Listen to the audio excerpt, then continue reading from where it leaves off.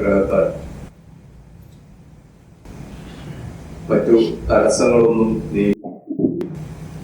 ഇൻഷാ അല്ലാഹ് അടുത്ത 25-ാം തീയതി അല്ലാഹുവിന്റെ ഭവനത്തിലേക്ക് യാത്ര തിരിക്കുവാൻ മാനസികവും ശാരീരികവുമായി തയ്യാറെടുത്ത് നിൽക്കുന്നവരാണ്. നമ്മള് എല്ലാവരും ഒരുപാട് യാത്രകൾ ചെയ്തിട്ടുള്ള ആളുകളോ, പ്രത്യേകിച്ച് ഈ കാലഘട്ടത്തിൽ നമുക്ക് ഫാമിലി ടൂറുകളും വിനോദയാത്രകളും ഒക്കെ കൃത്യമായി ഒരു ചടങ്ങ് പോലെ നിർവഹിക്കുന്ന ഒരു കാലഘട്ടത്തിൽ നമ്മള് യാത്ര ചിലപ്പോൾ നമുക്കൊരു ഒരു പ്രത്യേകത തോന്നിക്കൊള്ളണമെന്നില്ല. പക്ഷെ ഈ യാത്രക്കുള്ളൊരു പ്രത്യേകത, ഇത് കൃത്യമായിട്ട് നമ്മള് സർവശക്തനായ നാഥനിൽ നിന്ന് പ്രതിഫലം ആഗ്രഹിച്ചുകൊണ്ട് മറ്റ് യാത്രകളിൽ നിന്നൊക്കെ വ്യത്യസ്തമായി പടച്ച തമ്പുരാന്റെ അടുത്ത് നിന്ന് മാത്രം പ്രതിഫലം ആഗ്രഹിച്ചുകൊണ്ടുള്ള ഒരു തീർത്ഥാടന യാത്രയാണ്. അപ്പോ അതിനെ നമ്മളെല്ലാവരും ഈ യാത്രക്കുള്ള എന്താ വെച്ചാൽ നമുക്ക് ഇന്ന് തീരുമാനമെടുത്ത് നാളെ പിറ്റെടുത്ത് പോകുന്നൊരവസ്ഥയല്ല. നമ്മൾ കുറെ ദിവസങ്ങളായിട്ടുള്ള തയ്യാറെടുപ്പുകളും ഒരുക്കങ്ങളൊക്കെ ഇതിനു വേണ്ടി നമ്മൾ നടത്തിയിട്ടുണ്ട്. ഒരു പക്ഷേ 1-2 വർഷങ്ങൾക്കുള്ള പ്രാർത്ഥനകളും പ്രവർത്തനങ്ങളും കൊണ്ടായിരിക്കും നമ്മൾ ഇന്നത്തെ അല്ലെങ്കിൽ 25-ാം തീയതിയിലെ ഈ യാത്രക്ക് വേണ്ടിയുള്ള മാനസികമായ തയ്യാറെടുപ്പ് നമ്മൾ അത്രയും സമയം മുമ്പ് തുടങ്ങിയിട്ടുണ്ട്. ഏതായാലും ഈ യാത്രകൾ നമ്മൾ എങ്ങനെ ഈ ഒരു തീർത്ഥാടന യാത്രയിൽ ഈ ഒരു ആരാധനാ കർമ്മം നിർവഹിക്കാൻ പറ്റും എന്നുള്ളത് വളരെ കൃത്യമായിട്ട് നമുക്ക് ഈ യാത്രാ സംഘത്തിനോടൊപ്പം ഇവരോടൊപ്പം അമീറായി വരുന്ന ബഹുമാന്യനായ പണ്ഡിതൻ മതി അദ്ദേഹം ഞങ്ങളോട് ക്ലാസ് എടുത്ത് വിശദീകരിച്ചത്. യാത്രയുമായി ബന്ധപ്പെട്ട 1-2 ടെക്നിക്കൽ കാര്യങ്ങൾ സൂചിപ്പിക്കുക എന്നുള്ളതാണ് ഈ ഗ്രൂപ്പിന്റെ ഒരു ആള് എന്നുള്ള നിലക്ക് എനിക്ക് നിർവഹിക്കാറുള്ളത്. നമ്മൾ ഇൻഷാ അല്ലാഹ് യാത്ര പുറപ്പെടുന്നത് 25/11/2025 ചൊവ്വാഴ്ച, വരുന്ന ചൊവ്വാഴ്ച ഇൻഷാ അല്ലാഹ് കൊച്ചിയിൽ നിന്നാണ് നമ്മുടെ ഫ്ലൈറ്റ്. കൊച്ചിയിൽ നിന്ന് 6:25 പുറപ്പെട്ട് 9:55 ജിദ്ദയിൽ എത്തുന്നു. ഏകദേശം സൗദി സമയം രാത്രി 10 മണിക്ക് ഇൻഷാ അല്ലാഹ് നമ്മൾ ജിദ്ദയിലെത്തും.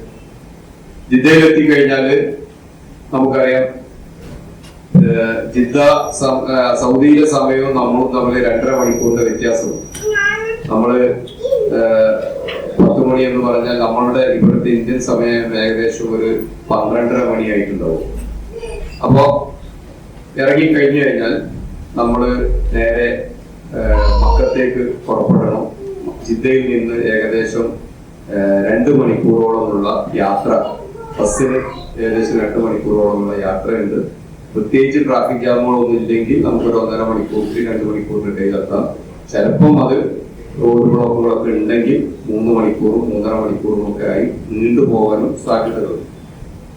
നമ്മൾ ആദ്യമായി ചെയ്യേണ്ടത്, നമ്മൾ വീട്ടിൽ നിന്ന്, നമ്മൾ എറണാകുളത്ത് നിന്നാണ്, കൊച്ചിയിൽ നിന്നാണ് നമ്മുടെ ഫ്ലൈറ്റ്. അപ്പോ സ്വാഭാവികമായിട്ടും നമ്മൾ കോഴിക്കോട് എയർപോർട്ടിലേക്ക് പോകുന്ന ലാഘവത്തോടു കൂടി പോയാൽ പോലെ നമ്മള് സമയം നിശ്ചയിച്ചിട്ടുള്ളത് ഏകദേശം 7:30 മണിയാണ്. 7:30 മണിക്ക് എല്ലാവരും കുളിക്കലിൽ നിന്നാണ് ബസ് പുറപ്പെടുന്നത്. നിങ്ങൾക്ക് കൊച്ചിയിലേക്ക് പോകാനുള്ള ബസ് കുളിക്കലിൽ നിന്നാണ് പുറപ്പെടുക. അപ്പൊ എല്ലാവരും കുളിക്കൽ എത്തിച്ചേരുക, 7:30 മണി കൃത്യത്തിന് എത്തിച്ചേരുക. നിങ്ങൾക്കറിയാം, നമ്മള് കോഴിക്കോട് നിന്ന് നമ്മുടെ നാട്ടിലേക്ക് എത്തുന്നതിന് തന്നെ ചിലപ്പോൾ 1 മണിക്കൂറൊക്കെ എടുക്കുന്ന സമയങ്ങൾ ഉണ്ടാവാറുണ്ട്. പല സ്ഥലങ്ങളിലും റോഡ് പണികളും മരാമത്ത് പണികളൊക്കെ നടന്നുകൊണ്ടിരിക്കുക. അതുകൊണ്ട് വഴി തടസ്സങ്ങൾ നമുക്ക് പ്രതീക്ഷിച്ചുകൊണ്ട് തന്നെ നമ്മൾ മുന്നോട്ട് പോകണം. കൃത്യമായ വഴികളും കൃത്യമായ ഹൈവേകളും ആണ് എന്നുണ്ടെങ്കിൽ നമുക്ക് 3-3.5-4 മണിക്കൂർ കൊണ്ട് ഇൻഷാ അല്ലാഹ് എറണാകുളത്താണ്. പക്ഷെ വഴി തടസ്സങ്ങൾ നമ്മൾ മുൻകൂട്ടി കണ്ടുകൊണ്ടാണ് നമ്മൾ കുറച്ച് നേരത്തെ പോകുന്നത്. അതുകൊണ്ട് എല്ലാവരും 7:30 മണിക്ക് തന്നെ ഒരിക്കൽ ഖദീജ മാളില് മുന്നിൽ എത്തിച്ചേരുക. നിങ്ങളുടെ ബന്ധുക്കൾ എയർപോർട്ടിൽ നിങ്ങൾ ഇറക്കുന്നതിന് പകരം ഖദീജ മാളിൽ ഇറക്കി പോയാൽ മതി. അവിടെ അതിനുള്ള സൗകര്യങ്ങൾ ഉണ്ടാവും, ബസ് ഉണ്ടാവും. നിങ്ങൾ അവിടെ എത്തിച്ചേരും. പിന്നെ നമ്മൾ ശ്രദ്ധിക്കേണ്ട ഒരു കാര്യം, മക്കത്ത് എത്തിക്കഴിഞ്ഞാൽ നമ്മൾ ഇൻഷാ അല്ലാഹ് 10 മണിക്ക് ജിദ്ദ എയർപോർട്ടിൽ ഇറങ്ങിക്കഴിഞ്ഞാൽ നമുക്ക് ഏകദേശം ഒരു അരമണിക്കൂർ കൊണ്ട് ജിദ്ദ എയർപോർട്ടിലെ ഫോർമാലിറ്റീസ് ഒക്കെ തീരും. നമ്മളൊരു 10:30 മണിക്കോ അല്ലെങ്കിൽ 11 മണിക്കോ യാത്ര തിരിച്ചു കഴിഞ്ഞാൽ 12-1 മണിയാകുമ്പോഴേക്കും ഇൻഷാ അല്ലാഹ് നമ്മൾ മക്കത്ത് നമ്മുടെ താമസ സ്ഥലത്തെത്തി. മക്കത്ത് താമസ സ്ഥലം നമ്മൾ നിങ്ങൾക്കായി ബുക്ക് ചെയ്തിട്ടുള്ളത് ദുറത്ത് അൽ സുലൈമാനിയ ഹോട്ടൽ, ഗസ ഏരിയയിലാണ്. മക്കയിലെ ഗസ എന്ന് പറയുന്ന പല ഭാഗങ്ങളും മക്ക അറിയുന്നവർക്കറിയാം, പല ഭാഗങ്ങളുണ്ട്. ഗസയിലാണ് നിങ്ങളുടെ താമസം ബുക്ക് ചെയ്തിട്ടുള്ളത്. ഇപ്പോ വളരെ തിരക്ക് പിടിച്ച ഒരു സമയമാണ്. കാരണം മിഡിൽ ഈസ്റ്റിലും അതുപോലെ തന്നെ മറ്റു ഭാഗങ്ങളിലൊക്കെ ക്രിസ്മസ് ഈ വിന്റർ ഹോളിഡേയ്സ് സ്റ്റാർട്ട് ചെയ്തിട്ടുണ്ട്. അപ്പൊ അതുകൊണ്ട് തന്നെ എല്ലാവരും ഫാമിലി ആയിട്ട് തീർത്ഥാടനത്തിന് പോകുന്ന, ഉംറക്ക് പോകുന്ന ഒരു അവസ്ഥയുണ്ട്. അതുകൊണ്ട് നല്ല തിരക്ക് മക്കത്തുണ്ട്. ഞാൻ 4 ദിവസം മുമ്പ് വരെ മക്കത്തുണ്ടായിരുന്നു. അപ്പോ ആ സമയത്ത് നമുക്ക് അനുഭവപ്പെട്ടിട്ടുള്ളതാണ് അത്യാവശ്യം തിരക്കുള്ള ഒരു സമയമാണ്. അപ്പോ ഇതില് നമ്മൾ ശ്രദ്ധിക്കേണ്ടത്, ഈ ഹോട്ടലിലേക്ക് നമ്മൾ നേരെ ബസ്, നമ്മുടെ ജിദ്ദ എയർപോർട്ടിൽ നിന്ന് കയറുന്ന ബസ് ഈ ഹോട്ടലിലേക്ക് പോകും. ഈ ഹോട്ടലിൽ എത്തിക്കഴിഞ്ഞാൽ നമുക്ക് അവിടെ നമ്മുടെ സാധനങ്ങളൊക്കെ വെച്ച് നിങ്ങൾക്ക് ഭക്ഷണം കഴിച്ച് വിശ്രമിച്ച്, പിന്നെ എപ്പോഴാണോ നമ്മൾ ഒരു ഗ്രൂപ്പായിട്ട് ഉംറക്ക് പുറപ്പെടേണ്ടത്, ആദ്യത്തെ ചെന്ന് ഉടനെ തന്നെ ഉംറക്ക് പോകണോ അതല്ല ക്ഷീണം മാറ്റിയിട്ട് പോയ, കാരണം നല്ല ഒരു യാത്ര ചെയ്തിട്ട് ക്ഷീണിച്ചിട്ടായിട്ട് നമ്മളവിടെ എത്തുക. രാവിലെ മുതൽ തുടങ്ങിയ യാത്രയാണ്. അത് ഏകദേശം പാതിരാത്രി വരെ ആ യാത്ര മക്കത്തെത്തുമ്പോഴേക്കാവും. അപ്പോ അത് കഴിഞ്ഞ് നമ്മൾ അപ്പൊ തന്നെ ഇടിപിടി എന്ന് പറഞ്ഞ് പോകണോ അതല്ല നിങ്ങളും അമീറുമായിട്ട് സംസാരിച്ച് സമയം കണ്ടെത്തി, അമീർ നിശ്ചയിക്കുന്ന സമയം ചില വിശ്രമിച്ച് സുബൈനോട് കൂടി ചെയ്യണോ എല്ലാം എന്നൊക്കെ നിങ്ങൾ അമീറുമായിട്ടൊരു ഡിസ്കഷൻ നടത്തിയിട്ട് ആ സമയം നിശ്ചയിക്കുക. സമയം നിശ്ചയിച്ചു കഴിഞ്ഞാൽ നമ്മൾ ആ ഒരു സമയം വരെ എല്ലാവരും കാത്തു നിന്ന് നമുക്ക് പോയി. എന്നാലും കുറെ ആളുകൾ, പരിചയമുള്ള ആളുകൾ പറയും ഞങ്ങൾ ഒറ്റയ്ക്ക് പോയി ചെയ്തോളാം എന്നൊക്കെ. അങ്ങനെ നിങ്ങൾ സ്വന്തം റിസ്കിൽ പോയി ചെയ്യുന്നുണ്ടെങ്കിൽ അത് ഓക്കെയാണ്. പക്ഷെ അതല്ല, അമീറിനോടൊപ്പം തന്നെ ചെയ്യണം എന്നുണ്ടെങ്കിൽ ഗ്രൂപ്പിൽ ഒരു സമയം നിശ്ചയിക്കും. ആ സമയത്ത് നിങ്ങൾ എല്ലാവരും തയ്യാറായി പോകും. പിന്നെ മറ്റു കാര്യങ്ങൾ ഈ ടൂറിൽ ഉൾപ്പെടുന്ന കാര്യങ്ങളാണ്. ഇതില് നമ്മുടെ പിന്നെ നിങ്ങൾ അടച്ചിട്ടുള്ള എമൗണ്ടിൽ ഉൾപ്പെടുന്ന, പാക്കേജിൽ ഉൾപ്പെടുന്ന കാര്യങ്ങൾ, ഒന്ന് നിങ്ങൾക്ക് കൊച്ചിയിൽ നിന്ന് ജിദ്ദയിൽ നിന്ന് കൊച്ചിയിലേക്കുമുള്ള വിമാന ടിക്കറ്റ് ഉണ്ട്. അതുപോലെ തന്നെ മക്ക, മദീന എന്നിവിടങ്ങളിലെ ഹോട്ടൽ താമസമുണ്ട്. മക്ക, മദീന എന്നിവിടങ്ങളിലെ ഭക്ഷണമുണ്ട്. അതുപോലെ തന്നെ മക്കയിലെ സിയാറയുണ്ട്, മദീനയിലെ സിയാറയുണ്ട്. അതുപോലെ ഒരു സംസം 5 കിലോന്റെ ഒരു സംസവും നിങ്ങൾക്ക് നമ്മുടെ ഈ കമ്പനിയുടെ വകയായിട്ട് കിട്ടും. അതിനോടൊപ്പം നമ്മളൊരു തായിഫ് ടൂറും സംഘടിപ്പിക്കുന്നുണ്ട്. തായിഫ് ടൂറിന്റെ ഒരു പ്രത്യേകത എന്താ വെച്ചാൽ, ഈ നാട് കാണുക എന്നുള്ളതല്ല, തിരിച്ചു വരുമ്പോൾ നമ്മൾ ഒരു മീക്കാത്തിലൂടെയാണ് കടന്നു വരിക. അവിടെ നിന്ന് വേണമെങ്കിൽ നിങ്ങൾക്ക് രണ്ടാമത്തെ ഉംറക്ക് ഇഹ്റാം ചെയ്ത് ഒരു ഉംറയും കൂടി നിങ്ങൾക്ക് അതിൽ ലഭിക്കുന്നതാണ്. അപ്പോൾ നമ്മൾ അങ്ങോട്ട് പോകുമ്പോൾ ആദ്യത്തെ ഉംറക്ക് നമ്മൾ മീക്കാത്ത് താഴ്ത്തുണ്ട് എന്നുള്ള ഒരു സങ്കല്പത്തിലാണ് ഇഹ്റാം ചെയ്യുന്നത്. അതേസമയം നമുക്ക് നേരിട്ട് ഒരു മീക്കാത്ത്, 5 മീക്കാത്തുകളിൽ ഒരു മീക്കാത്ത് വഴിയാണ് നമ്മൾ കടന്നു വരിക. അപ്പോൾ ആ ഒരു മീക്കാത്തിന്റെ അനുഭവങ്ങൾ അനുഭവിക്കാൻ കഴിയും. അവിടെ നിന്ന് നമുക്കൊരു മീക്കാത്തിൽ വെച്ച് ഇഹ്റാം ചെയ്തിട്ട് നമുക്ക് വേണ്ടി, നമ്മുടെ ബന്ധപ്പെട്ടവർക്ക് വേണ്ടി ഒരു ഉംറ കൂടി നിർവഹിക്കാൻ നമുക്ക് കഴിയും. അപ്പോ ഇത്രയും കാര്യങ്ങളാണ് നമുക്ക് ഈ പാക്കേജിലായിട്ട് ഉൾപ്പെടുത്തിയിട്ടുള്ളത്. പിന്നെ ശ്രദ്ധിക്കേണ്ട ഒരു കാര്യം, നമ്മൾ ഒരു അന്യ നാട്ടിലേക്കാണ് പോകുന്നത്, നമ്മുടെ രാജ്യമല്ല. അതുകൊണ്ട് തന്നെ പാസ്പോർട്ട് കൃത്യമായിട്ട് നമ്മൾ സൂക്ഷിക്കണം. നമ്മൾ ഏത് രാജ്യത്തും, നമ്മുടെ രാജ്യമല്ലാത്ത വേറെ ഏത് രാജ്യത്തിലേക്ക് പോകണമെന്നുണ്ടെങ്കിലും നമുക്ക് ഉള്ള ഒരു പാസ്സാണ് ഈ പാസ്പോർട്ട്. അതുകൊണ്ട് അത് കൃത്യമായിട്ട് സൂക്ഷിക്കണം. നമ്മുടെ യാത്രാരേഖയാണ്. പാസ്പോർട്ട് നഷ്ടപ്പെട്ടു കഴിഞ്ഞാൽ തിരിച്ചു പോരുക എന്നുള്ളതല്ലാതെ, ജിദ്ദ എയർപോർട്ടിൽ പിന്നെ ഇറങ്ങി നമ്മൾ പുറത്തു പോയതിനു ശേഷമാണ് പാസ്പോർട്ട് നഷ്ടപ്പെടുന്നതെങ്കിൽ മറ്റൊരു പാസ്പോർട്ട് നമ്മുടെ ഇന്ത്യൻ എംബസി ഇഷ്യൂ ചെയ്തു തരുന്നത് വരെ നമുക്ക് പുറത്തിറങ്ങാൻ കഴിയാത്ത അവസ്ഥ വരും. അപ്പോൾ ഉംറ എന്ന് പറയുന്ന ഈ ഒരു കർമ്മം ചെയ്യാൻ നമ്മൾ കുറെ ടെൻഷൻ അടിക്കാതെ നിൽക്കണമെങ്കിൽ കുറച്ച് കാര്യങ്ങളൊക്കെ നമ്മൾ സൂക്ഷിക്കുകയും സംരക്ഷിക്കുകയും ചെയ്തു കഴിഞ്ഞാൽ വളരെ ടെൻഷൻ ഫ്രീ ആയിട്ടുള്ള ഒരു ഉംറ നിർവഹിക്കാം. അതുപോലെ തന്നെ നമ്മൾ ശ്രദ്ധിക്കേണ്ട കാര്യങ്ങൾ, ഒന്ന് പ്രത്യേകിച്ച് സ്ത്രീകൾ നമ്മൾ ഈ ഒരു അശ്രദ്ധയോട് കൂടിയിട്ടുള്ള നടത്തങ്ങളൊക്കെ ഒഴിവാക്കുക. നമ്മളെ സംബന്ധിച്ചിടത്തോളം നമ്മൾ ഒരു പുണ്യകർമ്മത്തിനായി പോവുകയാണ്.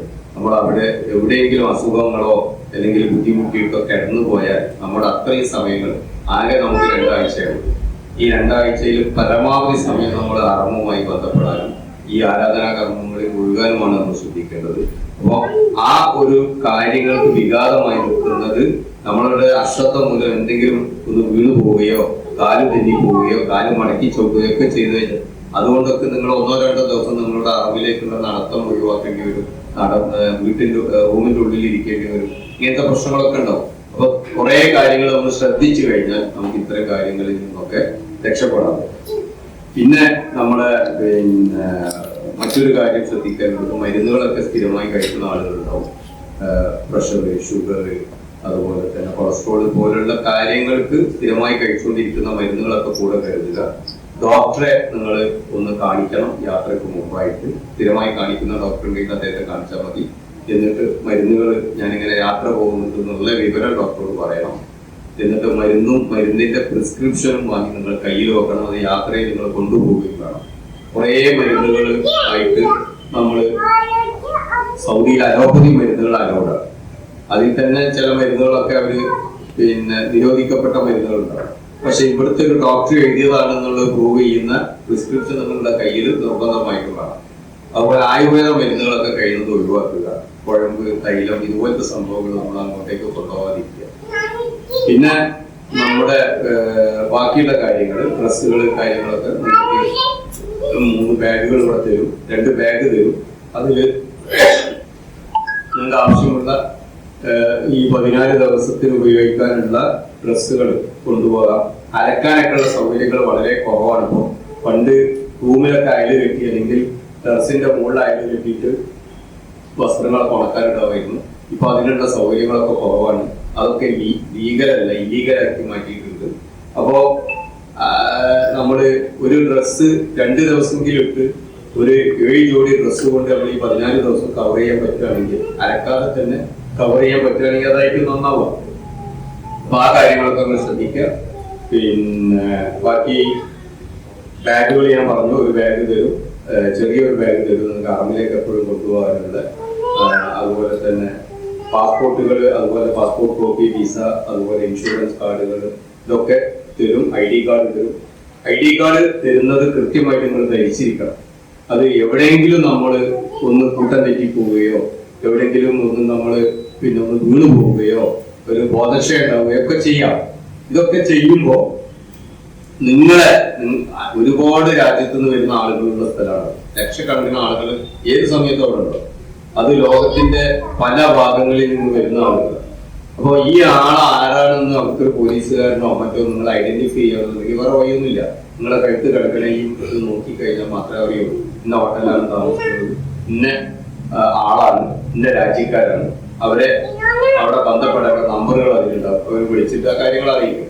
അപ്പൊ അതൊരു ഇതായിട്ട് എന്താണ് ഒരു വീഴ്ചയായിട്ട് ആരും കാണരുത്. കൃത്യമായിട്ട് അത് ധരിക്കുക.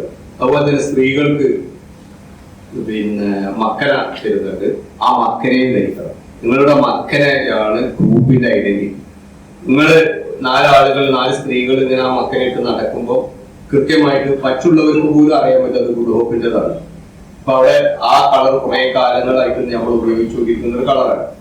അപ്പൊ മലയാളി ഗ്രൂപ്പുകൾ മറ്റുള്ളവർക്ക് നിങ്ങളെ ഐഡന്റിഫൈ ചെയ്യാൻ പറ്റും. അതുപോലെ തന്നെ നമ്മളിൽ തന്നെ പെട്ട പല മലയാളികൾക്കും നിങ്ങൾ ഐഡന്റിഫൈ ചെയ്ത് നിങ്ങളുടെ വഴിതെറ്റി പോയാലും എന്ത് പ്രശ്നങ്ങളുണ്ടായാലും അവിടെ നിങ്ങളെ സഹായിക്കാൻ അവരെക്കൊണ്ട് കഴിയും. അപ്പൊ അതുകൊണ്ട് ആ ഐഡന്റിറ്റി എന്ന് പറയുന്ന മക്കനെ സ്ത്രീകൾ ഇവിടുന്ന് എയർപോർട്ട് മുതൽ നിങ്ങളെ ബസ് കയറാൻ വേണ്ടി വരുന്ന സ്ഥലം മുതൽ തിരിച്ച് നിങ്ങളെ ബസ്സിൽ എവിടെയാണോ ഇറക്കുന്നത് അതുവരെ നിങ്ങൾ ആ മക്കനെ ഉപയോഗിക്കണം എന്നാണ് ആവശ്യപ്പെടാറുള്ളത്. അപ്പൊ ഇത്രയും ആണ് ഒരു ആമുഖമായിട്ട് പറയാനുള്ളത്. ഇനി നിങ്ങൾക്ക് എന്തെങ്കിലും സംശയങ്ങളൊക്കെ ഉണ്ടെങ്കിൽ യാത്രയുമായി ബന്ധപ്പെട്ട, ഉംറയുമായി ബന്ധപ്പെട്ടതല്ല, യാത്രയുമായി ബന്ധപ്പെട്ട കാര്യങ്ങൾ ഉണ്ടെങ്കിൽ ചോദിക്കാം. നമ്മളെ കൂടെ 12 പുരുഷന്മാരും 23 സ്ത്രീകളും 5 കുട്ടികളും ഒരു ചെറിയ ഇൻഫന്റ്, ഒരു 2 വയസ്സിന്റെ താഴെയുള്ള ഒരു കുട്ടിയും നമ്മളോടൊപ്പം ഉണ്ട്. അങ്ങനെ ഇതൊക്കെ അടക്കം 40 ആളുകളാണ് ഉള്ളത്. നമ്മുടെ അമീർ പറഞ്ഞു മീറ്റിംഗ് പോയ മദീനിയാണ്. അദ്ദേഹം മദീനത്ത് പഠിച്ചതാണ്. ഞങ്ങളുടെ നാട്ടിലെ ഒരുപാട് കാലത്തെ സത്യമായിരുന്നു. ഈ കാര്യത്തിൽ കൃത്യമായിട്ട് നിങ്ങൾക്ക് പാണ്ഡിത്യമുള്ള ഒരു നേതൃത്വമുണ്ട്. അഭിമാനിക്കാം. നമുക്കൊക്കെ അൽഹംദുലില്ലാ അദ്ദേഹത്തിന്റെ സമയം കിട്ടിയതിൽ വളരെ അഭിമാനം കൊള്ളുന്നുണ്ട്. അപ്പോ ഇത്രയും കാര്യങ്ങളാണ്. ഇനി എന്തെങ്കിലും നിങ്ങൾക്ക് സംശയങ്ങൾ ഉണ്ടെങ്കിൽ ചോദിക്കാം. നമ്മുടെ ലഗേജ് 30 കിലോ ആണ് അങ്ങോട്ട് പോകുമ്പോൾ. ഇങ്ങോട്ട് വരുമ്പോൾ 25 കിലോ പ്ലസ് 5 കിലോ സംസമാണ്. സംസം ഇപ്പൊ സെപ്പറേറ്റ് കൊണ്ടുവരാൻ അനുവദിക്കുന്നില്ല. നമ്മുടെ ലഗേജിൽ 30 കിലോ ആണെങ്കിൽ അതിൽ സംസം കൂടി ഉൾപ്പെടുത്തിയിട്ടാണ് അവർ കണക്കൂട്ടുന്നത്. പിന്നെ 7 കിലോ ഹാൻഡ് ലഗേജ്. ഇതാണ് നമ്മുടെ യാത്രയുമായി ബന്ധപ്പെട്ട വിവരങ്ങൾ. ഇനി എന്തെങ്കിലും സംശയങ്ങൾ ഉണ്ടെങ്കിൽ ചോദിക്കാൻ 2 മിനിറ്റ് സമയം തരാം. ഇല്ലെങ്കിൽ നമ്മുടെ ക്ലാസ് ആരംഭിക്കും.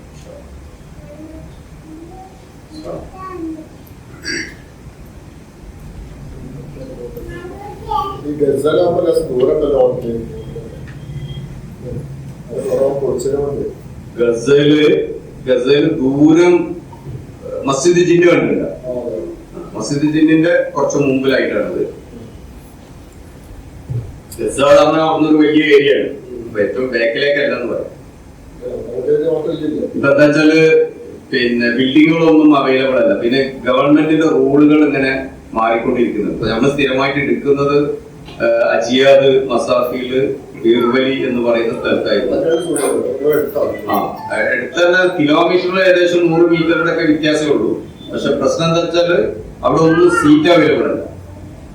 അപ്പൊ നമ്മള് 3 മാസം മുമ്പ് പ്ലാൻ ചെയ്ത ഒരു ഗ്രൂപ്പാണ്. അപ്പൊ ഈ ഇലക്ഷൻ ആയിട്ട് നമുക്ക് ചെറിയൊരു കൺഫ്യൂഷൻ ഉണ്ടായിരുന്നു. എപ്പോഴാണ് ഇലക്ഷൻ ഡേറ്റ് ഡിക്ലെയർ ചെയ്തതിനാണ് നമ്മളെ ഡേറ്റ് ഡിക്ലെയർ ചെയ്തത്.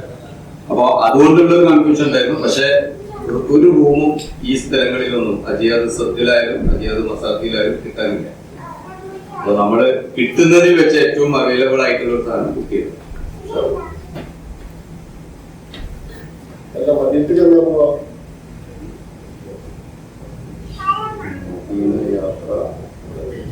നമ്മൾ മദീനത്ത് നിന്ന് മടക്കട്ടോ അല്ല ജിദ്ദ കൊച്ചിന്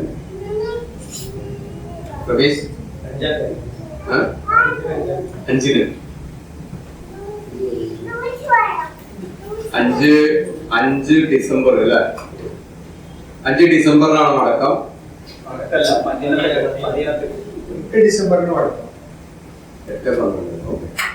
5-ാം തീയതിയാണ് നമ്മൾ മദീന പോകുന്നത്. 3 രാത്രി നമ്മൾ മദീനത്തുണ്ടാവും.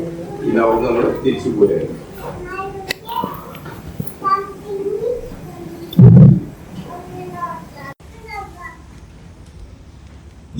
ഏതായാലും ഈ ഒരു പുണ്യകർമ്മത്തിന് യാത്ര തിരിക്കുന്ന നിങ്ങൾക്ക് എല്ലാവിധ യാത്രാഭിവാദ്യങ്ങളും നേരെയാണ്. പടച്ചവനുമായിട്ട് ഒരു മറയുമില്ലാതെ നേരിട്ട് ഉത്തരം കിട്ടുന്ന സ്ഥലത്തേക്കാണ് നമുക്ക് പോകുന്നത്. അവിടെ ചെന്നു കഴിഞ്ഞാൽ നിങ്ങൾക്ക് വേണ്ടി, നാടിനു വേണ്ടി, നമ്മുടെ കുടുംബങ്ങൾക്ക് വേണ്ടി, നമ്മളുടെ എല്ലാ ബന്ധപ്പെട്ടവർക്കും വേണ്ടിയിട്ട് നിങ്ങൾ പ്രാർത്ഥിക്കണം. പ്രാർത്ഥനയിൽ ഈ നിങ്ങളെ കൊണ്ടുപോകുന്ന ഞങ്ങളുടെ ഈ കമ്പനിയെയും ഞങ്ങളെയും ഒക്കെ ഉൾപ്പെടുത്തണമെന്ന് വിനീതമായിട്ട് അഭ്യർത്ഥിക്കുകയാണ്. അസ്സലാമു അലൈക്കും വറഹ്മത്തുള്ളാഹി വബറകാതുഹു. ബിസ്മില്ലാഹിർ റഹ്മാനിർ റഹീം. അൽഹംദുലില്ലാഹി റബ്ബിൽ ആലമീൻ. വസ്സലാത്തു വസ്സലാമു അലാ റസൂലിഹിൽ അമീൻ വഅലാ ആലിഹി വസഹ്ബിഹി അജ്മഈൻ വമൻ തബിഅഹും ബിഇഹ്സാൻ ഇലാ യൗമിദ്ദീൻ. സുബ്ഹാനക ലാ ഇൽമ ലനാ ഇല്ലാ മാ അല്ലംതനാ ഇന്നക അൻതൽ അലീമുൽ ഹകീം. ഒരു ഉംറ കർമ്മം എങ്ങനെയാണ് നിർവഹിക്കുക എന്നുള്ളത് ഇത് മതിയാറുണ്ട്. ഇത് മതി പറയാം. അത് കേൾക്കുക അല്ലേ? കേൾക്കണല്ലേ? പിന്നെ കേൾക്കാതെ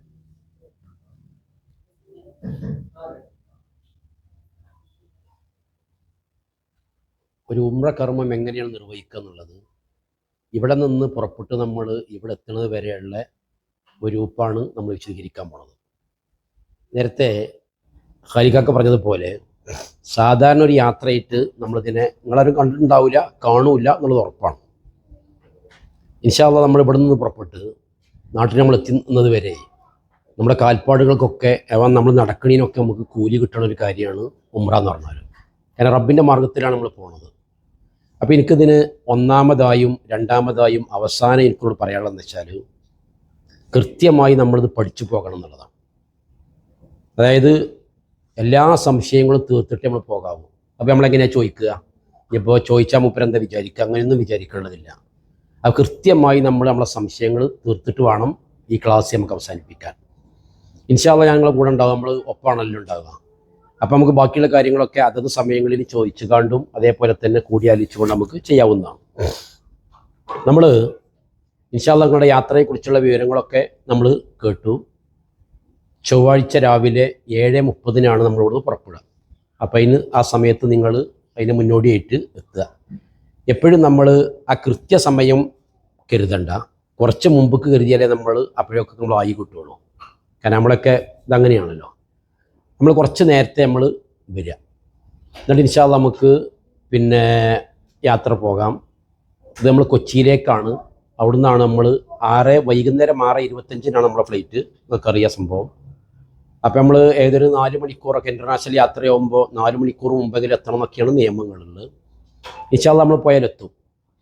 നീണ്ട യാത്രയാണല്ലോ, ഒരു 5-6 മണിക്കൂറൊക്കെ നീണ്ടിരിക്കുന്ന യാത്രയാണ്. ബ്ലോക്കുകൾ ഇപ്പോൾ എത്രയാണെന്നുള്ളത് നമുക്ക് പറയാൻ പറ്റാത്തൊരവസ്ഥയും കൂടിയാണ്. അപ്പോൾ നല്ല ബ്ലോക്കും ഉണ്ടാവും. ഇൻഷാ അല്ലാഹ് അതൊക്കെ അല്ലാഹു തആല നമുക്ക് എളുപ്പമാക്കി തരട്ടെ. നമ്മൾ അതൊക്കെ ഇനിയിപ്പം നമ്മൾ തീരുമാനിക്കണ മാതിരിയല്ല. പക്ഷേ ഈ ഉംറ കർമ്മം ഇൻഷാ അല്ലാഹ് നമ്മൾ മുത്തനബി ചെയ്തത് എങ്ങനെയാണോ ആ രൂപത്തിലാണ് ഞാൻ വിശദീകരിക്കുന്നത്. ഇത് ഒന്നാമതായി മനസ്സിലാക്കേണ്ടത് വലിയൊരു അടങ്ങുള്ള സാധനമൊന്നുമല്ല, വളരെ എളുപ്പമുള്ള കാര്യമാണ്. ഒരു ഉംറ എന്ന് പറയുമ്പോൾ ഏത് സമയത്തും ചെയ്യാവുന്ന ഒരു ആരാധനകർമ്മമാണ്. ഹജ്ജിന് വ്യത്യസ്തമായി ഹജ്ജ് എന്ന് പറഞ്ഞിട്ടുണ്ടെങ്കിൽ ദുൽഹിജ്ജ മാസം 6 ദിവസങ്ങളിലായി ചെയ്യണ ഒരു കർമ്മമാണ്. അത് ആ 6 ദിവസങ്ങളെ പറ്റൂ, അന്നേ നടക്കൂ. വേറെ ദിവസം നമുക്ക് അന്ന് എനിക്ക് പറ്റൂല, 4 ദിവസം പിന്നെ കഴിഞ്ഞിട്ടാകാന്നുള്ളത് പറ്റൂല.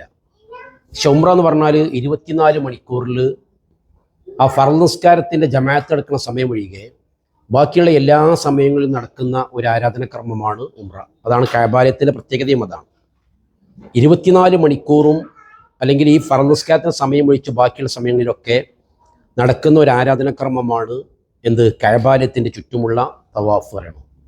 ഒരു വലിയ അത്ഭുതം കൂടിയാണ്. ഇൻഷാ അല്ലാഹ് നമുക്ക് കാണാം. ഇതിൽ കണ്ട ആൾക്കാരെങ്കിലും ഉണ്ടോ? ഇതിൻ്റെ മുന്നേ പോയ ആൾക്കാർ 1, 2, 3, 4, 5, 6, 7 എല്ലാവരും കണ്ടല്ലോ തന്നെയാണ്. അപ്പോൾ പിന്നെ എൻ്റെ സംസാരം എനിക്ക് തോന്നുന്നൊരു അധിക പ്രസംഗമാവും തോന്നുന്നു എനിക്ക്. ഇല്ല അങ്ങനെ അതെ അല്ല, ഇനി കണ്ടില്ലെങ്കിലും ഇൻഷാ അല്ലാഹ് പുള്ളി ഞാൻ വിശദീകരിക്കും. നമ്മൾ ഇവിടെ നിന്ന് പുറപ്പെട്ട് കുറച്ച് സൗണ്ട് കുറച്ചാൽ മതി. ഇവിടെ നമ്മൾ പിന്നെ പുറപ്പെടുമ്പോൾ ഇത് നിങ്ങൾക്കറിയാലോ, ഏതൊരു ആരാധനകർമ്മവും അല്ലാഹുവിനെ സ്വീകരിക്കണമെന്നുണ്ടെങ്കിൽ വേണ്ട എന്താണ്? നിയ്യത്താണ്. നിയ്യത്ത് എന്ന് പറഞ്ഞാൽ കരുതൽ എന്നാണ് അർത്ഥം. നിങ്ങളൊക്കെ കരുതി കഴിഞ്ഞ് അതിനെയാണ് ഇതിൻ്റെ നിയ്യത്ത് പറയുന്നത്. ഇനി ഈ പിന്നെ ഉംറയാണെങ്കിലും ഹജ്ജാണെങ്കിലും നമ്മുടെ മതം നമുക്ക് പ്രഖ്യാപിക്കാൻ അനുവാദം നൽകിയത് ഹജ്ജിനും ഉംറക്കും മാത്രമാണ്. വേറെയുള്ളതിനൊന്നും എന്ത് ചെയ്യേണ്ടതില്ല, നമ്മൾ പ്രഖ്യാപിക്കേണ്ട ആവശ്യമില്ല. അതായത് നമ്മൾ നിസ്കരിക്കുന്ന സമയത്ത് ഉസല്ലി ഫർളദ്ദുഹരി 4 റകഅത്തി മുതവജ്ജിഹ എന്നൊക്കെ പറയേണ്ട ആവശ്യമില്ല. നിസ്കരിക്കണം എന്നുള്ള ആ ഉദ്ദേശം മനസ്സിലുണ്ടായാൽ മതി. അതിനാണ് നിയ്യത്ത് എന്ന് പറയാം. അതിൻ്റെ സ്ഥാനം എന്ന് പറഞ്ഞാൽ നമ്മളെ ഖൽബാണ്, മനസ്സാണ്. അപ്പോൾ ആ മനസ്സിൽ ഇതുണ്ടെങ്കിൽ അതാണ് നിയ്യത്ത് പറഞ്ഞാൽ. പക്ഷേ അതിന് വ്യത്യസ്തമായി ഉംറയും ഹജ്ജുമാണെങ്കിൽ അത് നമ്മൾ പ്രഖ്യാപിക്കണം. അത് നിയ്യത്ത് എന്നല്ല പറയാം, അതിൽ ഇഹ്ലാൽ എന്നാണ് പറയാം. അതായത് നമ്മൾ ചെയ്യാൻ വിചാരിച്ച ആരാധനയുടെ കർമ്മം നമ്മൾ പ്രഖ്യാപിക്കുക. മനസ്സിലായല്ലോ? അപ്പോൾ നമ്മളതിന് പറയൽ എന്താ വെച്ചിട്ടുണ്ടെങ്കിൽ ഇൻഷാ അല്ലാഹ് നമ്മൾ അവിടെ എത്തുമ്പോൾ നമ്മൾ പറയാം ലബ്ബൈക ഉംറത്തൻ എന്നാണ് നമ്മളതിന് പറയേണ്ടത്. 3 രൂപത്തിൽ പറയാം. ഏതൊരു കർമ്മവും ഒന്നിലധികം രൂപത്തിൽ പറ്റുമെന്ന് കണ്ടാലേ അനുവദിച്ചാണെങ്കിൽ അതിൽ ഏറ്റവും എളുപ്പമുള്ള മാർഗ്ഗമാണ് നമ്മൾ സ്വീകരിക്കേണ്ടത്. കാരണം നമ്മൾ നബി അങ്ങനെയായിരുന്നു, റസൂൽ അങ്ങനെയായിരുന്നു. ഏറ്റവും എളുപ്പമുള്ള കാര്യം അതാണോ സ്വീകരിക്കുക. മറ്റെന്താ വെച്ചാൽ നമ്മൾ തോനെ കൂലിട്ടി ഉയർച്ചകളുടെ കൂടുതൽ ചെയ്തിട്ടുണ്ടെങ്കിൽ പിന്നെ ചെയ്യാൻ കഴിയാതിരുന്നാലോ അവിടെ അവസാനിക്കുകയും ചെയ്യും. ചില കാര്യങ്ങൾ അങ്ങനെയാകാം എന്നുള്ളതുണ്ടല്ലോ. അപ്പം അങ്ങനത്തെ കാര്യത്തിൽ ഏറ്റവും എളുപ്പമുള്ള ഏതാണോ അത് സ്വീകരിക്കുക എന്നുള്ളതാണ് നമ്മുടെ മതം നമുക്ക് സുന്നത്താക്കിയിട്ടുള്ളത്. അങ്ങനെ പറയാൻ കളിച്ചിട്ടുണ്ടെങ്കിൽ ഇപ്പോൾ ലബ്ബൈക്ക് ഉംറത്ത് എന്ന് പറയാം, അള്ളാഹുമ്മ ലബ്ബൈക്ക് ഉംറത്ത് എന്ന് പറയാം, ലബ്ബൈക്ക് അള്ളാഹുമ്മ ഉംറത്തിന് ഈ 3 രൂപത്തിലും പറയാം. വെറും ലബ്ബൈക്ക് ഉംറത്ത് എന്ന് പറയലാണ് അതിൻ്റെ ഏറ്റവും സിമ്പിള് പദം, ഏറ്റവും എളുപ്പമുള്ളത്. അപ്പോൾ അത് നമ്മൾ എന്താ വെച്ചിട്ടുണ്ടെങ്കിൽ അത് പറഞ്ഞുകൊണ്ടാണ് നമ്മൾ ഈ ഇഹ്റാമിൽ നമ്മൾ ധരിക്കുക. ഞാൻ പറഞ്ഞാൽ എപ്പോഴാണ് നമ്മൾ ചെയ്യേണ്ടത് നോക്കേണ്ടതും. നമ്മുടെ ഒരു ധാരണ എന്താ വെച്ചിട്ടുണ്ടെങ്കിൽ പുരുഷന്മാർ ഈ വസ്ത്രം ധരിക്കുന്നതോട് കൂടിയിട്ടാണ് ഇഹ്റാം പ്രവേശിച്ചെന്ന് പറയുന്നത് അല്ലേ? അല്ല, അത് ഇഹ്റാമിൻ്റെ വസ്ത്രം ധരിക്കലാണ്.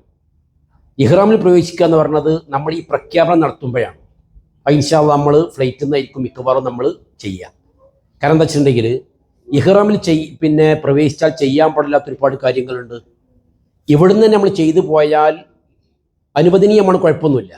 പക്ഷെ ഇവിടുന്ന് തന്നെ ചെയ്തു പോയാൽ ഇവിടെ മുതൽക്കും എന്ത് ചെയ്യേണ്ടി വരും? ശ്രദ്ധിക്കേണ്ടി വരും. പാടില്ലാത്ത കാര്യങ്ങൾ പറഞ്ഞാൽ അല്ലേ, പുരുഷന്മാരാണെങ്കിൽ തുന്നിയ വസ്ത്രം ധരിക്കൽ, അതേപോലെ സുഗന്ധദ്രവ്യം ഉപയോഗിക്കൽ, ഇങ്ങനത്തെ കാര്യങ്ങളൊക്കെ നമുക്ക് പാടില്ലാത്ത കാര്യങ്ങളാണ്. മുടി വെട്ടാൻ പാടില്ല, മുടി ചാടാൻ പാടില്ല. ചിലർക്ക് എന്താ വെച്ചിട്ടുണ്ടെങ്കിൽ ഇങ്ങനെ മാന്തിക്കൊണ്ടിരിക്കും, അങ്ങനെ ശീലമായതാണ്. അപ്പോൾ നമ്മൾ ശ്രദ്ധിച്ചാൽ ഇവിടുന്ന് തന്നെ ചെയ്തിട്ടുണ്ടെങ്കിൽ എന്താ വെച്ചാൽ അവിടെ മുതൽക്ക് തന്നെ നമുക്ക് എന്ത് ചെയ്യേണ്ടി വരും? ഈ ചെയ്യാൻ പാടില്ലാത്ത കാര്യങ്ങൾ നമ്മൾ ചിലപ്പോൾ നമ്മൾ സംഭവിച്ചു പോകും. അപ്പോൾ അതില്ലാതിരിക്കാനാണ് അള്ളാഹു സുബ്ഹാനഹു വ തആല ഹജ്ജിനാണെങ്കിലും ഉംറക്കാണെങ്കിലും ലോകത്ത് 5 മീഖാത്തുകൾ നിശ്ചയിച്ചു. ഹജ്ജും ഉംറയും പ്രതീക്ഷിച്ചുകൊണ്ട് ഒരാൾ മക്കയിലേക്ക് വരികയാണെന്നുണ്ടെങ്കിൽ ഈ 5 മീഖാത്തിലൂടെ അയാൾക്ക് മക്കയിൽ പ്രവേശിക്കാനാകൂ, അല്ലെങ്കിൽ അതിൻ്റെ നേരെയുള്ള സ്ഥലത്ത് കൂടെ. നബി സല്ലല്ലാഹു അലൈഹി വസല്ലം പറഞ്ഞു, ഹുന്ന ലഹുന്ന, ആ 5 സ്ഥലങ്ങൾ ഈ നാട്ടുകാർക്കുള്ളതാണ്. പിന്നെ വലിമൻ അത്ത അലേഹിൻ മിൻ ഗൈരിഹിന്ന, ആ നാട്ടിലൂടെ വരുന്ന മറ്റുള്ള ആളുകൾക്കുള്ളതാണ്. അപ്പോൾ നമുക്ക് അതിൽ പോകാൻ കഴിയുള്ളൂ. അവിടുന്ന് നമ്മൾ ഇഹ്റാം പ്രവേശിക്കേണ്ടത്. നമുക്ക് വസ്ത്രമൊക്കെ ധരിച്ചു പോകാം, അതിന് കുഴപ്പമില്ല. ശരി, പുരുഷന്മാർ ഇഹ്റാമിൽ പ്രവേശിക്കാൻ വേണ്ടി ചെയ്യേണ്ടത് അവർ സാധാരണ അവർ ധരിക്കുന്ന ഒരു വസ്ത്രവും പാടില്ല. എന്ന് വെച്ചിട്ടുണ്ടെങ്കിൽ തുന്നിയ വസ്ത്രങ്ങൾ പാടില്ല. 2 വസ്ത്രങ്ങളാണ് പുരുഷന്മാർ ഇഹ്റാം പ്രവേശിക്കാൻ വേണ്ടി ചെയ്യേണ്ടത്. ഒന്നൊരു തുണി, രണ്ടാമത്തത് മേൽമുണ്ട്. ഈ 2 വസ്ത്രങ്ങൾ മാത്രം. ഷെഡ്ഡി പാടില്ല, സോക്സ് ധരിക്കാൻ പാടില്ല, തൊപ്പിയിടാൻ പാടില്ല, ഇങ്ങനത്തെ ഇന്നറുകളൊന്നും ഉപയോഗിക്കാൻ പാടില്ല. ഈ 2 വസ്ത്രം മാത്രം. അത് വെള്ളയായിരിക്കലാണ് ഏറ്റവും നല്ലത്. ഇനി വെള്ള കിട്ടാത്തതാണെങ്കിൽ മറ്റു വസ്ത്രങ്ങൾ ആകാവുന്നതാണ്. മറ്റു വസ്ത്രങ്ങൾ വിട്ടുവെച്ചിട്ടുണ്ടെങ്കിൽ നമ്മൾ മാത്രമേ അവിടെ ഇങ്ങനെ വേറെ ധരിച്ച് ഉണ്ടാവുകയുള്ളൂ. അതുകൊണ്ട് വെള്ള തന്നെ ആവുക, അതാണ് ഏറ്റവും നല്ലത്. മാത്രമല്ല നബി സല്ലല്ലാഹു അലൈഹി വസല്ലം പറഞ്ഞതേ, നിങ്ങൾ ധരിക്കുന്ന വസ്ത്രങ്ങൾ നിങ്ങൾക്ക് ഏറ്റവും ശ്രേഷ്ഠമായത് വെള്ള വസ്ത്രമാണ്. വകഫിനു ഫിയാ മൗതാക്കും, അതുകൊണ്ടാണ് നിങ്ങൾ അതിലെന്ത് ചെയ്യേണ്ടത്? കഫൻ ചെയ്യേണ്ടത്. അപ്പോൾ നമ്മൾ ധരിക്കുന്ന വസ്ത്രങ്ങൾ ഏറ്റവും നല്ലത്, ഏറ്റവും വൃത്തിയുള്ളത് വെള്ള വസ്ത്രമാണ്. അപ്പോൾ അതുകൊണ്ട് ഈ വെള്ള വസ്ത്രം. ഈ നമുക്കതിൽ ബെൽറ്റ് കെട്ടാം, കണ്ണട വെക്കാം. കണ്ണട വെക്കുന്ന ആളാണെങ്കിൽ കണ്ണട വെക്കാം, ബെൽറ്റ് ധരിക്കാം, അതേപോലെ തന്നെ വാച്ച് കെട്ടാം. അതിനൊന്നും കുഴപ്പമില്ല. മറ്റുള്ള വസ്ത്രങ്ങൾ പാടില്ലാത്തതാണ്. സംശയങ്ങളുണ്ടെങ്കിൽ ചോദിച്ചു പോകണം, കൃത്യമായി പറയണം. ഞാൻ എന്താ വെച്ചിട്ടുണ്ടെങ്കിൽ ഒരു 2 മണിക്കൂറിനും 3 മണിക്കൂറൊക്കെ കിട്ടുന്ന ക്ലാസ് നമ്മളൊരു കുറഞ്ഞ സമയം കൊണ്ട് ഇങ്ങനെ പറഞ്ഞു പോവുക ചെയ്യാം. പിന്നെ ഇൻഷാ അല്ലാഹ് ഞങ്ങളെ കൂടെ ഉണ്ട് താനും, നമ്മളൊക്കെ ഒന്നിച്ചാൽ പോവുക. അപ്പം നമുക്ക് എന്തെങ്കിലും സംശയം തീർത്തിട്ട് പോകാം. പക്ഷെ എന്നാലും ഇപ്പം നമുക്ക് എന്തെങ്കിലും സംശയങ്ങളുണ്ടെങ്കിൽ എങ്ങനെ ചോദിക്കാമെന്ന് വിചാരിക്കണമെന്നില്ല, കൃത്യമായി ചോദിക്കണം. നമ്മൾ മനസ്സിലാക്കണം. പുരുഷന്മാർ ഇഹ്റാം പ്രവേശിക്കാൻ ധരിക്കേണ്ട വസ്ത്രം എന്ന് പറഞ്ഞാൽ ഈ 2 വസ്ത്രമാണ്. സ്ത്രീകൾക്കാണെങ്കിൽ ഏത് വസ്ത്രവും ധരിക്കാം. അവർക്ക് ഇഹ്റാമിൽ പ്രവേശിക്കാനായി പ്രത്യേകമായ വസ്ത്രങ്ങളില്ല, പ്രത്യേകമായ കളറുകളുമില്ല, പ്രത്യേകമായ മറ്റു വസ്ത്രങ്ങളുമില്ല. അപ്പോൾ അവർക്ക് ഉള്ളിലുള്ള വസ്ത്രങ്ങൾ ധരിക്കുന്നതിന് കുഴപ്പമൊന്നുമില്ല എന്നർത്ഥം. അപ്പോൾ നമ്മൾ ഇഹ്റാമിൽ പ്രവേശിക്കാനുള്ള വസ്ത്രം അതാണ്. അതിനു മുമ്പ് സാധാരണഗതിയിൽ ഒരു യാത്ര പോകുമ്പോൾ നമ്മൾ കുളിക്കുക എന്നുള്ള സുന്നത്താണല്ലോ. ഇഹ്റാമിന് വേണ്ടി കുളിക്കുക എന്നുള്ളത് ഒന്നുകൂടെ സുന്നത്താണ്. കുളിക്കുമ്പോൾ നമുക്ക് ആ ഉദ്ദേശം ഉണ്ടായിരിക്കണം. ഞാൻ പറഞ്ഞില്ല, നമ്മുടെ ഏത് ആരാധനകർമ്മങ്ങളും പടച്ചുറപ്പ് സ്വീകരിക്കുന്നുണ്ടെങ്കിൽ ആ നിയ്യത്ത് ഉണ്ടാകണം. അപ്പോൾ ഞാൻ ഉംറ ചെയ്യാൻ വേണ്ടിയിട്ട് കുളിക്കുകയാണ് എന്നുള്ള ഉദ്ദേശത്തോടു കൂടി നമ്മൾ കുളിക്കുക. അതിനു മുമ്പ് നഖം നമ്മൾ വെട്ടുക, അതിന് നീക്കം ചെയ്യേണ്ട കാര്യങ്ങളൊക്കെ നീക്കം ചെയ്യുക. ഇപ്പം നമ്മൾ ഗുഹ്യരോമങ്ങൾ കളയുക, കക്ഷരോമങ്ങൾ കളയുക, ഇങ്ങനത്തെ ചെയ്യേണ്ട കാര്യങ്ങളൊക്കെ നമ്മളതിന് ചെയ്യുക. സാധാരണ പറയുന്നത് എന്താ വെച്ചിട്ടുണ്ടെങ്കിൽ നമ്മൾ വലിയ ശുദ്ധിയിൽ നിന്ന് കുളിക്കുക എന്നാണ് ഇതിന് സാധാരണ പറയുക. അതായത് വൃത്തികേടുകളൊക്കെ നമ്മൾ ഒഴിവാക്കിയിട്ട്, കാരണം പിന്നെ എന്ത് ചെയ്യാൻ പാടില്ല, ആ ഭാഗങ്ങൾ നമ്മൾ രോമം വീഴാനോ അല്ലെങ്കിൽ ഒരു നഖം പൊറിയാനോ ഒന്നും പാടില്ല. അതിൻ്റെ കാരണം എന്താ വെച്ചിട്ടുണ്ടെങ്കിൽ നബി പറഞ്ഞത്, നമ്മളിപ്പോൾ ഈ പോണത് നേരത്തെ നമ്മൾ കേട്ടല്ലോ, നമ്മൾ പടച്ച റബ്ബിൻ്റെ പ്രീതി മാത്രം ആഗ്രഹിച്ചുകൊണ്ടാണ്. നമുക്ക് ഇതിന് റബ്ബിൻ്റെ അടുക്കൽ നാളെ പ്രതിഫലം കിട്ടാൻ വേണ്ടി കണ്ടാണ്. ഒരു ഉംറൻ്റെ പ്രത്യേകത എന്താ വെച്ചിട്ടുണ്ടെങ്കിൽ ഒരു ഉംറ കർമ്മം മറ്റൊരു ഉംറ വരെയുള്ള സകലമാന പാപങ്ങളെയും പുറത്തു തരുന്നതാണ്. അപ്പോൾ ആ പാപമോചനത്തിനാണ് നമ്മൾ ഈ പോണത്. നമ്മുടെ മനസ്സിൽ ഇനി വേറെ മറ്റുദ്ദേശങ്ങളൊന്നുമില്ല. ഈ 15 ദിവസത്തിന് നിങ്ങൾ വേറെ ലൊക്കണം ഒഴിവാക്കി കാണി. ഈ ഒരു ഉദ്ദേശം മാത്രം, കഅബ, ഹറമ്, അവിടെ പോയി നിസ്കാരം, ഇങ്ങനത്തെ കാര്യങ്ങൾ മാത്രം. അപ്പോൾ നമ്മുടെ മനസ്സിലുള്ള ഈ ഒരു ഉദ്ദേശം മാത്രമാണ്, അതിന് വേണ്ടിയിട്ടാണ് നമ്മൾ പോണത്. അപ്പോൾ മറ്റുള്ള ഉദ്ദേശങ്ങളൊന്നും നമ്മുടെ മനസ്സിലില്ല.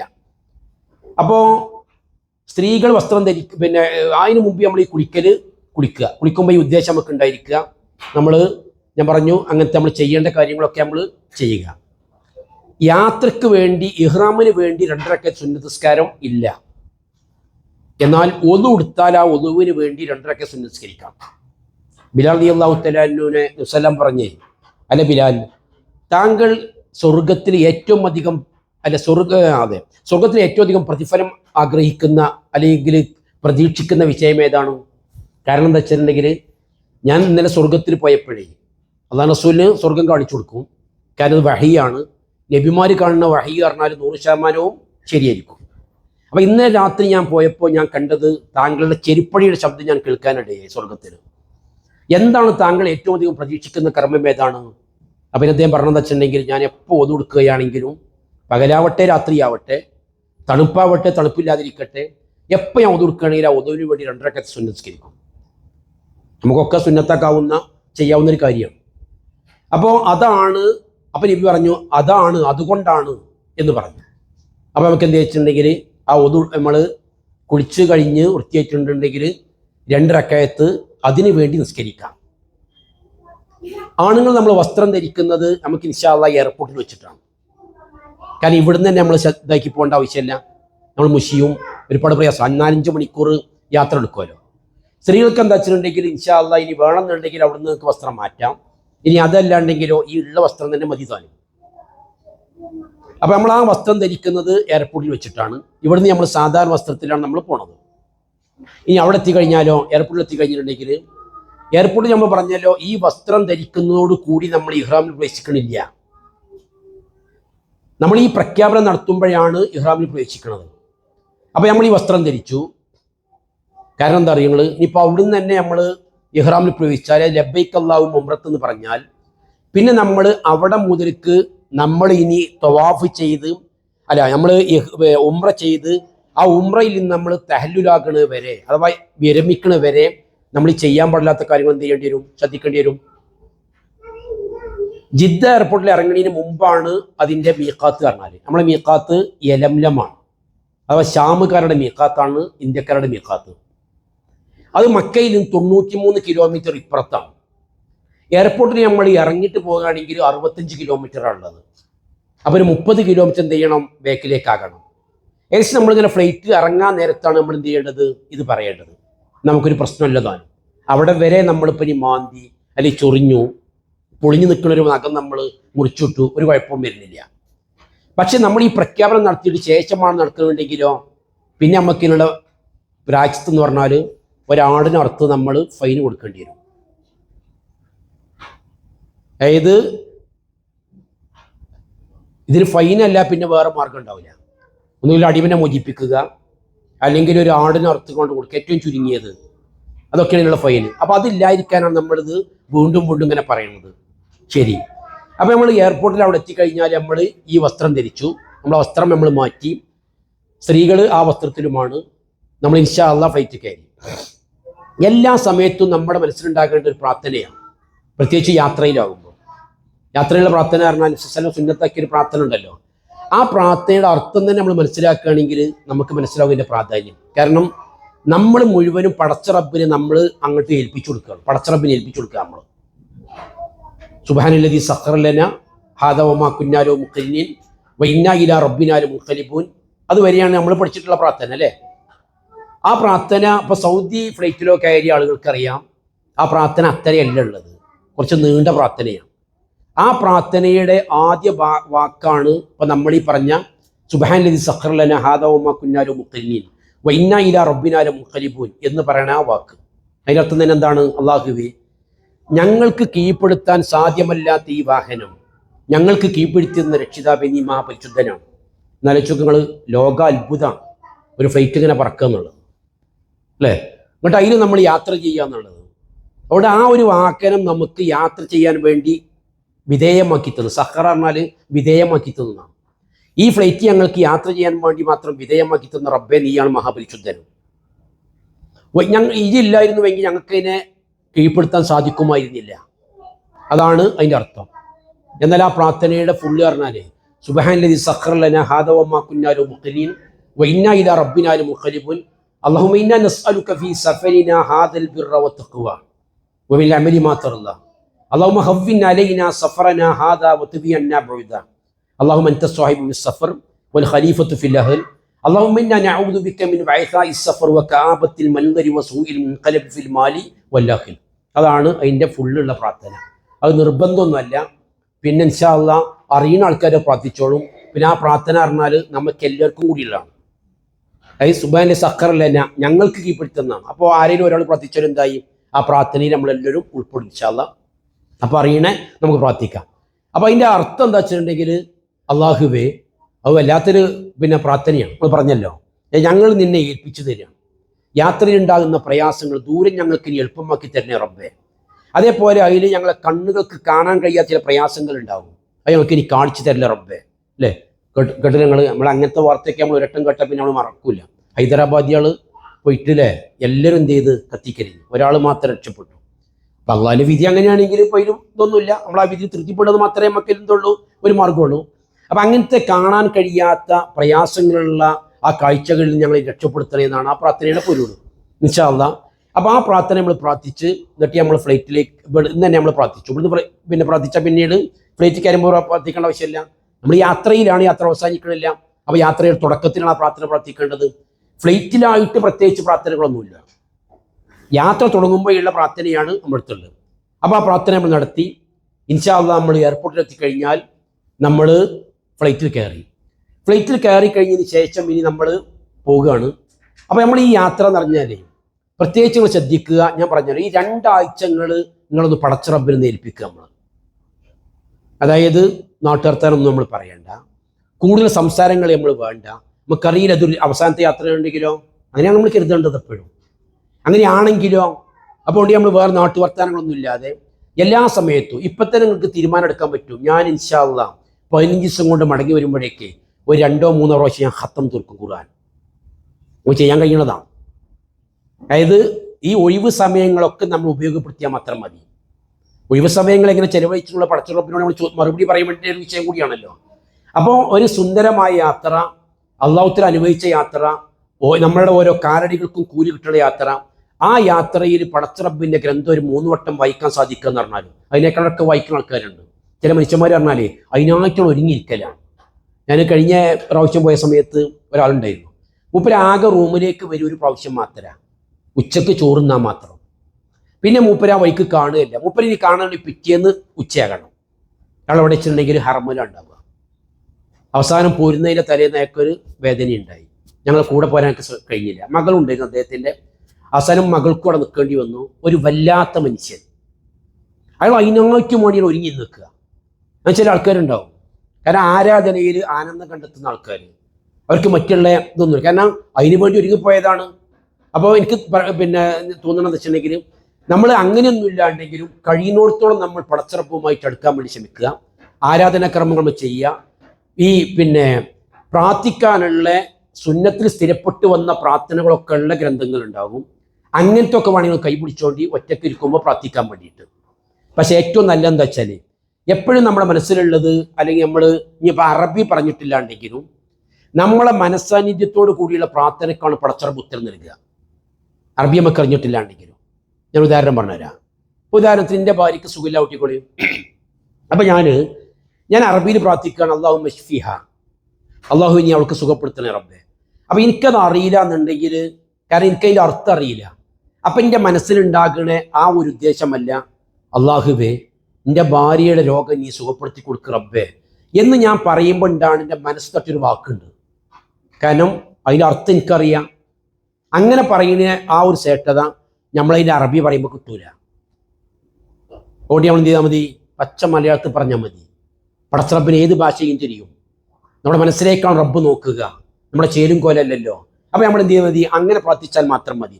അല്ലാതെ ഈ ഉംറയുടെയും ഹജ്ജിൻ്റെ ഒക്കെ ഒരുപാട് പ്രാർത്ഥന അടങ്ങിയ ഒരുപാട് പുസ്തകങ്ങളുണ്ട്. അതൊക്കെപ്പാടെ നമ്മൾ കൊണ്ടുവന്ന് അവിടുന്ന് ഇത് വായിക്കാന്നുണ്ടെങ്കിൽ നമ്മളെ ആരാധന കർമ്മങ്ങൾ ഒക്കെ കൊളാകുക ചെയ്യുക. മാത്രമല്ല തവാഫൊക്കെ തുടങ്ങുന്ന സമയത്ത് പലപ്പോഴും തിക്കും തിരക്കുണ്ടാകൽ എങ്ങനെ അറിയങ്ങൾ ഇവനിത് വായിക്കാൻ നിൽക്കും, പരിചയമുള്ള ആളുകൾക്കറിയാം. എന്നിട്ട് അത് കഴിഞ്ഞിട്ടേ മൂപ്പര് അങ്ങോട്ട് പോവുള്ളൂ. കാരണം എന്താ വെച്ചിട്ടുണ്ടെങ്കിൽ ഓരോ ചുറ്റിലും ഓരോ പ്രാർത്ഥന എന്നൊക്കെ പറഞ്ഞ ചില പുസ്തകങ്ങളിൽ കാണാം. അങ്ങനെ പ്രാർത്ഥന ഇല്ല. നബിയിൽ സ്ഥിരപ്പെട്ടു വന്ന പ്രാർത്ഥന ആകെ ഹജ്ജും ഉംറയുമായി ബന്ധപ്പെട്ടുകൊണ്ട് 2 പ്രാർത്ഥന മാത്രമേ ഉള്ളൂ. അതിന് ഉംറയിൽ ആകെ ഒരു പ്രാർത്ഥനയേ ഉള്ളൂ. ഞാൻ പറഞ്ഞുതരാം ഇൻഷാ അല്ലാഹ്. ആ 2 പ്രാർത്ഥനയാണ് ഉംറയിലുള്ളത്. അപ്പോൾ പിന്നെ അങ്ങനത്തെ നമ്മൾ ആ പുസ്തകങ്ങളൊക്കെ നമ്മൾ ഒഴിവാക്കി കളി. എന്നിട്ട് നമ്മൾ ആ മനസ്സറിഞ്ഞുകൊണ്ടുള്ള പ്രാർത്ഥന, കാരണം മനസ്സറിഞ്ഞിട്ടുള്ള പ്രാർത്ഥനയ്ക്ക് അല്ലാഹു ഉത്തരം നൽകുള്ളൂ. അപ്പോൾ നമ്മളങ്ങനെ പോയി ഇൻഷാ അല്ലാഹ് ജിദ്ദ എയർപോർട്ടിൽ ഇറങ്ങുന്നതിൻ്റെ മുമ്പാണ് നമ്മൾ മീഖാത്ത് പറഞ്ഞല്ലോ. അപ്പോൾ നമ്മൾ ഇറങ്ങുന്നതിൻ്റെ ഒരു അരമണിക്കൂർ മുമ്പ്, അത്രയൊന്നും വേണ്ട ശരിക്കും, എന്നാലും നമ്മളതിൽ പെടണമല്ലോ, ചിലപ്പോൾ എങ്ങാനും പെടാതെ പോയാലോ. അങ്ങനെ ആവുമ്പോൾ ഒരു അരമണിക്കൂർ മുമ്പ് ആണ് നമ്മൾ ഈ പ്രഖ്യാപനം നടത്തേണ്ടത്. ലബ്ബൈക ഉംറത്തൻ എന്നാണ് പറയേണ്ടത്, അല്ലെങ്കിൽ അല്ലാഹുമ്മ ലബ്ബൈക ഉംറത്തൻ, അല്ലെങ്കിൽ ലബ്ബൈക അല്ലാഹുമ്മ ഉംറത്തൻ. ഏറ്റവും ചുരുങ്ങിമ പിടിക്കലാണ് നമുക്ക് നല്ലത് ലബ്ബൈക ഉംറത്തൻ എന്നാണ്. അതിൻ്റെ അർത്ഥം എന്താണ്? അല്ലാഹുവേ, ഒരു ഉംറ കർമ്മത്തിലൂടെ നിന്റെ വിളിക്കുതാ ഞാൻ ഉത്തരം നൽകിയിരിക്കുകയാണെന്നാണ്. അള്ളാഹിൻ്റെ വിളിക്ക് ഉത്തരം നൽകിയിട്ടാണ് നമ്മൾ പോണത്. ഇവിടെ ഹജ്ജിനൊക്കെ ചെല്ലുമ്പോൾ അവിടെ ബോർഡ് ചെയ്തിട്ടുണ്ടാകും അള്ളാഹുവിൻ്റെ അതിഥികൾക്ക് സ്വാഗതം എന്നാണ്. ആരാണത്? നമ്മളാണ്. പടച്ചോൻ്റെ വിളി കെട്ടുകൊണ്ട് നമ്മൾ ചെല്ലുന്നത്. അതുകൊണ്ടാണ് മുത്തനബിൻ്റെ ഒരു ഹദീസ് ഉണ്ട്, അതിങ്ങനെയാണ്: ഒരു മനുഷ്യൻ അവൻ്റെ നല്ല സമ്പത്തുമായി ഹജ്ജ് ചെയ്യാൻ വേണ്ടി പുറപ്പെട്ട് അവൻ്റെ വലത് കാല് വാനത്തിലേക്ക് എടുത്തു വെച്ച് ലബ്ബൈക്ക് അല്ലാഹുമ്മ ലബ്ബൈക്ക് എന്ന് പറഞ്ഞാൽ ആകാശത്ത് നിന്ന് വിളിച്ചു പറയുമ്പോൾ അത്ര ലബ്ബൈക്ക് വസായതയ്ക്ക്, നിനക്ക് സ്വാഗതം, നിനക്ക് മംഗളം. ആരാണ് ഈ സ്വാഗതം പറയണത്? പടച്ചോനാണ്. അതെ, അത് നമുക്ക് മാത്രം, ലോകത്ത് മുസ്ലിമീങ്ങൾക്ക് മാത്രമുള്ളൊരു ഭാഗ്യമാണ്. ഇന്ന് നമ്മൾ സുബഹിസ്കരിച്ചല്ലോ, അവിടെ കിട്ടിയ ഭാഗ്യം എന്താ പറയുന്നത്?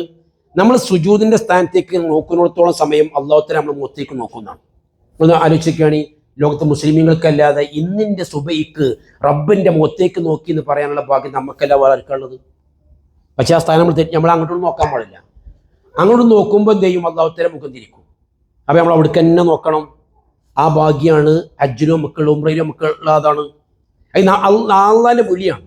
അപ്പം അള്ളാഹ് പറയാണ് ലബ്ബൈക വസായതയ്ക്ക്, നിനക്ക് സ്വാഗതം. എന്നിട്ട് അള്ളാഹ് കൂടിയും പറയുന്നതാണ്, കാരണം നിന്റെ യാത്ര അത് പിന്നെ നീ യാത്രക്ക് ഉപയോഗിച്ച സമ്പത്ത് ഹലാലിന്റെ സമ്പത്താണ്, അനുവദനീയമായ സമ്പത്താണ്.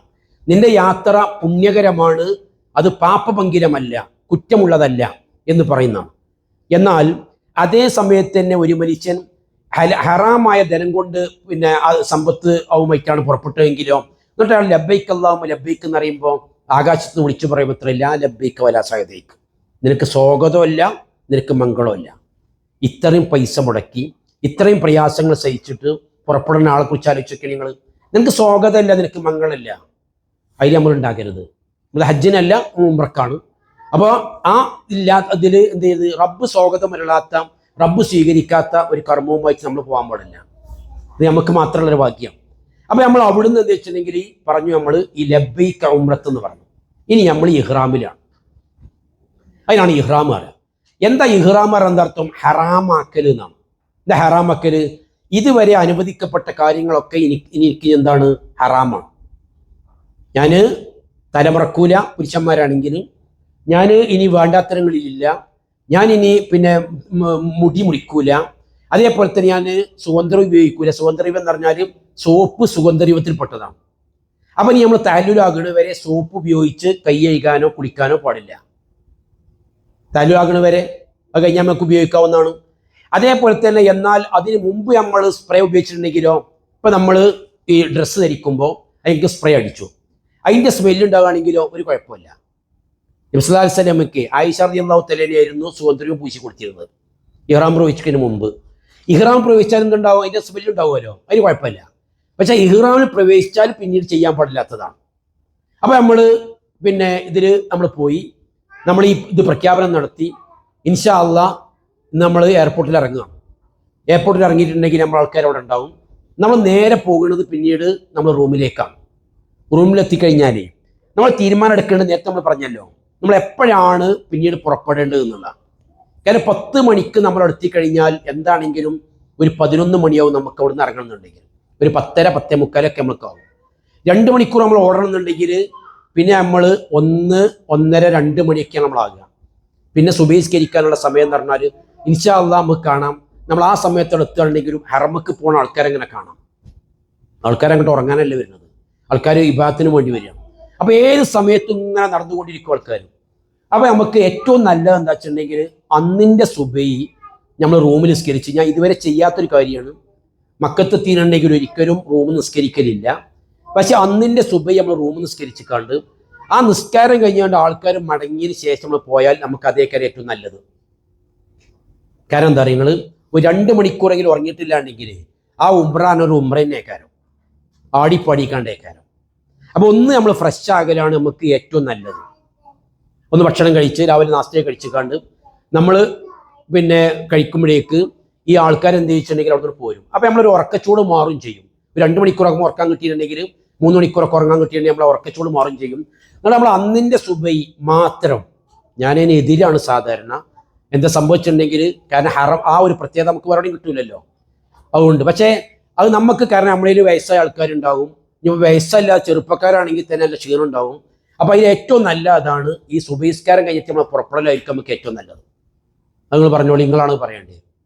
ഞാൻ എന്തിനും റെഡിയാണ്, ഞാൻ അപ്പം പോകാൻ റെഡിയാണ്, എനിക്കിതൊരു വിഷയമല്ല. ഞാൻ അങ്ങനെ പറയണത് പിന്നെ നിങ്ങൾ മോലേക്ക് എന്തെങ്കിലും ഗതിയുണ്ടോ എന്ന് നിങ്ങൾ വിചാരിക്കേണ്ട അർത്ഥം. എനിക്കൊരു ഗതിയോടുമില്ല. ഞാൻ അവിടെയാണ് പഠിച്ചത്, ഞാൻ അവിടെയാണ് നിന്നതൊക്കെ, എനിക്ക് ഈ പ്രയാസങ്ങളേ അല്ല. പക്ഷെ ഒരു ജമാഅത്ത് പോലും നമ്മൾ നഷ്ടപ്പെടുത്തൂല കേട്ടോ ഇൻഷാ അല്ലാഹ്. ഇനി അത് കഴിഞ്ഞിട്ട് നമ്മളെ പോകാനായിരിക്കും നമുക്ക് ഏറ്റവും നല്ലത്. നമ്മൾ തീരുമാനിച്ചു കഴിഞ്ഞിട്ടുണ്ടെങ്കിൽ പിന്നെ എല്ലാവരും അങ്ങനെ തീരുമാനിക്കണം, നടക്കണം. ഒരു ടീം മുന്നോട്ട് പോയി വേറെ ടീം കയറണമെങ്കിൽ നമുക്ക് പ്രയാസമായിരിക്കും. ഇപ്പോൾ ഞാനും കൂടെ നമ്മൾ ഈ ബന്ധേ മടങ്ങി വരുന്നത് ഉണ്ടാണെന്നാണ് എനിക്ക് പറയാനുള്ളത്. നമ്മൾ തെറ്റരുത്, അങ്ങനെ ആക്കി നമ്മളെന്നാൽ അല്ലേ, അതായിരിക്കും നമുക്ക് ഏറ്റവും നല്ലത് ഇൻഷാ അല്ലാഹ്. അതായത് അതിലൊരു പ്രശ്നം കൂടി ഉള്ള, ഒരു പ്രശ്നമുള്ളത് എന്താ വെച്ചിട്ടുണ്ടെങ്കിൽ അവർ നമ്മൾ തഹല്ലുലാകണില്ല. നമ്മൾ ശ്രദ്ധിക്കേണ്ടി വരും ബാക്കിയുള്ള കാര്യങ്ങൾ മാത്രം. ബാത്റൂം പോകുമ്പോൾ ഒന്നാമത് എന്ത് ചെയ്ത് നമ്മൾ അങ്ങനത്തെ അത് മാത്രമേ നമുക്ക് ഒരു ഇത് ഉണ്ടാവുള്ളൂ. കാരണം അത് നമ്മൾ ശ്രദ്ധിക്കാതെ ചെയ്യുന്നതാണ്. അപ്പോൾ അത് നിങ്ങൾ ചെയ്യരുത് മാത്രമേ ഉണ്ടാവുള്ളൂ, വേറെ ഉണ്ടാവില്ല ഇൻഷാ അല്ലാഹ്. ശരി, നമുക്ക് അങ്ങനെ ആകാം. ഇന്നെന്താ വെച്ചിട്ടുണ്ടെങ്കിൽ എപ്പോഴാണെങ്കിലും നമ്മളുണ്ടല്ലോ, ഇപ്പോൾ സാധാരണ ഈ ഹജ്ജുൽ അസ്വദിനെയൊക്കെ മുത്താൻ വേണ്ടിക്കാണ്ട് ഒരു ഒഴിവുള്ള സമയത്ത് പോകാറ്. ഒഴിവ് ഇപ്പം ഇല്ല, എല്ലപ്പോഴും ഈ പരിപാടി തന്നെയാണ്. അതുകൊണ്ട് ഒഴിവ് പറഞ്ഞ സംഭവം ഒന്നും ഉണ്ടാവില്ല. എന്നാലും ഒരു ഏകദേശം ഒരു ഇത് ഉണ്ടാകുക വെച്ചാൽ, അതായത് രാത്രി രാത്രി പോയിക്കാണ്ട് ഹറാമിൽ ഇരുന്ന കുറേ ആൾക്കാരുണ്ടാവും. അപ്പോൾ ആ ആൾക്കാർ സുബഹിസ്കാരം കഴിഞ്ഞാൽ പോരുന്നേക്കാരുണ്ടാകുക. അപ്പോൾ നമ്മൾ കയറും ഇനി അവിടെ അന്ന് വരുന്ന ആൾക്കാരൊക്കെ ഇങ്ങനെ കരുതിയാലോ, അങ്ങനെ സാധാരണ ഇങ്ങനെ ഉണ്ടാകല്. അന്ന് വരുന്ന എല്ലാ ആൾക്കാരും ഇങ്ങനെ കരുതുക, അപ്പോഴേക്കാരും ഒഴിവുണ്ടാകുക. അപ്പോൾ അതുകൊണ്ട് അപ്പം നമുക്ക് പോകാമായിരിക്കും. അപ്പോൾ നമ്മളൊരു പൊടുന്ന മാത്രം. പിന്നെ നിങ്ങൾ 100% തിരക്കെന്ന് കരുതിയാൽ മതി. നല്ല തിരക്കുണ്ടാവും, ഒരു പ്രയാസം ആക്കുള്ളൂ ഇൻഷാ അല്ലാഹ്. അപ്പോൾ നമ്മൾ അങ്ങനെ തീരുമാനിച്ചിട്ട് അങ്ങനെ പോകും ഇൻഷാ അല്ലാഹ്. അപ്പോൾ പിന്നെ ഇനി ബാക്കിയുള്ള കാര്യങ്ങളൊക്കെ നമുക്ക് അവിടുന്ന് ഓരോന്ന് പറഞ്ഞാലും നമ്മൾ എന്ത് വെച്ചിട്ടുണ്ടെങ്കിൽ അവിടുന്ന് പറയേണ്ടി വരും ഇൻഷാ അല്ലാഹ്. ഇനി നമ്മൾ നോക്ക്, ഇനി നമ്മൾ ചെയ്യേണ്ടത് വെച്ചിട്ടുണ്ടെങ്കിൽ, ഇനി നമ്മൾ ഇതിനു വേണ്ടി പോവുകയാണ്, ഉംറക്കർമ്മം നിർവഹിക്കാൻ വേണ്ടി പോകുക. ഉംറ എന്ന് പറഞ്ഞാൽ തിരക്കില്ലാണ്ടെങ്കിൽ വെറും അരമണിക്കൂറോട് മാത്രം കഴിയുന്ന പരിപാടിയാണ്. തിരക്കില്ലെങ്കിൽ അരമണിക്കൂറിന് മാത്രം കഴിയുന്ന പരിപാടിയാണ്. പക്ഷേ തിരക്കില്ലാത്തൊരവസ്ഥ ഉണ്ടാവില്ല, ഒരു പരിപാടിയേ ഉണ്ടാവില്ല. ഹജ്ജിന് പിന്നെ തിരക്കില്ലാതൊക്കെ ചിലപ്പോൾ ചെയ്യാം. എന്താ വെച്ചിട്ടുണ്ടെങ്കിൽ ഹജ്ജിൻ്റെ സമയത്തല്ലെങ്കിൽ, ഉംറൻ്റെ സമയമല്ലാത്തൊരു സമയമില്ല. അവിടെ തിരക്കില്ലാത്തൊരു സമയം ഉംറക്ക് ഉണ്ടാകുകയില്ല. അപ്പോൾ കുറച്ചൊക്കെ തിരക്ക് വേണം, എന്നാൽ തന്നെയല്ലേ അതിൻ്റെ ഒരു രസമുള്ളൂ. നമ്മൾ മാത്രമായിട്ടുണ്ടെങ്കിൽ, ഞാനും കുട്ടികളും മാത്രം ഒരു രസം ഉണ്ടാവില്ലല്ലോ. അപ്പോൾ എല്ലാവരും എന്ത് വെച്ചിട്ടുണ്ടെങ്കിൽ ഇങ്ങനെ തിരക്കിയിട്ട് നിൽക്കണം. മാത്രമല്ല നമ്മൾ എത്ര ആൾക്കാരെ കാണാനാണ് പോകണ നിങ്ങൾ, ഏതൊക്കെ ചേലിലറിയ ആൾക്കാരാണ് നിങ്ങൾ. ഇന്ത്യയൊക്കെ മാതിരി നല്ല ചുരുക്കുള്ള ആൾക്കാരുണ്ടാവും. നമ്മൾ ചിലതൊരു അഡ്ജസ്റ്റ്മെൻറ്റിൽ എത്തണേ, അല്ലെങ്കിൽ നമ്മൾ ഇനി മടങ്ങി വരുന്നവരെ പ്രശ്നം. അതേപോലെ നിങ്ങളൊക്കെ മാതിരി തീരെ ഭംഗിയില്ലാത്തവരുണ്ടാവും, കുറേ നീളമുള്ളവരുണ്ടാവും. ഞാനൊക്കെ ഇങ്ങനെ നോക്കേണ്ടിയാണ് എത്തണമെന്നുണ്ടെങ്കിൽ. അതെന്താ വെച്ചിട്ടുണ്ടെങ്കിൽ മൂപ്പര നീളം കൂടി ഉള്ളതല്ല, ഞാൻ നീളമില്ലാത്തതുകൊണ്ടാണ് അങ്ങനത്തെ ആൾക്കാർ. പിന്നെ നമ്മളെ പെണ്ണുങ്ങൾ ധരിച്ച ഈ പുറത്തിൻ്റെ അതിനേക്കാളെ കറുപ്പുള്ള മനുഷ്യന്മാർ, ഈ ലൈറ്റൊക്കെ അടിച്ചിട്ടുണ്ടെങ്കിൽ ഇങ്ങനെ തിളങ്ങുന്ന ആൾക്കാർ, പിന്നെ ഓറഞ്ച് കളറുള്ള മനുഷ്യന്മാർ, എന്തൊക്കെ നമ്മൾ കാണുന്നത് ഞങ്ങൾ ഇൻഷാ അല്ലാഹ്. അപ്പോൾ നമ്മളിനി പിന്നെ റൂമിൽ നിന്ന് നമ്മൾ പുറപ്പെടുകയാണ്, ഒന്നിച്ച് നമ്മൾ പുറപ്പെട്ട് നമ്മൾ നേരെ ചെല്ലുന്ന എടുക്കുക വെച്ചിട്ടുണ്ടെങ്കിൽ കഅബയിലേക്കാണ്, തവാഫ് തുടങ്ങാനാണ് നമ്മൾ പോണത്. ഈ ഉംറ എന്ന് പറഞ്ഞാൽ കൂടുതലൊന്നുമില്ല. കഅബനെ കുറിച്ച് തവാഫ് ചെയ്യുക, അത് കഴിഞ്ഞാൽ പിന്നെ 2 റക്അത്ത് നിസ്കരിക്കുക. പിന്നെ സഫക്കും മർവക്കും ഇടയിൽ ഒരു സഅയ്. അത് കഴിഞ്ഞാൽ പിന്നെ മുടി വെട്ടുക, തഹജ്ജുദ് ഓതുക, കഴിഞ്ഞ പരിപാടി. ഇതിനപ്പോൾ MP ചില്ലറപ്പന കൊടുത്ത് വിചാരിക്കണ്ട നിങ്ങൾ? അവിടേക്ക് എത്താനൊക്കെ ഉള്ള പൈസയാണ്. പിന്നെ നമുക്ക് കഴിക്കുകയൊക്കെ വേണ്ടേ? അതിനോ ഇത് ഇത്രയേ ഉള്ളൂ സംഭവം. പക്ഷേ പറയാൻ എത്ര എളുപ്പം അറിയങ്ങൾ ആയി കിട്ടണമെങ്കിൽ കുറച്ച് പണിയാണ്. അതുകൊണ്ടാണ് ഈ പിന്നെ അപ്പം നമുക്ക് ചെയ്യുമ്പോൾ എന്ന് വെച്ചിട്ടുണ്ടെങ്കിൽ ഒതു വേണം. 2 അശുദ്ധിയിൽ നിന്ന് ശുദ്ധമാക്കണം. അതായത് ഒതു ഉണ്ടായിരിക്കണം, അതേപോലെ വലിയ ശുദ്ധിയിൽ നിന്ന് ശുദ്ധമാക്കണം. ഇനി അതിൽ അവരുമായി ബന്ധപ്പെട്ട് പറയാനുള്ളത് വെച്ചിട്ടുണ്ടെങ്കിൽ ആയിഷ റളിയല്ലാഹു തആല അൻഹ നബി സല്ലല്ലാഹു അലൈഹി വസല്ലം ഒരു ഹജ്ജ ചെയ്തത്. നബി എത്ര പിന്നെ ഉംറ ചെയ്തിക്കണ്? 4 എണ്ണം. നിങ്ങൾ എത്ര പഠിക്കാണ്ട് കാര്യങ്ങൾ? നബി 4 ഉംറ ചെയ്തു, ഒരു ഹജ്ജും ചെയ്തു. നബി സല്ലല്ലാഹു അലൈഹി വസല്ലം ഹജ്ജിന് പോകുമ്പോഴേ ഒരു യാത്രക്കൊക്കെ പോകുമ്പോൾ നബി എന്ത് വെച്ചിട്ടുണ്ടെങ്കിൽ ഭാര്യമാർക്ക് നറുക്കിടും. എന്താ കാരണം? നിങ്ങളെന്നെ പറഞ്ഞോട്ടെ വെച്ചിട്ടാ കുറേ ഉണ്ടായതുകൊണ്ട് തന്നെ ഒക്കെ ചെന്നാണ്ട് നിന്ന് പറഞ്ഞു കൊടുത്തോണ്ടി ഭർത്താക്കന്മാരോട്. അപ്പോൾ ഒരുപാട് ഭാര്യമാരുണ്ടാവും, ഓൽക്കിടയിൽ പ്രശ്നം ഉണ്ടാക്കിയത് വിചാരിച്ചു കാണും എന്ത് ചെയ്യും? നറുക്കിടും. നറുക്ക് വീണ ആൾക്കാരെയാണ് കൊണ്ടുപോകൽ. നബിൻ്റെ കൂടെ ഹജ്ജിന് പോയപ്പോൾ വന്നത് ആയിഷ റളിയല്ലാഹു തആല തന്നെയാണ്. ആയിഷ റളിയല്ലാഹു തആല മദീനയിൽ മീഖാത്ത് അറിഞ്ഞിട്ടുണ്ടെങ്കിൽ മദീനത്തെ പള്ളി കഴിഞ്ഞ് 25 കിലോമീറ്റർ കഴിഞ്ഞിട്ടുള്ള സ്ഥലത്താണ്. അബിയാർ അലി എന്നാണ് ഇന്ന് അങ്ങോട്ട് പറയാം, മസ്ജിദുൽ ഖുലൈഫ എന്നാണ് അങ്ങോട്ട് പറയാം. അവിടെ വെച്ചിട്ട് ആയിഷ അള്ളാഹിനെ കരഞ്ഞ് നബി ചോദിച്ചെന്തടി? അപ്പോൾ നബി എനിക്ക് അശുദ്ധി ഉണ്ടായി, എനിക്ക് മെൻസസ് ഉണ്ടായി. അപ്പോൾ ഇസ്ലാം പറഞ്ഞു എന്തിനു കരയണം? അത് സാധാരണ ഉണ്ടാകുന്നതാണ്. അത് എന്തിനു കരയണം? ഈ തവാഫല്ലാത്ത ബാക്കിയുള്ള എല്ലാ കാര്യങ്ങളും ചെയ്തോന്നാണ്. അപ്പം അങ്ങനെ ഉണ്ടാവുകയാണെങ്കിൽ ചെയ്യേണ്ടത് കരയാനും പിടിക്കാനും നിൽക്കണ്ട, ആരും അറിയിക്കും വേണ്ട, തവാഫല്ലാത്തത് ചെയ്യാം. ഇൻഷാ അല്ലാഹ് 15 ദിവസം നമ്മളവിടെ ഉണ്ടാവും. അപ്പോൾ ആ തവാഫ് പിന്നീട് ചെയ്താൽ മതി, ബാക്കിയുള്ള ചെയ്യാൻ നമുക്ക്. കാരണം തവാഫിന് എന്ത് വേണം? തവാഫിനും നിസ്കാരത്തിനും വൃത്തി വേണം, അത്ര മാത്രമേ ഉള്ളൂ. അപ്പം ശരി, നമ്മൾ പിന്നെ ഒന്നുണ്ട്, ഒന്നെടുത്തിട്ട് നമ്മൾ ചെല്ലുകയാണ് നേരെ എവിടേക്കെന്ന് വെച്ചിട്ടുണ്ടെങ്കിൽ തവാഫിന് വഴിക്ക് നമ്മൾ ചെല്ലുകയാണ്. കുറച്ചൊക്കെ ഒന്നൊക്കെ ഒന്ന് പിടിച്ചൊക്കെ ഒന്ന് ക്ഷമിക്കണേ.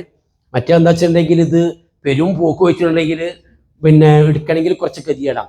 അവിടെ പിന്നെ ഒതുക്കാനുള്ള സ്ഥലങ്ങളൊക്കെ ഉണ്ടാവും, അതല്ല പ്രശ്നം. വെള്ളം കിട്ടാത്തതല്ല പ്രശ്നം. പക്ഷെ അങ്ങോട്ട് എത്താനും പിന്നെ തിരിച്ചെത്താനുള്ള പ്രയാസങ്ങളാണ് സാധാരണ ഉണ്ടാകുക. ഇനി നമ്മൾ എന്താ ഇൻഷാ അല്ലാഹ് ഈ തവാഫ് നമ്മൾ തുടങ്ങുക. തവാഫ് നമ്മൾ തുടങ്ങുമ്പോഴേ ഇത് ഞാനുങ്ങൾക്ക് ബോർഡില്ലാത്തതുകൊണ്ട് ഇതാണ് നമ്മളെ കഅബ.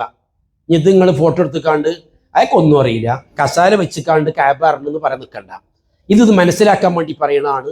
കഅബ എന്ന് പറഞ്ഞാൽ ഞാൻ ഏകദേശം എനിക്ക് മനസ്സിലാക്കാൻ വേണ്ടി പറയാം. നമ്മൾ ഒതുണ്ട്. ഇപ്പോൾ ഒതു എടുത്തിട്ട് നമ്മൾ എന്ത് വെച്ചിട്ടുണ്ടെങ്കിൽ നേരെ നമ്മൾ വന്നു, ഞാൻ നിങ്ങളെ കൂടെ ഉണ്ടാവും, നമുക്ക് പറയാം. ഈ കഅബക്ക് ഉള്ളത് 4 മൂലയാണ്. സാധാരണ ഒരു വീടിനൊക്കെ ഉണ്ടാകണ തന്നെ 4 മൂലയാണ്. അതിന് പിന്നെ വേറെ മാതിരിയുള്ള സാധനം കൂടിയുണ്ട്. അത് ഹിജ്ർ ഇസ്മായിൽ എന്നാണ് പറയാം. ഹിജ്ർ ഇസ്മായിൽ. ആ ഹിജ്ർ ഇസ്മായിൽ പറഞ്ഞാൽ കഅബന്റെ ഉള്ളിലാണ് അതിൻ്റെ സ്ഥാനം. അതായത് കഅബന്റെ ഉള്ളിലാണ് പരിഗണിക്കുക. ആയിഷ റളിയല്ലാഹു അൻഹ പറഞ്ഞ നബിനോട്, നബി എനിക്ക് കഅബന്റെ ഉള്ളിലേക്ക് കടക്കാൻ ഒരു പൂതി ഉണ്ട് പറഞ്ഞു. നിങ്ങളാരും ആ പൂതി വെക്കണ്ട, കാരണം നമ്മൾ നടക്കൂല. അതുകൊണ്ട് എനിക്ക് കഅബന്റെ ഉള്ളിൽ കിടക്കാൻ ഒരു പൂതി ഉണ്ട് പറഞ്ഞു. നബി പറഞ്ഞു ജയിൻ്റെ ഉള്ളിൽ നിസ്കരിച്ചാളാണ്. കാരണം അതിൻ്റെ ഉള്ളിൽ എന്താണ്? കഅബന്റെ ഉള്ളിൻ്റെ പരിഗണനയാണ് ഇതിനുണ്ടാകുക. അത് ഇങ്ങനെ റാണ്. അത് കഅബന്റെ ഉള്ളിലായതുകൊണ്ട് അതിൻ്റെ ഉള്ളിൽ കൂടെ പോകാൻ നിൽക്കണ്ട. അത് പോകാൻ കഴിയൂല, വിചാരിച്ചാലും അവിടെ പോലീസുകാരുണ്ടാവും. പിന്നെ നമ്മൾ ഇങ്ങനെ ചെയ്യുക. അപ്പോൾ ഈ കഅബനെ നമ്മൾ ഇടത് ഭാഗത്താക്കിയിട്ട് ഈ ഇടത് ഭാഗത്താണ്. ഈ തവാഫ് തുടങ്ങുന്നതിന് മുമ്പ് പുരുഷന്മാരെന്ത് വെച്ചാൽ ഇൽത്തിബാഗ് ചെയ്യണം. ഇൽത്തിബാഗ് പറഞ്ഞിട്ടുണ്ടെങ്കിൽ നമ്പൂരിയന്മാർ നൂലിടുന്ന സംഭവമല്ലേ, അതിനാണ് ഇൽത്തിബാഗ് എന്ന് പറയാം. അതായത് ഈ മേലെ മുണ്ടി നമ്മൾ ഇങ്ങനെ ഇതിൻ്റെ ഉള്ളിൽ കൂടെ എടുത്തുക്കാണ്ട് ധരിക്കണീന് ഈ ചുമലെന്ത് ചെയ്ത് ഇങ്ങനെ വെളിവാകുക. ഇൻഷാ അല്ലാഹ് അവിടെ എല്ലാവരും അങ്ങനെ തന്നെയൊക്കെ. അതുകൊണ്ട് ഞാൻ ഇങ്ങനെയാകൂടുള്ള കാര്യമൊന്നുമില്ല, ഇങ്ങനെ നടക്കുകയുള്ളൂ നമ്മൾ. അപ്പോൾ അത് നമ്മൾ ചെയ്തു. സ്ത്രീകൾക്ക് എന്തില്ല, ഇൽത്തിബാഗില്ല. ഇവിടെ നമ്മൾ അതേപോലെ തന്നെ ഞാൻ പറയാൻ വിട്ടുപോയൊരു കാര്യം, നമ്മൾ ഈ ലബ്ബൈക്ക് അല്ലാഹുമ്മ ഉംറത്ത് എന്ന് പറഞ്ഞ മുതലേക്ക് ഇനി നമ്മൾ കഅബനെ കാണുന്ന വരെ നമുക്കുള്ള തെൽബിയത്താണ്. ലബ്ബൈക്ക് അല്ലാഹുമ്മ ലബ്ബൈക്ക്, ലബ്ബൈക ലാ ശരീക ലക ലബ്ബൈക്ക്, ഇന്നൽ ഹംദ വന്നിഅമത ലക വൽ മുൽക ലാ ശരീക ലക എന്ന് പറയണ ഇത് അത് കാണാൻ പഠിക്കണം. അതറിയാത്തവർ ആരെങ്കിലും ഉണ്ടെങ്കിൽ ആകെ 2 പിന്നെ വാക്കല്ലേ ഉള്ളൂ. ലബ്ബൈക അല്ലാഹുമ്മ ലബ്ബൈക്ക്, ലബ്ബൈക ലാ ശരീക ലക ലബ്ബൈക്ക്, ഇന്നൽ ഹംദ വന്നിഅമത ലക വൽ മുൽക ലാ ശരീക ലക. ഇത്രയേ ഉള്ളൂ. അത് നമ്മൾ ഈ കഅബനെ കാണുന്നത് വരെ, തവാഫ് തുടങ്ങുന്നത് വരെ നമ്മൾ ചെല്ലുകയാണ്. തവാഫ് തുടങ്ങാൻ വേണ്ടി നമ്മൾ ചെല്ലണമെന്ന് വെച്ചിട്ടുണ്ടെങ്കിൽ ഈ 4 മൂലകളിൽ നിന്ന് ഒരു മൂലയിലാണ് ഹജറുൽ അസ്വദ് വെച്ചിരിക്കുന്നത്. ഹജറുൽ അസ്വദ് പറഞ്ഞാൽ അറബി ഭാഷയുടെ അർത്ഥം കറുത്ത കല്ല് എന്നാണ്. അത് സ്വർഗത്തു നിന്ന് കൊണ്ടുവന്ന കല്ലാണ്. നബി അങ്ങനെയാണ് പറഞ്ഞത്. അതിന് അള്ളാഹു സുബ്ഹാനഹു വ തആല നാളെ പരലോകത്ത് സംസാരിക്കാനുള്ള നാവ് കൊടുക്കും, കാണാനുള്ള 2 കണ്ണുകളും കൊടുക്കും. എന്നിട്ട് അതിനെ ആത്മാർത്ഥമായി ചുംബിക്കുന്നതാരോ ആ ആൾക്ക് വേണ്ടിയ ശുപാർശ പറയുന്നതാണ്. പിന്നെ എങ്ങനെ കറുത്തത് എങ്ങനെ? അത് സ്വർഗത്തുനിന്ന് കൊണ്ടുവന്നപ്പോഴേ പാലിനേക്കാളേറെ വെളുത്തതായിരുന്നു അത് നബിയെ പറഞ്ഞത് സല്ലല്ലാഹു അലൈഹി വസല്ലം. പിന്നെ മനുഷ്യന്റെ പാപങ്ങളാണ് അതിനെ കറുപ്പിച്ചതെന്നാണ്. അതായത് മനുഷ്യൻ ചെയ്യുന്ന ചെറുക്ക് എന്ന് പറഞ്ഞ പാപമാണ് അതിനെ കറുപ്പിച്ചതെന്നാണ്. ഇപ്പോൾ കറുത്തുകൊണ്ടാണ്. അപ്പോൾ അവിടെ മുതൽക്കാണ് നമ്മൾ തുടങ്ങുക, അവിടെയാണ് അടയാളം വെക്കേണ്ടത്. അപ്പോൾ അവിടുന്ന് നമ്മൾ വെച്ചിട്ടുണ്ടെങ്കിൽ ഇങ്ങനെ വന്നു. തുടങ്ങലെങ്ങനെയാണ്? 4 രൂപത്തിലാകാം. ഒന്ന് അതിനെ ഉമ്മ വെച്ച് കാണ്ട്, മുത്തം വെച്ച് കാണ്ട്, അതാണ് ഏറ്റവും ശ്രേഷ്ഠത. സാധിക്കും എന്നുള്ളത് അറിയില്ല, തിരക്കായിരിക്കും ഉണ്ടാവുക, കുറച്ചൊക്കെ തിരക്കുണ്ടാവും. പിന്നെ അതിൻ്റെ ഒരു പ്രത്യേകത എന്താ വെച്ചിട്ടുണ്ടെങ്കിൽ അതിങ്ങനെ ഈ മനുഷ്യന്മാർ മുഴുവനും ഉമ്മച്ച് എന്തായിക്കണെന്ന് അറിയാം. ഇപ്പം ഇങ്ങനെ ഒരു കുഴി അയക്കണതിന്. അപ്പം ഞാൻ അഥവങ്ങാനും ആർക്കൊരു ചാൻസ് കിട്ടുകയാണെന്നുണ്ടെങ്കിൽ കൈ ഇങ്ങനെ വെക്കുക, അയിമലല്ല അതിൻ്റെ ചുറ്റുറം, എന്നിട്ട് വെച്ചാൽ മതി അയിക്കിങ്ങനെ ഉമ്മക്കാൻ. മറ്റെന്താ നിങ്ങൾ നമ്മളെ തലയൊക്കെ വെച്ചിട്ടുണ്ടെങ്കിൽ കണക്കേക്കാരം ഒരാളെ ഉന്തി കൊണ്ടുപോയിട്ടുണ്ടെങ്കിൽ തല അതിൻ്റെ ഉള്ളിൽ വെക്കാരം, ബാക്കി നമ്മളിങ്ങനെ പോകും. പിറ്റേന്ന് പല്ലേക്കാൻ വേണ്ടി ചെല്ലുമ്പോൾ ബ്രഷ് എടുത്ത് ചെല്ലുമ്പോൾ തല ഉണ്ടാവില്ല. അല്ലെങ്കിൽ നമ്മളെ തല കണക്കേക്കാരാവുക. മനസ്സിലായില്ലേ? അപ്പൊ എന്തിനാ ഈ കൈ വെക്കണം എന്താ വെച്ചിട്ടുണ്ടെങ്കിൽ കയ്യുമ്പോ ദമ്മ് കൊടുക്കാൻ വേണ്ടിയിട്ടാണ്. അല്ലാതെ അത് സുന്നത്തൊന്നല്ലേ. നബി മൗലവി അങ്ങനെ പറഞ്ഞേക്കണ്, എന്നാൽ ഞാൻ സുന്നത്ത് കളയേണ്ട അരിച്ച് കണ്ട അയിമ പിടിച്ചാൽ നിൽക്കണ്ട. ഇതിങ്ങനെ വെച്ചിട്ടുണ്ടെങ്കിൽ ഈ കയ്യുമ്പ നമ്മൾ ദമ്മ് കൊടുത്ത് കാണ്ട് എന്ത് വെച്ചാൽ ഇങ്ങനെ ഉമ്മക്കുക. അല്ലെങ്കിൽ അതൊരു കുഴിയാണ്, ആ കുഴിയിൽ നമ്മളെ തല പൊട്ടുപോകും, അല്ലെങ്കിൽ തല ഉളുക്കാനൊക്കെ സാധ്യതയുണ്ട്. അതുകൊണ്ടാണ് നമ്മൾ അങ്ങനെ പറഞ്ഞത്. അപ്പൊ ഒന്നുകിൽ എന്ത് വെച്ചിട്ടുണ്ടെങ്കിൽ അങ്ങനെ ഉമ്മ വെച്ചുകൊണ്ട് തുടങ്ങുക. അത് രണ്ടാമത്തെ ഒരു മാർഗം അയിമ നമ്മൾ കൈയോണ്ട് തൊട്ടു, എന്നിട്ട് കയ്യിനെ ചുംബിച്ചു, അതും അനുവദനീയമാണ്. മൂന്നാമത്തെ ഒരു മാർഗം എന്താ വെച്ചാൽ നമുക്ക് നടക്കാത്ത പരിപാടിയാണ്. ഒരു വടി കൊണ്ട് അയിമ തൊട്ടു, വടിമ ചുംബിച്ചു, അത് നബി ചെയ്തിട്ടുണ്ട്. വടിമ കൊണ്ട് തൊട്ടു, വടിനെ ചുംബിച്ചു, അത് അനുവദനീയമാണ്. ഇപ്പൊ നമ്മളെ വടിയേറ്റൊന്നാണ് കയറാനായിക്കൂല, അതുകൊണ്ട് അത് നിങ്ങൾ പ്രതീക്ഷിക്കണ്ട. നാലാമത്തെ കാര്യം മിക്കവാറും നമുക്ക് കിട്ടുക അതെന്താ വെച്ചിട്ടുണ്ടെങ്കിൽ അതിൻ്റെ നേരെ ഇങ്ങനെ കൈകൊണ്ട് ആംഗ്യം കാണിക്കുക, എന്നിട്ട് തുടങ്ങുക. അങ്ങനെ കൈകൊണ്ട് ആംഗ്യം കാണിച്ചാൽ കൈയിനെ ഉമ്മക്കേണ്ട ആവശ്യമില്ല. ഇതൊക്കെ പറഞ്ഞിരുന്ന വെച്ചിട്ടുണ്ടെങ്കിൽ ഈ പറയുന്ന നേരെ എതിരേക്കാരം അവിടെ പോയാൽ കാണുക. അപ്പോൾ മനുഷ്യന്മാരൊക്കെ പാടെ ചെയ്യാൻ നമ്മൾ അങ്ങോട്ട് പോകേണ്ട ആവശ്യമില്ല. മുത്തുനബി ചെയ്തത് എങ്ങനെയാണോ, കാരണം ആദ്യം പടച്ചോ സ്വീകരിക്കുള്ളൂ, അത് ചെയ്യാനാണ് നമ്മൾ പോണത്. അതുകൊണ്ട് അങ്ങനെ നമ്മൾ കൈ ആംഗ്യം കാണിക്കാൻ കിട്ടലുണ്ടാവുള്ളൂ. മിക്കവാറും ഒന്നടുത്ത് പോകുക, അത് കിട്ടൂല എന്ന് ആദ്യം തന്നെ പറഞ്ഞേക്കണേ എന്ന് വിചാരിച്ചോണ്ട് മുൻധാരണ വെക്കും വേണ്ട. സാധിക്കുന്നുണ്ടെങ്കിൽ എന്ത് വെച്ചിട്ടുണ്ടെങ്കിൽ പിന്നെ അടുത്തേക്ക് ചെല്ലുക. ഈ ഒരു ട്രിപ്പിന്റെ ഇതെന്താ വെച്ചാൽ ഇങ്ങനെ കണ്ടു നോക്കുമ്പോഴൊക്കെ ചെറുപ്പക്കാരാണ്. ഒരു പിന്നെ ഹജ്ജുൽ കൊണ്ടുവരാൻ തന്നെയുള്ള കഴിവുള്ള ആൾക്കാരതൊക്കെ, ഉമ്മക്ക മാത്രമൊന്നുമല്ല, ഒക്കെ ചെറുപ്പക്കാരാണ്. അപ്പൊ കുറച്ചൊക്കെ ആണ് ചെല്ലുക, എന്നിട്ട് പറ്റുന്നുണ്ടെങ്കിൽ എന്ത് വെച്ചിട്ടുണ്ടെങ്കിൽ ഉമ്മക്കുക, ഇല്ലാണ്ടെങ്കിലോ ഇങ്ങനെ കാണിക്കുക. പിന്നെ അതിനെ ഇങ്ങനെ ആക്കേണ്ട ആവശ്യമില്ല. അപ്പൊ അവിടുന്ന് നമ്മൾ തുടങ്ങി കേട്ടോ. ഇതിനടുത്താക്കിയിട്ട് നമ്മളിങ്ങനെ തുടങ്ങുകയാണ്. ഇങ്ങനെ പോന്ന് നമ്മൾ ഇവിടെ ഇങ്ങനെ കഴിഞ്ഞ് ഇങ്ങനെ പോന്ന് ഇവിടെ എത്തിയാൽ ഒന്നായി. ഒരു തവാഫല്ല, ഒരു ശൗത്ത്, ഒരു ചുറ്റ്. 7 ചുറ്റു കൂടിയതാണ് ഒരു തവാഫ്. അപ്പൊ 1 2 3 ഇങ്ങനെ 4 1 5 1 6 1 7 തവാഫ് കഴിഞ്ഞു. ഇതാണ് തവാഫ്. ഇനി ഇതിൽ എന്താ നമ്മൾ ചെയ്യേണ്ടത്? ഈ തവാഫ് കഴിഞ്ഞാൽ പുരുഷന്മാർ ഈ വസ്ത്രം ചെയ്യുക, ഇങ്ങോട്ടനാക്കുക. കാരണം ഇനി നിസ്കാരമാണുള്ളത്, നിസ്കാരത്തിന് ചുമര് മറക്കണം, അവിടെ ഇങ്ങോട്ടനാക്കി. സ്ത്രീകൾക്ക് അതില്ല. ഇനി ഇവിടെ നമുക്കുണ്ടാണ് സംശയം എന്താ വെച്ചിട്ടുണ്ടെങ്കിൽ ഈ തവാഫ് പറഞ്ഞാലേ ചിലപ്പോൾ ഒരു ചുറ്റിനൊക്കെ 1 മണിക്കൂർ എടുക്കും, നല്ല തിരക്കാണെങ്കിൽ. തീരെ തിരക്കില്ലാണ്ടെങ്കിൽ ഒരു 2 പിന്നെ 3 4 മിനിറ്റ് കൊണ്ടൊക്കെ ചെയ്യാവുന്ന പരിപാടിയാണ് സംഭവം. നമ്മളൊരു അരമണിക്കൂറോ കൂട്ടുക, മിക്കവാറും വലിയ തിരക്ക് ഇതൊന്നും ഇല്ലാതെ. പിന്നെ വലിയ തിരക്ക് ഇനിയിപ്പോൾ ഉണ്ടെങ്കിലും ഒരു അരമണിക്കൂറൊക്കെ ഇങ്ങനെ കൂട്ടിക്കോളി. അങ്ങനെ നമ്മൾ വെച്ചിട്ടുണ്ടെങ്കിൽ ഈ ചുറ്റലുകൾ എന്താണ് നമ്മൾ ചെല്ലേണ്ടത്? എന്താണ് അനുവദിക്കപ്പെട്ട? എന്തും അനുവദനീയമാണ്. അനുവദിക്കപ്പെട്ട ഏത് പ്രാർത്ഥനയും ഖുർആൻ ഓതാം, ഞാൻ അല്ലെങ്കിൽ മലയാളത്തിൽ പറയാം, നമ്മുടെ കയ്യിൽ അറബി അറിയുന്നുണ്ടെങ്കിൽ അറബിയിൽ പ്രാർത്ഥിക്കാം, എന്തും അനുവദനീയമാണ്. ഞാനിതിൽ പറഞ്ഞു, ഇതിൽ ഒതു നിർബന്ധമാണെന്ന് പറഞ്ഞിരുന്നു. അതിൽ ഒന്ന് മുറിഞ്ഞു വിചാരിച്ചോളി എന്നെന്താ ചെയ്യേണ്ടത്? അതായത് നിസ്കാരവും തവാഫും ഒരുപോലെയാണെന്ന് നബി പറഞ്ഞത്. എന്നാൽ തവാഫിന് സംസാരം അനുവദനീയമാണ്, നിസ്കാരത്തിലോ പറ്റൂല. മനസ്സിലായല്ലോ. അപ്പൊ അതിനാൽ ഇയാളെ ഒതു നിർബന്ധമായത് കൊണ്ട് ഇപ്പൊ 2 ചുറ്റ് ഇങ്ങനെ ചിറ്റിക്കാണ്ട് ഇങ്ങനെ ഇവിടേക്ക് എത്തി 2.5 ഊട്ടിക്കോളി. അപ്പൊ ഒന്ന് മുറിഞ്ഞാലോ അവിടെ പോയിക്കൊണ്ട് ഒതുർത്ത് വരണം, പിന്നെ ബാക്കി ചെയ്താൽ മതി. മിക്കവാറും നമ്മളൊന്ന് സൂക്ഷിക്കേണ്ടി വരും. കാരണം പോകാനും പിടിക്കാനും പ്രയാസം, പിന്നെ ഈ അവിടെ പോയി വരാനും പിടിക്കാനൊക്കെ. കാരണം നമ്മളെ കൂടുതലുള്ള ആൾക്കാർ തെറ്റിപ്പോവും, ഓരോ നമുക്ക് ഉണ്ടാകാൻ വയ്യല്ലോ, അല്ലെങ്കിൽ ഒരു പോരും ഇല്ലല്ലോ. അപ്പൊ നമുക്ക് പ്രയാസമായിരിക്കും. അതുകൊണ്ട് ഒന്നൊന്ന് സൂക്ഷിക്കലാണ് പിന്നീടുള്ള മാർഗം. ചില പണ്ഡിതന്മാർ പറഞ്ഞിട്ടുണ്ട് ഈ അവസാനത്തെ റൗണ്ടിലൊക്കെയാണ് ഒന്നു മുഴുവനുണ്ടെങ്കിൽ അത് മുഴുവനാക്കി കളി എന്ന് പറഞ്ഞിട്ടുണ്ട്. അവർക്ക് മാത്രം ഒന്നും നിർബന്ധമില്ല എന്ന് പറഞ്ഞിട്ടുണ്ട്. ഞാൻ കൽപ്പിച്ചുകൊണ്ടാണ് മുറുക്കൊന്നും വേണ്ട. അങ്ങനെ മുറിഞ്ഞു പോയിട്ടുണ്ടെങ്കിൽ എന്ത് ചോദിച്ചിട്ടുണ്ടെങ്കിൽ അപ്പോൾ ഇനി വേറെ, കാരണം ഒരു ഒതുർത്ത് തരാൻ നല്ല പ്രയാസം ഇരിക്കുന്നുണ്ടാകും, നല്ല തിരക്കൊക്കെ ആണെങ്കിൽ.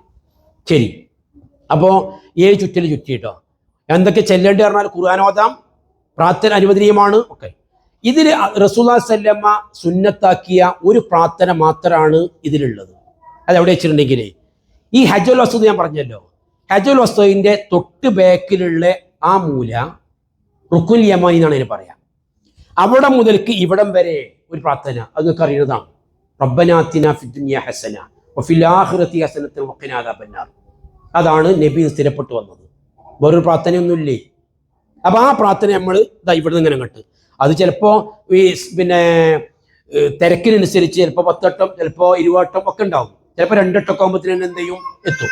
അത് മാത്രമേ സുന്നത്തിൽ സ്ഥിരപ്പെട്ടു വന്ന പ്രാർത്ഥനകളുള്ളൂ. ബാക്കിയുള്ളതൊക്കെ നമുക്ക് എന്തുമാകാവുന്നതാണ്. നമുക്ക് പ്രാർത്ഥിക്കാം, നമുക്ക് പിന്നെ ഖുർആൻ ഓതാം, ദിക്റുകൾ ചെല്ലാം, എല്ലാ കാര്യങ്ങളും നമുക്ക് അനുവദനീയമാണ്.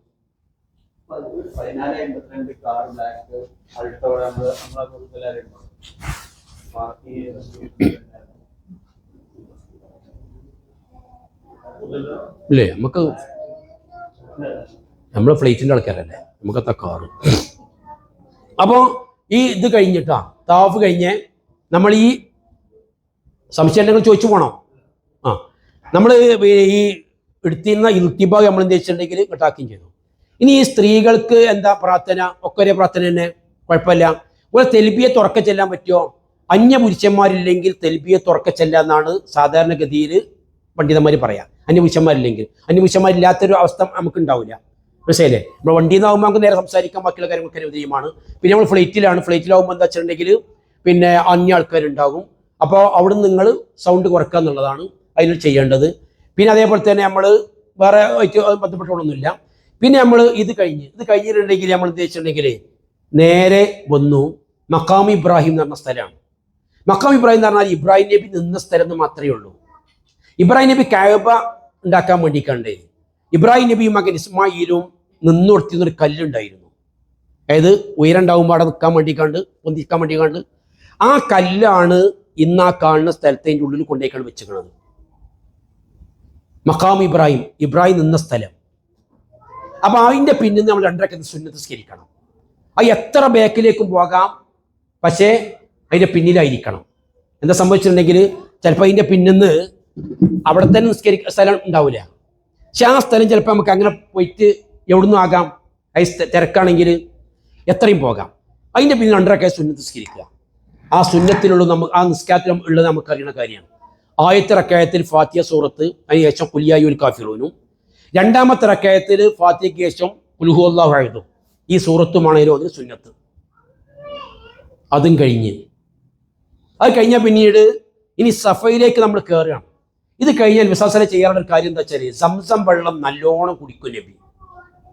എനിക്കതോട് പറയാനുള്ളതാണ്, പള്ളറച്ച് കുടിക്കുക. ലോകത്ത് സമാനതകളില്ലാത്ത വെള്ളമാണ് സംസം വെള്ളം എന്ന് പറഞ്ഞാൽ.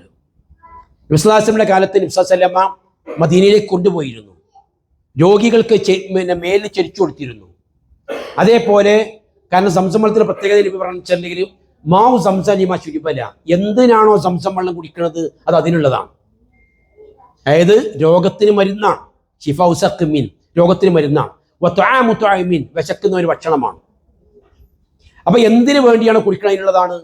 മാത്രമല്ല ഈ ഹദീസിന്റെ വെളിച്ചത്തിന്റെ പണ്ഡിതന്മാർ പറഞ്ഞത് ആരെങ്കിലും ഒരാൾ അത് കുടിച്ച് പ്രാർത്ഥിച്ചാൽ ആ പ്രാർത്ഥനയ്ക്ക് ഉത്തരമുണ്ട് എന്നാണ്.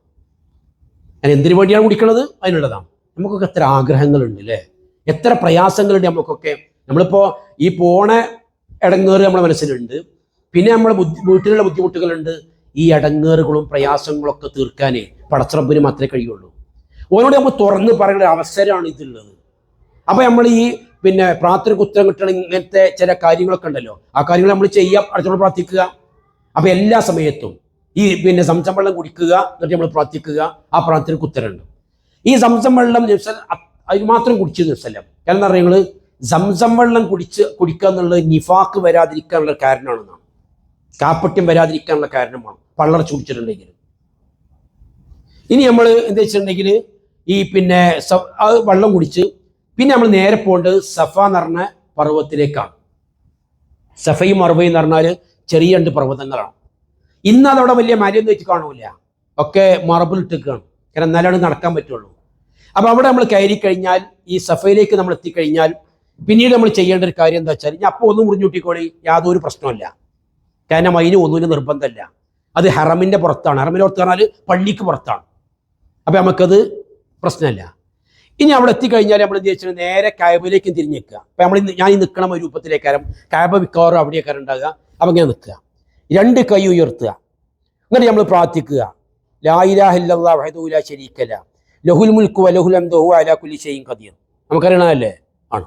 ഇനി ഒരു പ്രാർത്ഥന കൂടിയുണ്ട്, അറിയണോല് ചെയ്യാം. ലാ ഇലാഹ ഇല്ലല്ലാഹു വഹ്ദഹു അൻജസ വഹ്ദഹു വനസറ അബ്ദഹു വഹസമൽ അഹ്സാബ വഹദ. അതിന് വിശ്വാസം ചെയ്യാറുണ്ടായിരുന്നു. മനസ്സിലായല്ലോ? നേരത്തെ ഞാൻ വിട്ടുപോയൊരു കാര്യം എന്താ വെച്ചാൽ, നമ്മൾ ഈ പിന്നെ ഇത് തോഫ് തുടങ്ങുന്ന സമയത്ത് നമ്മൾ ഈ പിന്നെ ഹജറസിനെ ചുംബിച്ചുകൊണ്ടോ അല്ലെങ്കിൽ 4 രൂപം പറഞ്ഞല്ലോ, ആ സമയത്ത് നമ്മൾ പ്രാർത്ഥിക്കേണ്ട പ്രാർത്ഥന എന്താ വെച്ചിട്ടുണ്ടെങ്കിൽ, പിന്നെ ഒരു പ്രാർത്ഥന നബി ഉദ്ധരിക്കപ്പെടുന്നത് നീണ്ട പ്രാർത്ഥന ഉണ്ട്, നമുക്ക് കഴിയുന്നുണ്ടെങ്കിൽ അതാക്കുക. ഇനി അതല്ലാണ്ടെങ്കിലോ ബിസ്മില്ലാഹി അല്ലാഹു അക്ബർ എന്ന് പറയാം. ബിസ്മില്ലാഹി പറഞ്ഞാൽ അള്ളാഹുവിന്റെ നാമത്തിൽ, അല്ലാഹു അക്ബർ അള്ളാഹു മഹാനാണ്. ആയത്തിലാണ് ഈ ബിസ്മില്ല പറയാം, ബാക്കിയിൽ പിന്നെ ബിസ്മില്ല വേണ്ട. അപ്പോൾ നമ്മൾ ചുംബിക്കാനുണ്ടെങ്കിൽ ബിസ്മില്ലാഹി അല്ലാഹു അക്ബർ നടന്നു, നമ്മൾ തൊട്ടു ചുംബിച്ചു എന്നിട്ട് നമ്മൾ നടന്നു. അല്ല തൊട്ടിട്ടാണെങ്കിലോ അങ്ങനെ. ഞാൻ അതല്ലെങ്കിൽ ഞാൻ പറഞ്ഞല്ലോ വടി, അതല്ലാണ്ടെങ്കിൽ നമ്മൾ അപ്പോൾ നമ്മളിങ്ങനെ കൈ വെക്കുകയാണെങ്കിൽ ബിസ്മില്ലാഹി അല്ലാഹു അക്ബർ. പിന്നെ നമ്മൾ ഇങ്ങനെ വന്നു ഒരു ചുറ്റയക്കും, ഇവിടെ എത്തിയാലോ പിന്നെ എന്താ പറയേണ്ടത്, ഒരു അല്ലാഹു അക്ബർ മാത്രം പറഞ്ഞാൽ മതി. പിന്നെ ബിസ്മില്ലല്ല അങ്ങോട്ട് കാണിച്ചുകൊണ്ട് അല്ലാഹു അക്ബർ പറഞ്ഞു. അതിന് നബിന്ന് ധരിക്കപ്പെടുന്നില്ലെങ്കിലും പണ്ഡിതന്മാർ പറഞ്ഞിട്ടുണ്ട്, അല്ലാഹുമ്മ ഈമാനം ബിക്കാം വതസ്ദീഖം ബി കിതാബിക വഫാം ബി ഹദീക വത്തിബാലി സുന്നത്തി നബിക മുഹമ്മദ് സ്വല്ലല്ലാഹു അലൈഹി വസല്ലം എന്നൊരു പ്രാർത്ഥന കൂടിയുണ്ട്. ഒക്കെ പാടെ പറഞ്ഞുകൊണ്ട് നമ്മൾ അടങ്ങാറാകണ്ട, ഇല്ലെങ്കിൽ നമ്മൾ ഉംറയ്ക്ക് യാതൊരു കുഴപ്പമില്ല. അതുകൊണ്ട് ഇനി നമ്മൾ ഇവിടെ എത്തിയിട്ട് നമ്മളിത് അങ്ങോട്ട് തിരിഞ്ഞെന്ന് കാട്ടി നമ്മൾ പറഞ്ഞല്ലോ, ലാ ഇലാഹ ഇല്ലല്ലാഹു വഹ്ദഹു ലാ ശരീക ലഹു ലഹുൽ മുൽക്കു വലഹുൽ ഹംദു വഅലാ കുല്ലി ഷൈഇൻ ഖദീർ. ലാ ഇലാഹ ഇല്ലല്ലാഹു വഹ്ദഹു അൻജസ വഅദഹു വനസറ അബ്ദഹു വഹസമൽ അഹ്സാബ വഹദ. എന്നിട്ട് എന്താ സുന്നത്തറിയങ്ങൾ, നമുക്ക് ചോദിക്കാനുള്ള മുഴുവനും പടച്ച റബ്ബിനോട് മലയാളത്തിൽ ചോദിക്കുക. എല്ലാം നമ്മൾ പ്രാർത്ഥിക്കാനൊക്കെ ആവശ്യപ്പെട്ട ആൾക്കാരുണ്ടാവും, അവർക്കൊക്കെ അതിനേക്കാൾ നമ്മൾക്ക് വേണ്ടി, നമ്മളെ മക്കൾക്ക് വേണ്ടിയിട്ട്, നമ്മളെ കൂട്ടുകുടുംബങ്ങൾക്ക് വേണ്ടിയിട്ട് ഒക്കെ ചോദിച്ചു. പിന്നെയും ഇതേപോലെ ലാ ഇലാഹ ഇല്ലല്ലാഹു വഹ്ദഹു ലാ ശരീക ലഹു ലഹുൽ മുൽക്കു വലഹുൽ ഹംദു വഅലാ കുല്ലി ഷൈഇൻ ഖദീർ. ലാ ഇലാഹ ഇല്ലല്ലാഹു വഹ്ദഹു അൻജസ വഅദഹു വനസറ അബ്ദഹു വഹസമൽ അഹ്സാബ വഹദ. ഇങ്ങോട്ടും ഇതേപോലെ മലയാളത്തിൽ പറയാം. മലയാളത്തിൽ നിന്നുള്ളതല്ല, അറബി അറിയാം, നമുക്ക് അറബി പറയാം. പിന്നെയും അതേപോലെ 3 വട്ടം ചെയ്യുക എന്നുള്ള സുന്നത്താണ്. സമയം കിട്ടുമെന്നും അറിയില്ല, സമയത്തിനനുസരിച്ചാകാവുന്നതാണ്. സമയത്തിനനുസരിച്ച് നമുക്കാകുക പറഞ്ഞാലും ഇത് ഈ ലാ ഇലാഹ ഇല്ലല്ലാഹു വഹ്ദഹു ലാ ശരീക ലഹു നമുക്കൊക്കെ അറിയുന്നതാണ്. അത് നിങ്ങൾ പ്രാർത്ഥിക്കുക.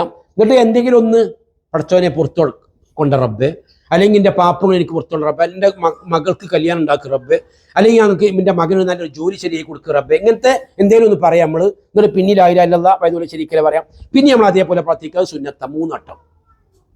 അവിടുന്ന് ഇറങ്ങിയാൽ നമ്മൾ പിന്നെ നേരെ പോകുക മിനയിലേക്കാണ്, പിന്നെ അല്ല എന്താ പറയുക മറുവയിലേക്കാണ്. ആ മറുവയിൽ എത്തിക്കഴിഞ്ഞാൽ അത് ഒന്നാ പരിഗണിക്കുക. ഒരു സൈൻ്റെ ഒരു ചൗത്ത് ഒന്ന്. ഇവിടെ നമ്മൾ ഈ പിന്നെ സഫയിൽ നിന്ന് ഇറങ്ങിക്കാണ്ട് കുറച്ച് പോന്നാലേ അവിടെ ലൈറ്റ് ഉണ്ടാവും, ഒരു പച്ച ലൈറ്റ്. നമ്മളെ പാർട്ടി ആയിരിക്കണ്ട, അവിടെ എന്താ വെച്ചാൽ നമ്മൾ സ്പീഡ് നടക്കാനുള്ള സ്ഥലമാണ്, ഒരു സുന്നത്താണ്. ഏതുപോലെ വെച്ചിട്ടുണ്ടെങ്കിൽ പുരുഷന്മാർ തവാഫ് ചെയ്തപ്പോൾ ആദ്യത്തെ 3 റൗണ്ടിൽ സ്പീഡ് നടക്കുന്ന സുന്നത്താണ്. ഞാൻ പറയാറുണ്ട് എന്താ വെച്ചിട്ടുണ്ടെങ്കിൽ നമുക്ക് ആ സ്പീഡ് നടക്കാൻ ചിലപ്പോൾ സൗകര്യം കിട്ടൂല, അതിന് മാത്രം തിരക്കേക്കാരം. ഇനി അഥവാ എങ്ങനെയൊക്കെ തിരക്ക് കമ്മിയാണുണ്ടെങ്കിലോ ഒന്ന് പെരും ഓട്ടമല്ല, ഒരു കുറച്ച് സ്പീഡിൽ, അത് സുന്നത്താണ്. സ്ത്രീകൾക്ക് സുന്നത്തില്ല, അന്യപുരുഷന്മാരില്ല ഉണ്ടെങ്കിൽ ഒക്കെ അനുവദനീയമാണ്. പക്ഷെ അന്യപുരുഷന്മാരില്ലാത്ത സന്ദർഭം ഉണ്ടാവില്ല. അതേപോലെ തന്നെ ഈ ഇതിലും ഇവിടുന്ന് അങ്ങോട്ട് ഒരു കുറച്ച് ദൂരം ഒന്ന് സ്പീഡ് നടക്കൽ സുന്നത്താണ്. അതിൻ്റെ ഒരു ഹിക്മത്ത് ഉണ്ട്, അതും കൂടി നിങ്ങൾ പഠിക്കണം, നല്ലതാണ്. എന്തുകൊണ്ടാണ് അവിടെ നടക്കണമെന്നാണ്. നമ്മളെ നബിയെ മുത്തുനബിയും അതേപോലെ സഹാബാക്കളൊക്കെ ഈ തവാഫ് ചെയ്യുന്ന സമയത്ത് അവിടേക്ക് എത്തുന്ന സമയത്ത് അവിടെ ശത്രുക്കൾ ഇരിക്കുന്നുണ്ടാവുന്നതാണ്. പിന്നെ അബൂജഹലും മറ്റേ ടീമൊക്കെ ഇരിക്കുന്നതാണ്. ഇങ്ങോട്ട് നബിനെ കളിയായിക്കൊണ്ട് പറയും ചേലും കൊലം കണ്ടില്ല, ഇങ്ങോട്ട് ഓനൊക്കെ ഇസ്ലാം ഉണ്ടാക്കണമെന്ന് പറയുന്നത്. കാരണം മുത്തുനബിന്റെ ചേല് പറഞ്ഞാൽ ഇങ്ങനെയാണ്, നമ്മളെ മാതിരിയല്ല. നമ്മൾ നിങ്ങളെ ആലോചിച്ചൊക്കെയാണ് ഇന്ന് രാവിലെ നമ്മൾ നാസ്ത അയച്ചുല്ലേ, നമ്മളെ നബിയെ നാസ്ത അയച്ചിട്ടുണ്ടായില്ലേ.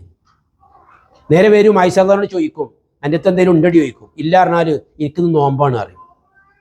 അങ്ങനെ നമ്മളെ നബി. നിങ്ങളെ ആലോചിച്ചു നമുക്ക് ആർക്കെങ്കിലും അങ്ങനെ രാവിലെ വന്ന് കണ്ട് അല്ല എന്തെങ്കിലും ഉണ്ടോ, ഇല്ലെങ്കിൽ പിന്നെ എനിക്ക് നോമ്പാന്ന് പറയുന്ന അവസ്ഥ വന്നിക്കണോ? ഇല്ല. നമ്മളൊക്കെ എത്ര ഭാഗ്യമായ അറിയങ്ങൾ. നമ്മളെ നബിക്ക് ആകെ ഒരു കൂട്ടം വസ്ത്രം ഉണ്ടായിരുന്നത്. എനിക്ക് എത്രങ്ങാനും കൂട്ടം വസ്ത്രം ഉണ്ട് അറിയങ്ങൾ എനിക്ക് തന്നെ അറിയില്ല എത്ര എണ്ണമാണുള്ളത്. നമ്മളാണ് അനുഗ്രഹത്തിൽ, നബി അനുഗ്രഹത്തിൽ, നമ്മളനുഗ്രഹത്തിൽ. നമ്മളെ നബി ഒരിക്കൽ പോലും തീമേശയിൽ നിന്ന് ഭക്ഷണം കഴിച്ചിട്ടില്ല. നമ്മളാണെങ്കിലോ തീമേശയിൽ എല്ലാ ഭക്ഷണം കഴിച്ചിട്ടില്ല. നമ്മളെ നബി ഒരിക്കൽ പോലും നേരിയ പത്തിരി കഴിച്ചിട്ടില്ല ജീവിതത്തിൽ. നമുക്കാണെങ്കിലോ നേരിയ പത്തിരി എല്ലാം കഴിച്ചിട്ടില്ല. നമ്മളെത്ര അനുഗ്രഹത്തിൽ അറിയങ്ങൾ. ആ അനുഗ്രഹത്തിന് നമ്മൾ ഓരോ ശ്വാസത്തിലും നമ്മൾ പറയണം അള്ളാഹു അക്ബറും അൽഹംദുലില്ലാ എന്ന് നമ്മൾ പറയണം. ശരി, അപ്പൊ നമ്മൾ അവിടുന്ന് വെച്ചിട്ടുണ്ടെങ്കിൽ നബിനെ കളിയാക്കും. അപ്പൊ നബി പറയും പിന്നെ സ്വഹാബാക്കളോട് ഒന്നാം സ്പീഡിൽ നടന്നളിയാൽ, അതുപോലെ നമ്മളെ കുറ്റം പറയാൻ മാക്കണ്ട, ഒന്നാണ് സ്പീഡിൽ നടന്നളിയാൽ. അതാണ് അത്ര അതിന്റെ ഹിക്മത്ത്. ആ ഹിക്മത്ത് മനസ്സിലാക്കിയിട്ടല്ല, അവിടെ എൻ്റെ നബി സ്പീഡിൽ നടന്നോടെ ഞാൻ നടക്കും. നമ്മളെ ബുദ്ധിക്ക് ഒരു സ്ഥാനവും ഇല്ലാത്തതാണ് യഥാർത്ഥത്തിൽ ഈ ഹജ്ജ് ഉംറ എന്ന് പറഞ്ഞാൽ. കാരണം ഇൻഷാ അല്ലാഹ് നമുക്ക് സൗകര്യങ്ങളുണ്ടെങ്കിൽ പോയി കാണാം. ഈ അറഫയിലും മുസ്തലിഫയിലും ഒക്കെ ഹജ്ജ് എല്ലാ സമയത്തും ഒരു മനുഷ്യനും ഉണ്ടാവില്ല. പക്ഷേ ഹജ്ജിന് കൊണ്ട് ഒരാൾ മുസ്തലിഫിൽ ആപ്പറക്കണം. അപ്പൊ പിന്നെ അവിടെ എന്ത്, എൻ്റെ നബി അവിടെ കടന്നു തുടങ്ങി, ഞാൻ കടക്കണു. അല്ലാതെ അവിടെ അതിന്റെ ഹിക്മത്ത് അന്വേഷിക്കണ്ടല്ലേ നമ്മൾ പോകല്. ഈ ആരും ഇല്ലാത്ത സ്ഥലത്ത് വല്ല പാമ്പും കടിച്ചാലോ ഞാൻ അങ്ങോട്ടില്ല പറഞ്ഞാണ്ട് നോ, എൻ്റെ നബി അവിടെ കടന്നോ ഞാൻ കടന്നു. അപ്പോൾ എൻ്റെ നബി എന്ത് ചെയ്തിക്കണ്, ഈ സൈ ചെയ്തപ്പോൾ അവിടെ എത്തിയപ്പോൾ സ്പീഡ് നടന്നിക്കണ്, ഞാൻ നടക്കും. അതാണ് ദീന് പറഞ്ഞാൽ. കാരണം നമ്മൾ അള്ളാഹിന്റെ പ്രീതിക്ക് വേണ്ടിയിട്ട് പോവുക. അപ്പൊ അതാണ് നമ്മളെ മനസ്സിലുണ്ടാകേണ്ടത്. മുത്തുനബി ചെയ്തു, അതുകൊണ്ട് നമ്മൾ ചെയ്തു. ഇവിടെ എത്തി, ഈ മറുവയിലെത്തി കഴിഞ്ഞാലും നമ്മൾ സഫയിൽ ചെയ്ത അതേമാതിരി തന്നെ കഅബയിലേക്ക് തിരിഞ്ഞിക്കുക, രണ്ട് കൈ ഉയർത്തുക, ലാ ഇലാഹ ഇല്ലല്ലാഹു വഹ്ദഹു ലാ ശരീക ലഹു ലഹുൽ മുൽക്കു വലഹുൽ ഹംദു വലാ കുല്ലി ഷൈഇൻ. ഞാൻ ഇതിന്റെ രൂപം നിങ്ങൾക്ക് ഏകദേശം എങ്ങനെയെന്നുള്ള ഞാൻ പറഞ്ഞുതരാം, ഒരു ഉദാഹരണത്തിന് കേട്ടോ. അങ്ങനെ തിരിഞ്ഞാണിതാ, ലാ ഇലാഹ ഇല്ലല്ലാഹു വഹ്ദഹു ലാ ശരീക ലഹു ലഹുൽ മുൽക്കു വലഹുൽ ഹംദു വലാ കുല്ലി ഷൈഇൻ ഖദീർ. പടച്ച റബ്ബേ, എൻ്റെ തെറ്റുകുറ്റങ്ങളെല്ലാം നീ എനിക്ക് പുറത്തു തരണേ റബ്ബേ. അള്ളാഹുവേ, എൻ്റെ അമ്മാക്ക് സുഖമല്ല റബ്ബെ, എൻ്റെ അമ്മാൻ്റെ അസുഖങ്ങൾ സുഖപ്പെടുത്തി കൊടുക്കുക റബ്ബെ. ലാ ഇലാഹ ഇല്ലല്ലാഹു വഹ്ദഹു ലാ ശരീക ലഹു ലഹുൽ മുൽക്കു വലഹുൽ ഹംദു വഹുവ അലാ കുല്ലി ഷൈഇൻ ഖദീർ. പടച്ച റബ്ബെ, എൻ്റെ ഭാര്യക്ക് അവളുടെ ജോലി ശരിയായി കൊടുക്കുക റബ്ബെ. അവിടെ അസുഖങ്ങളെല്ലാം നീ മാറ്റി കൊടുക്കുക റബ്ബെ. ലാ ഇലാഹ ഇല്ലല്ലാഹു വഹ്ദഹു ലാ ശരീക ലഹു ലഹുൽ മുൽക്കു വലഹുൽ ഹംദു വഹുവ അലാ കുല്ലി ഷൈഇൻ ഖദീർ. അള്ളാഹുവേ, ഇനിയും ഇവിടെ വരാനും എൻ്റെ മക്കളെ കൊണ്ടുവരാനും എൻ്റെ ഭാര്യയെ ഇവിടെ കൊണ്ടുവരാനൊക്കെ ഉള്ള തൗഫീക്ക്, എൻ്റെ ഭർത്താവിനെ എത്തിക്കാനൊക്കെ ഉള്ള തൗഫീക്ക്, എൻ്റെ ഭർത്താവിനുള്ള അസുഖങ്ങൾ സുഖപ്പെടുത്തി കൊടുക്കുക റബ്ബെ. അതിനൊക്കെ എനിക്ക് നൽകണേ റബ്ബെ. ഒരു ഉദാഹരണം ഞാൻ കാണിച്ചു തന്നാണ്. ഞാൻ തന്നെ പറയാൻ നിൽക്കണ്ട, കാരണം ചിലപ്പോൾ പെണ്ണുങ്ങൾക്ക് കുഴപ്പമുണ്ടാവില്ല. അതുതന്നെ ഞാൻ പറയാൻ നിൽക്കേണ്ട നടത്തും. ഒരു ഉദാഹരണം ഞാൻ പറഞ്ഞു തന്നതാണ്. അങ്ങനെയാണ് നമ്മൾ പ്രാർത്ഥിക്കേണ്ടത്. ഇത് ഞാൻ പറഞ്ഞാൽ നിങ്ങളെ മനസ്സിലുണ്ടാവും. അതുകൊണ്ടാണ് ഞാനത് അങ്ങനെ തന്നെ കാണിച്ചെന്നതും അത് പറഞ്ഞത്. അതേപോലെ ആകുക, സമയത്തിനനുസരിച്ച് നമുക്കാകാവുന്നതാണ്. നമ്മൾ ഇൻഷാ അല്ലാഹ് നമ്മൾ ഞാൻ നേരത്തെ പറഞ്ഞല്ലോ, നമ്മൾ ഒന്ന് ഫ്രഷ് ആയിട്ട് നമ്മൾ പോകണം. അപ്പോൾ നമുക്ക് ആ സമയം ഉണ്ടാവും. എല്ലാം ലാസ്റ്റാണെന്ന് കരുതിയാൽ മതി. ഇനി എനിക്ക് ചിലപ്പോൾ ഇങ്ങോട്ട് വരാൻ പറ്റൂല എന്ന് കണക്ക് കൂട്ടുക. ഇനി ഒരു നിസ്കരിക്കുന്ന സമയത്ത് ഇതിൻ്റെ ലാസ്റ്റ് നിസ്കാരമാണ്, ഇനി എനിക്കൊരു നിസ്കരിക്കാൻ അവസരം കിട്ടില്ല അറിയുമ്പോഴാണ് അങ്ങനെയുണ്ടല്ലോ. നബി എന്താ പറഞ്ഞത്, നിസ്കരിക്കുമെന്ന് പറഞ്ഞാൽ യാത്ര പോകുന്ന ഒരു നിസ്കാരം എന്നാണ്. ഇവിടേക്ക് യാത്ര പോകുക പറഞ്ഞാൽ മരിക്കണോ എൻ്റെ. അപ്പം ഇനി എനിക്കൊരു നിസ്കരിക്കാനുള്ള ചാൻസ് ഇല്ല. അപ്പോൾ എന്തേക്കാരം തലവട്ടം വീച്ച ആൾക്കാരുണ്ടല്ലോ, ഓരൊക്കെ നിസ്കാരം നോക്കേണ്ടി ഞങ്ങൾ. ഞാൻ ഈ തലവട്ടം വീച്ച ആൾക്കാർ ക്ലാസ് എടുക്കാൻ പോയിക്കണം. തലവട്ടം വീച്ച ജയിലിൽ അവിടെ സൗദിയിൽ പഠിച്ചിരുന്നു, പിന്നെ ജോലിക്കും പോയിരുന്നു. അപ്പോൾ നമ്മളിങ്ങനെ ഓരോ ഒരു പ്രത്യേക ലോക, കാരണം ഓൻ വേറെ ലോകത്തേക്കാരും. നമ്മൾ ക്ലാസ് ഇങ്ങനെ എടുക്കും, ഓൻ ഭാഗത്ത് നോക്കിയല്ലോ, ഓനെ പറഞ്ഞ കാര്യമില്ല. ഓന് തലയെ നോക്കണത്. നമ്മൾ ക്ലാസ്സാണ്, നമുക്ക് ശമ്പളം കിട്ടണം ക്ലാസ് എടുക്കാൻ വേണ്ടി, നമുക്ക് അത്രയേ ഉള്ളൂ. ഇവരെന്താ വെച്ചിട്ടുണ്ടെങ്കിൽ തലയെ പോകണം, ഓനത് ക്ലാസ്സാ. അപ്പം അതേപോലെ നമ്മൾ നിസ്കാരം, കാരണം ഇനി എനിക്ക് ഇന്ന് തലയില്ല, ആ ഒരു ലാസ്റ്റ് നിസ്കാരമാണെന്നുള്ള രൂപത്തിൽ നിസ്കരിക്കണം എന്നാണ്. അപ്പോഴാണ് അതിന് കിട്ടുക. അപ്പോൾ ഉംറ നമ്മൾ അങ്ങനെ കരുതുക. അങ്ങനെയാണെങ്കിലോ ശരിയല്ലേ. അപ്പോൾ അത് നമ്മൾ ചെയ്തു, പിന്നെ മറുപടിയും ചെയ്തു കേട്ടോ. പിന്നെ അതേപോലെ തന്നെ ഇങ്ങോട്ട് നമ്മൾ എന്ത് ചെയ്തു, ഈ സഫയിലേക്ക് നടന്നു. സഫയിലേക്ക് നടക്കുമ്പോൾ സഫേൻ്റെ അടുത്ത് എത്താൻ നേരത്തെ നമ്മൾ പറഞ്ഞ ആ പച്ചലൈറ്റ് പിന്നെ ഉണ്ടാവും, അവിടുന്ന് സ്പീഡ് നടക്കുക. ഇവിടെ എത്തി കഴിഞ്ഞാൽ പിന്നെ നമ്മൾ അങ്ങോട്ട് തിരിയുക, പ്രാർത്ഥിക്കുക. പിന്നെ നമ്മൾ അവിടെ വെച്ചിട്ടുണ്ടെങ്കിൽ അങ്ങനെ പോന്നു, ഇങ്ങോട്ട് വന്നു, ആ പച്ചലൈറ്റ് ഉണ്ടാവും, സ്പീഡിൽ നടന്നു. പിന്നെ നമ്മൾ മറുപടിയിലെത്തി കഴിഞ്ഞിട്ടുണ്ടെങ്കിൽ നമ്മൾ ഇതേപോലെ പ്രാർത്ഥിക്കുക, അങ്ങനെ പോവുക. അവസാനം വെച്ചിട്ടുണ്ടെങ്കിൽ 7 അവസാനിക്കും. അതെവിടെ അവസാനിക്കുക, കണക്കൂട്ടി കാണി, പറയാം എവിടെ അവസാനിക്കുക? ഒരുങ്ങിയിട്ടില്ല നിങ്ങൾ? ആ മറുവിയിൽ അവസാനിക്കുക. അത്ര അത് ഒരുപാട് ആലോചിക്കാനൊന്നുമില്ല. മറുവിയിൽ അവസാനിക്കുക. ആ മറുവിയിൽ അവസാനിച്ചാൽ ഉംറ കഴിഞ്ഞ് ഇത്രയുള്ള പരിപാടി. ഇനി നമുക്ക് തഹല്ലുലാവണം. തഹല്ലുൽ പറഞ്ഞാൽ ഇതുവരെ നമുക്ക് ഹറാമായ കാര്യങ്ങൾ ഇനി അനുവദനീയമാക്കണം. തഹല്ലുൽ പറഞ്ഞാൽ അനുവദനീയമാക്കുക എന്നാണ്.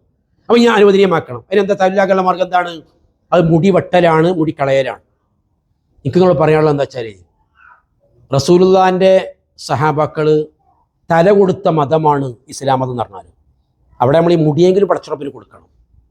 അത് നമ്മൾ ഒരു മുടി വെട്ടി അല്ലെങ്കിൽ 2 മുടി വെട്ടി അങ്ങനെ ആകരുത്. മുടി കളയണം നമ്മൾ. അല്ലാഹു റസൂൽ 3 പ്രാവശ്യം പ്രാർത്ഥിച്ചു മുട്ടയടിച്ചവർക്ക് വേണ്ടിയിട്ട്. 3 വട്ടം പ്രാർത്ഥിച്ചു. അല്ലാഹുമ്മ റഹ്മിൽ മുഹല്ലിഖീൻ, പടച്ചവനെ മുട്ടയടിച്ചവർക്ക് നീ പിന്നെ പുറത്തു കൊടുക്കണേ റബ്ബേ, കരുണ കാണിക്ക് റബ്ബേ. അപ്പോൾ ഈ പിന്നെ മുടി വെട്ടിന ആൾക്കാരുണ്ടായി. അപ്പോൾ ഓല് പറഞ്ഞ നബി ഞങ്ങൾക്കും വേണ്ടി മുഖസ്സിരീൻ വെട്ടിയവർക്കും വേണ്ടി പ്രാർത്ഥിക്കുന്ന നബി കേട്ടില്ല. പിന്നെയും പറഞ്ഞു നബി പിന്നെ മുട്ടയടിച്ചവർക്ക്. അങ്ങനെ 3 വട്ടം പ്രാർത്ഥിച്ചു. 4ാമത്തെ തൊട്ട് നബി പറഞ്ഞു ഒരു മുഖസ്സിരീൻ, തല മുടി വെട്ടിയവർക്കും. അപ്പോൾ 4ാമത്തെ ചാൻസേ ഉള്ളൂ അത് മുടി പിന്നെ ഇവർക്കുള്ളത്. അപ്പോൾ അതുകൊണ്ട് നമ്മൾ എന്താ വെച്ചിട്ടുണ്ടെങ്കിൽ തലമുടി വടിക്കലാണ് ഏറ്റവും ശ്രേഷ്ഠമായത്. മുത്തുനബി 3 വട്ടം പ്രാർത്ഥിച്ചത് അവർക്ക് വേണ്ടിയാം. ഇനി മറ്റോലാണെങ്കിലോ പിന്നെ 1 വട്ടമാണ് അവർക്ക് വേണ്ടി പ്രാർത്ഥിച്ചത്. ഇനി മുടി വെട്ടുകയാണെങ്കിൽ എങ്ങനെ വെട്ടേണ്ടത്? 1 രോമം 2 രോമം മുടിക്കലല്ല. ഒക്കെ അവിടെ കാണും. ഒരു കത്തിരിക ഉണ്ടാവും പുയ്യാപ്പളിൻ്റെ കയ്യിൽ.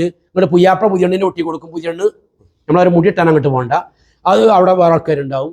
മാത്രമല്ല വെട്ടിന് ശരിയാകില്ല. അതെന്താ സംഭവിച്ചിട്ടുണ്ടെങ്കിൽ ആദ്യം ഒരാൾ തഹല്ലുലാകണം, എന്നിട്ടേ പറ്റി കൊടുക്കാൻ പറ്റുള്ളൂ. അതൊന്നും ആൾക്കാർ നോക്കലില്ല. അങ്ങനെ ഇനി അപ്പോൾ പുരുഷന്മാരങ്ങനെ ചെയ്യാം. സ്ത്രീകളാണെങ്കിൽ എന്താ ചെയ്യേണ്ടത്? അവരവരുടെ മുടി ഇങ്ങനെ എടുത്തിട്ട് അതിൻ്റെ തല പിടിക്കുക. തല ഇങ്ങനെ പിടിച്ചിട്ട് എന്താ വെച്ചിട്ടുണ്ടെങ്കിൽ ഈ വിരല് ആദ്യം നമുക്ക് വളക്കാൻ കഴിയുന്ന ഭാഗമുണ്ടല്ലോ, അത്രയും ഒന്ന് പിടിച്ചുകാണ്ട് ആണ് വെട്ടിയിടാം. അത്ര കണക്കാക്കിക്കൊണ്ടൊന്നും പിടിച്ചാണ്ട് എല്ലാം കൂടി കിട്ടൂല. ഇങ്ങനെ പിടിച്ചിട്ടുണ്ടെങ്കിൽ ഒറ്റ പിടി പിടിച്ചാണ്ട് ഇങ്ങനെ അട്ടിയാണെന്ന് വെച്ചിട്ടുണ്ടെങ്കിൽ താടിയല്ല കേട്ടോ, ഞാൻ ഉദാഹരണം കാണിച്ചു തരികയാണ് നിങ്ങൾക്ക്. മൗലവി താടിയെ പറഞ്ഞു, നമ്മൾ താടിയിൽ എന്താ ചോദിക്കാനുള്ള അങ്ങനെ പിടിച്ചെന്ന് വെച്ചിട്ടുണ്ടെങ്കിൽ ആ അഗ്രം വെട്ടിക്കളഞ്ഞു. ബസ് അത്ര തഹല്ലുലായി. ഇതുവരെ നമുക്ക് ഇനി നമുക്ക് എന്ത് ചെയ്യാണ്? എല്ലാം അനുവദനീയമാണ്. ഇതാണ് ഒരു ഉംറൻ്റെ റൂപം എന്ന് പറഞ്ഞാൽ. വളരെ എളുപ്പമാണ്, ഈസിയാണ്, അത്ര ബുദ്ധിമുട്ടൊന്നുമില്ല. 4 സംശയങ്ങളുണ്ടാവും. എന്താ നിങ്ങൾ മുക്കാലാണ് കൊടുത്തിട്ടാണ് പോണത്. അപ്പോൾ ഇതിങ്ങോട്ട് ശരിയാകാഞ്ഞാലുണ്ടല്ലോ, അപ്പോഴാണ് നമ്മൾ എന്താ പറയുന്നത് ഇല്ലാത്തൊക്കെ ഇനി പതായിട്ട് എന്ത് ചെയ്യണ്ട, കുറവാക്കണ്ടെന്നറിയാം. ഈ അമീറുമാർ കാട്ടിനൊക്കെ കാട്ടാൻ നോക്കും നമ്മൾ. എനിക്ക് ഓർമ്മയുണ്ട് ഒരു അമീർ പണ്ട് അതിൻ്റെ ചുറ്റോറം ഇപ്പം മാർബിളാണ്, പണ്ടൊക്കെ മണലേനി. അപ്പോൾ ഈ ഇതിങ്ങനെ നടക്കുന്ന കൂട്ടത്തിൽ എന്താ വെച്ചിട്ടുണ്ടെങ്കിൽ അമീർ ചെരുപ്പിട്ടുകൾ അതിൻ്റെ കാലിനുള്ളിൽ മണലായി. അപ്പോൾ എന്താ വെച്ചിട്ടുണ്ടെങ്കിൽ ഒരു ചുറ്റപ്പോൾ മൂപ്പര ചെരുപ്പ് അങ്ങനെ ഇട്ടു. അപ്പോൾ മറ്റൊക്കെ പാടെ ചെരുപ്പ് മൂപ്പര് കാട്ടിയത് ഇതേപോലെ കാട്ടാണ്. അറിയാത്ത ആൾക്കാരുമ്പോൾ പ്രശ്നമാണ്, മനസ്സിലായില്ലേ? അപ്പോൾ അതുകൊണ്ട് അങ്ങനെ കാട്ടാൻ നിൽക്കരുത്. പഠിച്ചു പോകണം, നമ്മൾ കൃത്യമായിട്ട് മനസ്സിലാക്കി പോവുക. എന്നാലേ പഠിച്ചപ്പോൾ സ്വീകരിക്കും കൂടിയുള്ളൂ അല്ലേ? ഇത്രയും പൈസ ചിലവാക്കി ഇടങ്ങേറ് സഹിച്ച് യാത്രയും ബുദ്ധിമുട്ടായി എന്നിട്ട് നമ്മൾ സ്വീകരിക്കാത്ത നമ്മൾ എന്താ പറയല്, കൂറ കപ്പലിൽ പോയ മാതിരി അറിയല്ലേ? അതേമാതിരി നമ്മളൊന്ന് പോയിക്കാണ്ട് ഒരു കൂറ കപ്പലിൽ പോയ ഉംറയ്ക്കാണ്ട് നമ്മൾ പോരരുത്. റബ്ബ് സ്വീകരിക്കണം 100%. ബാക്കിയുള്ള കാര്യങ്ങൾ ശ്രദ്ധിക്കുക. ആരും കുറ്റം പറയണ്ട. എല്ലാവരും ന്യൂനതയുള്ള ആൾക്കാരാണ്. പക്ഷെ എൻ്റെ ന്യൂനത നിങ്ങളറിയാൻ ഇഷ്ടപ്പെടുന്നില്ല. അതുകൊണ്ടാണ് ഞാൻ മുണ്ടാതിക്കുന്നത്. കൊണ്ടാണ് അവിടെ എല്ലാവർക്കും ന്യൂനതകളുണ്ടാവും, മനസ്സിലായില്ലേ? ഇനി നമ്മളവിടെ ചെന്നിട്ടുണ്ടെങ്കിൽ നമ്മൾ വിളിക്കുന്ന പേരെ കറുപ്പന്മാർ എന്നാണ്. നമ്മളൊക്കെ എത്ര വെളുത്തോലും അറിയങ്ങൾ. നമുക്കൊരു തോന്നലുണ്ട് നമ്മളൊക്കെയാണ് ഏറ്റവും ചുരുക്കുള്ളവർ. ഇൻഷാ അല്ലാഹ് മക്കത്ത് പോയി വരുമ്പോൾ നമുക്ക് ആ കിബറും കഴിഞ്ഞോളൂ അല്ല, അങ്ങനെ ഉണ്ടല്ലോ. അപ്പോൾ ആരും നമ്മളെന്താ വെച്ചെങ്കിൽ ഇതാക്കണ്ട. പിന്നെ നിങ്ങൾ വലിപ്പമുള്ളവരെ കണ്ടിട്ടുണ്ടെങ്കിൽ പണ്ട് സ്വർഗത്തുനിന്ന് ഇബ്രാഹിമിനെ കണ്ടൊരു കഥ ഉണ്ട്. നബി പറയാണ് എനിക്ക് മുഖത്ത് ഇങ്ങനെ നോക്കാൻ ഇങ്ങനെ എത്തി നോക്കേണ്ടി എന്ന് പറഞ്ഞു. കാരണം അത്രയും നീളമാണ് ഇബ്രാഹിം നബി. അപ്പോൾ അതുവരെ നബീൻ്റെ വിചാരം എന്താ വെച്ചാൽ നബീന് വലിയതെന്നാണ്. നബി നമ്മളെ പഠിച്ചാൽ അങ്ങനെയാണ്, ഒത്ത വലിപ്പം ഒത്ത നീളം ഒത്ത നിറം എന്നൊക്കെ നമ്മൾ പഠിച്ചത്. അപ്പോൾ നബി ഇബ്രാഹിം നബിനെ കണ്ടപ്പോൾ അപ്പോൾ മറ്റുള്ളവരെ കണ്ടാലേ നമുക്ക് തോന്നുള്ളൂ നമ്മളൊന്നും അല്ല എന്നുള്ളത്. അതുകൊണ്ട് ആരും കളിയാക്കണ്ട. അതാണ് ഞാൻ ആദ്യം പറയാം, നമ്മൾ അഡ്ജസ്റ്റ്മെൻറ്റ് എത്തിയാൽ നല്ലത്. നമ്മളാണ് ഏറ്റവും ചുരുക്കുള്ളവർ, നമ്മളെല്ലാവരും അങ്ങനെ വിശ്വസിച്ചിങ്ങനെ കുത്തിരിക്കുക. അല്ല വേറെ മാർഗമൊന്നുമില്ല. അയിമലാണ് നമ്മളെ കർമ്മങ്ങളൊക്കെ പോവുക. ഈ കുറ്റം പറയണിച്ചില്ലേ നമ്മൾ വെറുതെ അല്ലേ? നമ്മൾ ഈ നിസ്കരിച്ച് നമ്മൾ ഈ ഉംറ ചെയ്ത് നമ്മൾ ഈ ആ കർമ്മങ്ങളെ ചെയ്താണ് എന്തിനാണ് മറ്റുള്ള കൂടി കൊടുക്കണതിനാ? അതായത് ഓനെ കുറ്റി പറഞ്ഞാൽ ഓന് കിട്ടി ഓന് കൊടുത്തു പോന്നു. എന്തിനാ നമ്മളിന് പോകണെന്തിനാ? അതുകൊണ്ട് നമ്മൾ ആരും പറയണം, നമ്മൾ അവനാൻ്റെ മാത്രം നോക്കുക, അവനാൻ്റെ കാര്യം മാത്രം.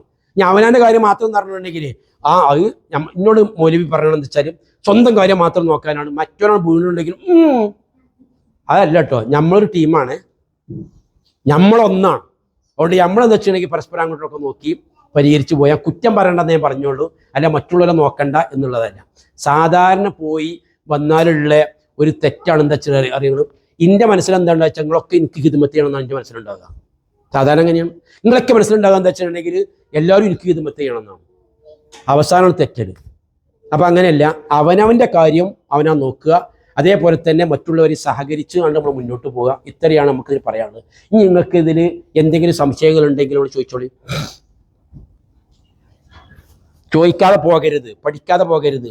ഇങ്ങനെയൊക്കെ പറഞ്ഞു കാണ്ടും 24 മണിക്കൂറും അമീർ ഒപ്പുണ്ടോ എന്ന് വിചാരിക്കണ്ട. നല്ല തിരക്കേക്കാരം. അതുകൊണ്ട് അവിടുന്ന് എന്താ വെച്ചിട്ടുണ്ടെങ്കിൽ ചിലപ്പോൾ മയസരിക്ക് ചെന്നമാതിരിക്കാണ് കുട്ടികൾ. ഇപ്പോൾ മൂല്യവരെ വേദനിട്ടില്ലേ, നഫ്സി പറഞ്ഞിട്ടില്ലേ, അതേക്കാരം അവിടെ ഉണ്ടാകുക. അപ്പോൾ അതുകൊണ്ട് ഇവിടുന്നൊക്കെ എത്ര പറഞ്ഞിട്ടുണ്ടെങ്കിൽ ഇതാ ഞങ്ങൾക്ക് പറയാൻ പറ്റുള്ളൂ. ഒപ്പം നമ്മളുണ്ടാവും കേട്ടോ, 24 മണിക്കൂർ ഉണ്ടാവും എന്ന് പറഞ്ഞാൽ നിങ്ങൾക്കൊരു സമാധാനമായും ചെയ്തു, എനിക്കൊരു സമാധാനമായി. പക്ഷേ അവിടുന്ന് കിട്ടോളിക്കോണമെന്നില്ല. അങ്ങനെ പിന്നെ ഓല് പറഞ്ഞ മാലക്കല്ലേ, ആ മാലക്ക് ഇടുക. മാലക്ക് കണ്ടിട്ടുണ്ടെങ്കിൽ ഞങ്ങൾക്ക് എന്ത് ചെയ്യാൻ പറ്റിച്ചിട്ടുണ്ടെങ്കിൽ പിടിച്ച് പൊക്കി എടുത്തു കൊണ്ടുവരാൻ പറ്റും. അതിന് പോയാലോ ആ മാല ധരിക്കൂല. പറയണ പരിപാടി ചെയ്യണം. കാരണം എന്നാലേ നമുക്ക് പിടിക്കാൻ കഴിയുള്ളൂ, ആളെ തിരിച്ചറിയാനൊക്കെയുള്ള മാർഗം.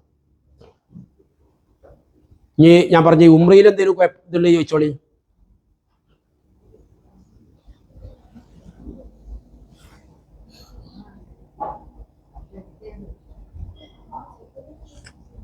നിങ്ങൾ പരസ്പരമല്ല എന്നോട് ചോദിക്കാൻ ഞാൻ പറഞ്ഞത്. നിങ്ങൾ കുഴപ്പമില്ല, എന്തെങ്കിലും ചോദിച്ചോളി, കുഴപ്പമില്ല. ആ ആ ആ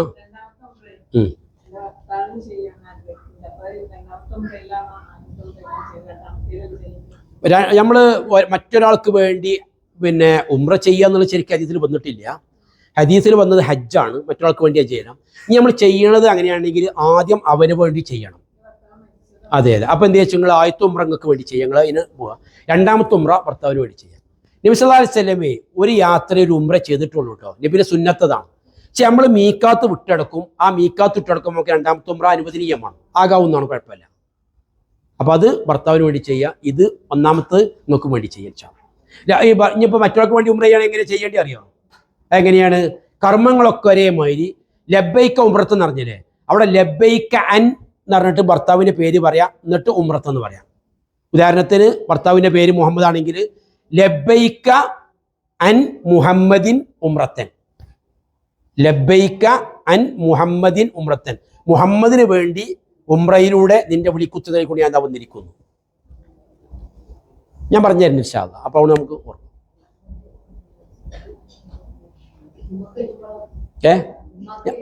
ഇമ്മ കഴിയുമ്പോൾ ലബ്ബൈക്ക അൻ എന്ന് പറഞ്ഞിട്ട് പറയാം. ഞാൻ പിന്നെ അമ്മൻ്റെ പേര് അല്ലെങ്കിൽ ലബ്ബൈക്കാൻ ഉമ്മി ഉംറത്ത് എന്ന് പറയാം, എൻ്റെ അമ്മക്കും വേണ്ടിക്കാണെന്ന് പറയാം. അത് പിന്നെ ഭർത്താവുള്ള സൗജി എന്ന് വേണമെങ്കിലും പറയാം ഇൻഷാ അല്ലാഹ്. ഇല്ല മിഷീൻ വെക്കാം. പിന്നെ ഇല്ലല്ല കുഴപ്പം, അത് പ്രശ്നമല്ല, വെക്കാം. അത് നിങ്ങൾ വെക്കണം, ഇല്ലെങ്കിൽ ഞാൻ വാങ്ങി തരാം. മറ്റെന്താ വെച്ചിട്ടുണ്ടെങ്കിൽ നിങ്ങളെ വിളിച്ചാൽ കേൾക്കൂല, അതിന് പ്രശ്നമല്ല. അല്ലല്ല അങ്ങനത്തെ കുഴപ്പമില്ല. അതാണ് അതിൽപ്പെട്ടാണ് കണ്ണട വെക്കാം, ബെൽറ്റ് കെട്ടാം, അതിനൊന്നും കുഴപ്പമില്ല. ഇസ്ലാം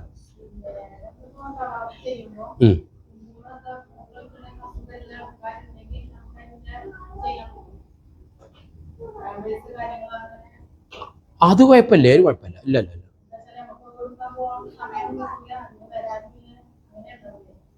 അതായത് നിങ്ങൾ ഉദ്ദേശിച്ച കുട്ടിക്ക് ആ ആ ആ ആ ആ ആ ആ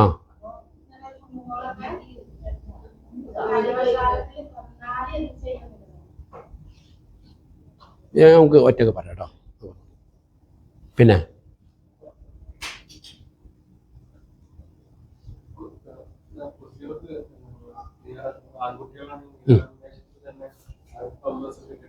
കെട്ടിക്കൊടുക്കാം, കുഴപ്പമില്ല. മറ്റെന്താ വെച്ചാൽ മൂത്രം ഇതിൽ പോവുകയാണെങ്കിൽ പോകാതിരിക്കാൻ വേണ്ടി. കുട്ടികൾക്ക് ചെയ്യിക്കുമ്പോൾ കുട്ടികളുണ്ട് കാരണം നമ്മളെ കൂടെ 4 കുട്ടികളുണ്ട് അല്ലേ, അതിൻ്റെ പ്രതിഫലം കൂടി ആർക്കും അറിയുന്നത് ഉമ്മക്കും വാപ്പാക്കുമാണ്. ഒരു സ്ത്രീ ഇങ്ങനെ ഹജ്ജിൽ ഒരു കുട്ടീനെ ഉയർത്തി കാണിച്ചു കൊടുത്തു. ഇവിടെ നബിനോട് ചോദിച്ചു, നബി അലിഹാദ ഹജ്ജുൻ, ഈ കുട്ടീൻ്റെ മേലിൽ ഉംറ ഹജ്ജുണ്ട് നബി ചോദിച്ചു. ഉണ്ട്, അതിൻ്റെ കൂലി നിനക്കാണ്. കാരണം അവരെ കൊണ്ട് ചെയ്യിപ്പിക്കുമ്പോൾ നമ്മൾ എന്ത് ചെയ്യുക, ആ എഫേർട്ട് കൂടി നമ്മളെടുക്കുന്നത്, മാതാപിതാക്കളെടുക്കുന്നത്, ആ ഒരു കൂലിയും കൂടി നമുക്ക് കിട്ടണം. അൽഹംദുലില്ലാഹ്. പക്ഷെ ഓലെ നിർബന്ധ ഹജ്ജ് അത് മുഖേന വിടൂല കേട്ടോ, വേറെ സുഖം ഇല്ല. ഇഹ്റാമിലാണെങ്കിൽ നമ്മൾ ഒഴിവാക്കുക. സുഗന്ധദ്രവ്യാണെന്നുള്ള നിലക്കാണ് അത്, സോപ്പ് എന്നുള്ളതല്ല കുഴപ്പം, സുഗന്ധദ്രവ്യാണെന്നുള്ളത് തുടച്ച് കാണ്ടോ എങ്ങനെയൊക്കെ നമ്മൾ ആകെ ഒരൊറ്റ ഇത് മാത്രമല്ലേ ഉണ്ടാവുള്ളൂ. പിന്നെ നമുക്ക് രണ്ടാമത്തെ ഉംറ കിട്ടി, നമ്മൾ പറഞ്ഞല്ലോ, നേരത്തോടെ പറഞ്ഞല്ലോ, നമ്മൾ എന്ത് വെച്ചിട്ടുണ്ടെങ്കിൽ ഇവിടേക്കൊന്ന് പോകും, തായിഫിലേക്ക് പോകും. ഞാൻ തായിഫിലെന്ന് ജോലി ചെയ്തിരുന്നത്, മക്കയിൽ നിന്നൊരു പിന്നെ വലിയ ചുരമാണ് അങ്ങോട്ട്, പക്ഷെ ആ വഴിക്കല്ല നമ്മൾ വ്യവസായത്തിലല്ല പോവുക ഇതിലോ. മക്കയുമായിട്ട് ഏറ്റവും അടുത്ത മീക്കാത്തുള്ളത് ഈ തായിഫിലാണുള്ളത്, വെറും 75 കിലോമീറ്ററാണ്. അവിടേക്ക് പേര് പറയാം സെയിൽ കെബീർ എന്നാണ്. ആ മീക്കാത്ത് നിന്നാണ് നമ്മൾ എന്ത് വെച്ചിട്ടുണ്ടെങ്കിൽ രണ്ടാമത്തെ ഉംറ എടുക്കുക എന്ന് നമ്മൾ പറഞ്ഞു. അപ്പോൾ പിന്നെ അവിടെ നിന്നാണ് നമ്മൾ രണ്ടാമത്തെ ഉംറ എടുക്കുക. ആ രണ്ടാമത്തെ ഉംറയിൽ നമുക്ക് എന്ത് വെച്ചിട്ടുണ്ടെങ്കിൽ ഇത് ചെയ്യാവുന്നു. പിന്നെ ചോദിക്കണം, ഫുള്ള് ചോദിക്കണം, അറിയാതെ പോകരുത്. ഏതൊരു കാര്യം അറിയാതെ ചെയ്യും ചെയ്തു എന്നെ അതുപോലെ ഒരു പിന്നെ ഇത് ഇട്ടുക്കണം, ഒരു ഷെഡ്യൂൾ ഇട്ടുക്കണം, അതിനനുസരിച്ചാണ് നമ്മൾ മിക്കവാറും ശനിയാഴ്ച. അത് നമുക്ക് പറയാം. അല്ല നമ്മൾ ഈ പിന്നെ ബദർ വഴിക്കെന്ന് പറഞ്ഞാലൊരു പ്രശ്നം, ചില സമയത്ത് അവർ അനുവദിക്കലില്ല. നിങ്ങൾക്കറിയാലോ സംഭവം. ചില സമയം ബദറുണ്ട്, ഓക്കെ, ബദർ ഉഹുദൊക്കെ എന്ന് പറഞ്ഞാൽ ഇൻഷാ അല്ലാഹ് ഒക്കെ നമുക്ക് അതിനിങ്ങനെ നബിൻ്റെ കാലത്ത് നമ്മൾ കണ്ണുകൊണ്ട് കാണുന്ന മാതിരി ഇൻഷാ അല്ലാഹ് നമുക്ക് വിശദീകരിച്ചു തരും. ഒക്കെ നമ്മൾ കാണേണ്ടത് തന്നെയാണ്. ബദറിൽ ഞാൻ പഠിക്കുന്ന സമയത്ത് ഞാൻ പോയിരുന്നു, എൻ്റെ ഒരു അനുഭവം പറഞ്ഞുതരാം. അപ്പോൾ പോയ സമയത്ത് ഞാനും ഒരു തുർക്കിക്കാരനുണ്ട്, മൂന്നാമത്തെ എൻ്റെ ഒരു ഓർമ്മ ശരിയാണെങ്കിൽ ഒരു സുഡാനിയാണ്, എനിക്ക് അത്ര ഓർമ്മയില്ല, പക്ഷേ ഞാനുണ്ട് തുർക്കിക്കാരൻ, ഞാൻ അന്നവിടെ പഠിക്കുകയാണ്. അപ്പോൾ ആ സമയത്താണ് ഞാൻ ബദർ കാണാൻ പോയത്. ബദർ പിന്നെ അപ്പോൾ ഇന്നതിന് മതിലൊക്കെ ഉണ്ട്, അന്ന് മതിലൊന്നുമില്ല. അപ്പോൾ ഞാൻ അവിടെ നിൽക്കുന്ന പോലീസുകാരനോട് ഞാൻ പറഞ്ഞ്, ഞാനിങ്ങനെ ഇന്ത്യക്കാരനാണ്, ഞാൻ അവിടെ പഠിക്കുകയാണ്, നിങ്ങൾ എനിക്ക് ഒന്ന് കാണാൻ പറ്റുമോ? കാരണം ഞങ്ങളുടെ നാട്ടിലൊക്കെ എന്താ വെച്ചാൽ ഈ ബദരീങ്ങളോട് പ്രാർത്ഥിക്കുന്ന കുറേ ആൾക്കാരുണ്ട്. അപ്പോൾ എനിക്ക് തോൽക്കി ചെന്ന് പറഞ്ഞു കൊടുക്കാൻ വേണ്ടി കണ്ടാണ്. കുറേ പറഞ്ഞതിന് ശേഷം സമ്മതം നൽകിയിട്ട് ഞാനും ഈ പിന്നെ തുർക്കിക്കാരനും ഈ സുഡാനിയാണെന്ന് എൻ്റെ ഓർമ്മ, ഞങ്ങൾ കൂടി പോയി. അപ്പോൾ ഇയാൾ ഈ പോലീസുകാരതൊക്കെ നിരീക്ഷിച്ചുകൊണ്ടിരിക്കുകയാണ്. ഞാൻ തിരിച്ചു വന്നു കണ്ട് എന്നോട് പറഞ്ഞു ഇവിടെ കയറും, അവിടെ എത്തി. എന്നിട്ട് മറ്റു തുർക്കിക്കാരൻ വിളിച്ചോണ്ട് പറഞ്ഞു എൻ്റെ ആ കീശിൽ നിന്നൊക്കെ പുറത്തേക്ക് എടുക്കുകയാണ്. അപ്പോൾ ഇന്ന് കുറേ മണ്ണ് പുറത്തേക്ക് എടുക്കും. അപ്പോൾ എന്നോട് പറഞ്ഞു ഇതുകൊണ്ടാണ് ഞാൻ വിടാത്തത്. അതായത് ഇയാളെന്താ വെച്ചിട്ടുണ്ടെങ്കിൽ ഈ ബദിർത്ത മണ്ണ് വെച്ച് നാട്ടിൽ കൊണ്ടുപോകുക. അതാണ് മനുഷ്യന്മാർ, അങ്ങനത്തെ വേണ്ടാത്തരങ്ങളൊക്കെ ആൾക്കാർ കാട്ടുക. അതായത് ആൾക്കാർക്കൊരു വിശ്വാസമുണ്ട്, ഞാൻ പേര് പറഞ്ഞ നിങ്ങൾക്ക് അറിയാം, അതുകൊണ്ട് ഞാൻ പറയല, കേരളത്തിലെ ഒരു വലിയ പണ്ഡിതനാണ്, ഞാൻ പേര് പറയില്ല, അത് അങ്ങനെ അതാക്കണല്ലോ. അയാളുണ്ട് ഒരു ദിവസം പിന്നെ മക്കത്തുനിന്ന് കുറേ മണ്ണേറ്റ് മദീനത്ത് കയറണം.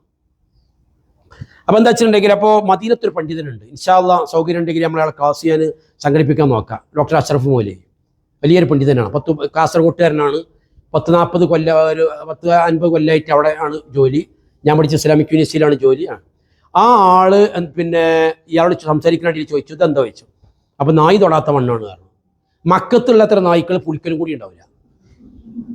അങ്ങനെ ആ അവസാനം എന്താ വെച്ചിട്ടുണ്ടെങ്കിൽ പിന്നെ സംസാരത്തിൻ്റെ ഇടയിൽ പിന്നെ ഇയാൾക്ക് മക്കയിലേക്ക് ഒന്നുകൂടി മടങ്ങേണ്ടി വന്നു, ഈ മണ്ണവിടെ കൊണ്ടുപോയിടാൻ വേണ്ടിയാണ്. കേരളത്തിലൊരു അറിയപ്പെട്ട പണ്ഡിതനാണ്, ഞാൻ പേര് ഇറങ്ങുമൊക്കെ അറിയും, അതുകൊണ്ട് ഞാൻ പേര് പറയില്ല. അപ്പം അതാണ്. പക്ഷേ ഇൻഷാ അല്ലാഹ് ബദർ നമുക്ക് കാണാം, ആപ്പ് ബുക്ക് ചെയ്യും.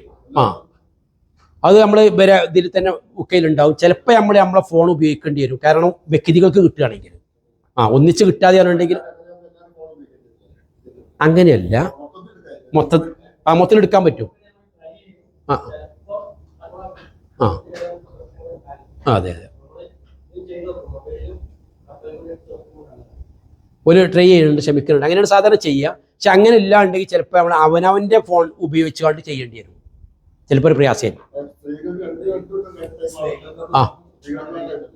അല്ല, രണ്ട് സമയത്തേ കിട്ടുള്ളൂ. അത് നമ്മളവിടെ ആരോ വെയിറ്റ് ചെയ്താൽ മതി. ഇതുണ്ട് റൗദ എന്ന് പറഞ്ഞാൽ മനസ്സിലായില്ലേ? ഞാൻ മദീന സന്ദർശനം പറഞ്ഞിട്ടില്ല, അതുകൊണ്ടാണ് നമ്മൾ വിട്ടുപോയത്. അതുകൂടി പറയാമോ? വേറെ സംശയങ്ങൾ എന്തേലും? റൗദ എന്ന് പറഞ്ഞാൽ നമ്മളൊക്കെ മനസ്സിലെന്താ റൗദ പറഞ്ഞാൽ എന്താ? നമ്മൾ പറഞ്ഞാൽ എന്താ റൗദ പറഞ്ഞാൽ നമ്മുടെ മനസ്സിലുള്ളൊരു ഇതുണ്ടല്ലോ. പറഞ്ഞാളി തെറ്റ് കുഴപ്പമില്ല, ശരിയായിക്കോട്ടെ, പറഞ്ഞാളി. റസൂലിൻ്റെ ഖബർ, അതാണ് ഇതിൻ്റെ ഇതാണ് അല്ലേ? നാമൂളിക്കാളി നാല് നല്ല സുഖങ്ങളാ. റൗള പറഞ്ഞാൽ റസൂലുള്ളാഹിന്റെ ഖബറല്ല. അതെ അതെ, ഞാനത് നിങ്ങൾ പറയാൻ വേണ്ടിക്കണ്ട. എന്താ വെച്ചിട്ടുണ്ടെങ്കിൽ ആ ധാരണ നമ്മൾ തിരുത്തണം. റൗള എന്ന് പറഞ്ഞ അർത്ഥം തോട്ടം എന്നാണ്. പിന്നെ എന്താ റൗള എന്താ? നബി പറഞ്ഞു, മാ ബൈന ബൈത്തി വ മിമ്പരി റൗളത്തും മിരിയാദ് ജന്ന, എൻ്റെ വീടിൻ്റെയും എൻ്റെ പ്രസംഗ പീഠത്തിൻ്റെയും ഇടയിലുള്ള സ്ഥലമാണ് സ്വർഗം. അത് 100 അടി വീതിയാണ്, 100 അടി നീളമാണ്. 100 അടി വീതി, 100 അടി നീളം നമുക്ക് പ്രത്യേകിച്ച് കാണാം. ആ സ്ഥലം എന്ന് പറഞ്ഞാൽ ഇബ്സല്ലം പറഞ്ഞ് അത് സ്വർഗ്ഗമാണെന്ന്. എന്താ സ്വർഗം എന്ന് പറഞ്ഞ അർത്ഥം എന്താണ്? 3 അർത്ഥം അതിന് പണ്ഡിതന്മാർ കൊടുത്തത്. ഒന്നെന്ന് വെച്ചാൽ ആ സ്ഥലം അതേപോലെ നാളെ സ്വർഗത്തിലുണ്ടാവും. അല്ലാഹു അക്ബർ. അപ്പോൾ നമ്മൾ 2 റക്അത്ത് നിസ്കരിച്ചാൽ സ്വർഗം നിസ്കരിച്ചതിൻ്റെ കൂലി നമുക്ക് കിട്ടണം. നമുക്ക് ശ്രമിക്കണം ഇൻഷാ അല്ലാഹ്. രണ്ടാമത്തെ എന്താ വെച്ചിട്ടുണ്ടെങ്കിൽ സ്വർഗത്തിൽ പറഞ്ഞാൽ എല്ലാ സമയത്തും അള്ളാഹിൻ്റെ റഹ്മത്ത് ഇറങ്ങിക്കൊണ്ടേയിരിക്കും. അപ്പോൾ ആ സ്ഥലം എന്ന് പറഞ്ഞാൽ എന്താണ്? അള്ളാഹിൻ്റെ റഹ്മത്ത് ഇറങ്ങിക്കൊണ്ടേയിരിക്കുന്ന സ്ഥലമാണ് എല്ലാ സമയത്തും. മൂന്നാമത്തെ എന്താ വെച്ചാൽ അവിടെ ചെയ്യുന്ന കർമ്മങ്ങൾ സ്വർഗത്തിലേക്ക് എത്തിക്കുന്ന കർമ്മങ്ങളാണ്. എന്താണെങ്കിലും എന്താണ്? ഗുണം. ഇനി അപ്പോൾ അതാണ് റൗള അറിഞ്ഞിട്ടുണ്ടെങ്കിൽ അവിടെ പണ്ട് കാലങ്ങളിലൊക്കെ വെച്ചാൽ നമുക്ക് ഇഷ്ടം പോലെ പോയിക്കാണ്ട് ഇരിക്കാൻ പറ്റിയിരുന്നു.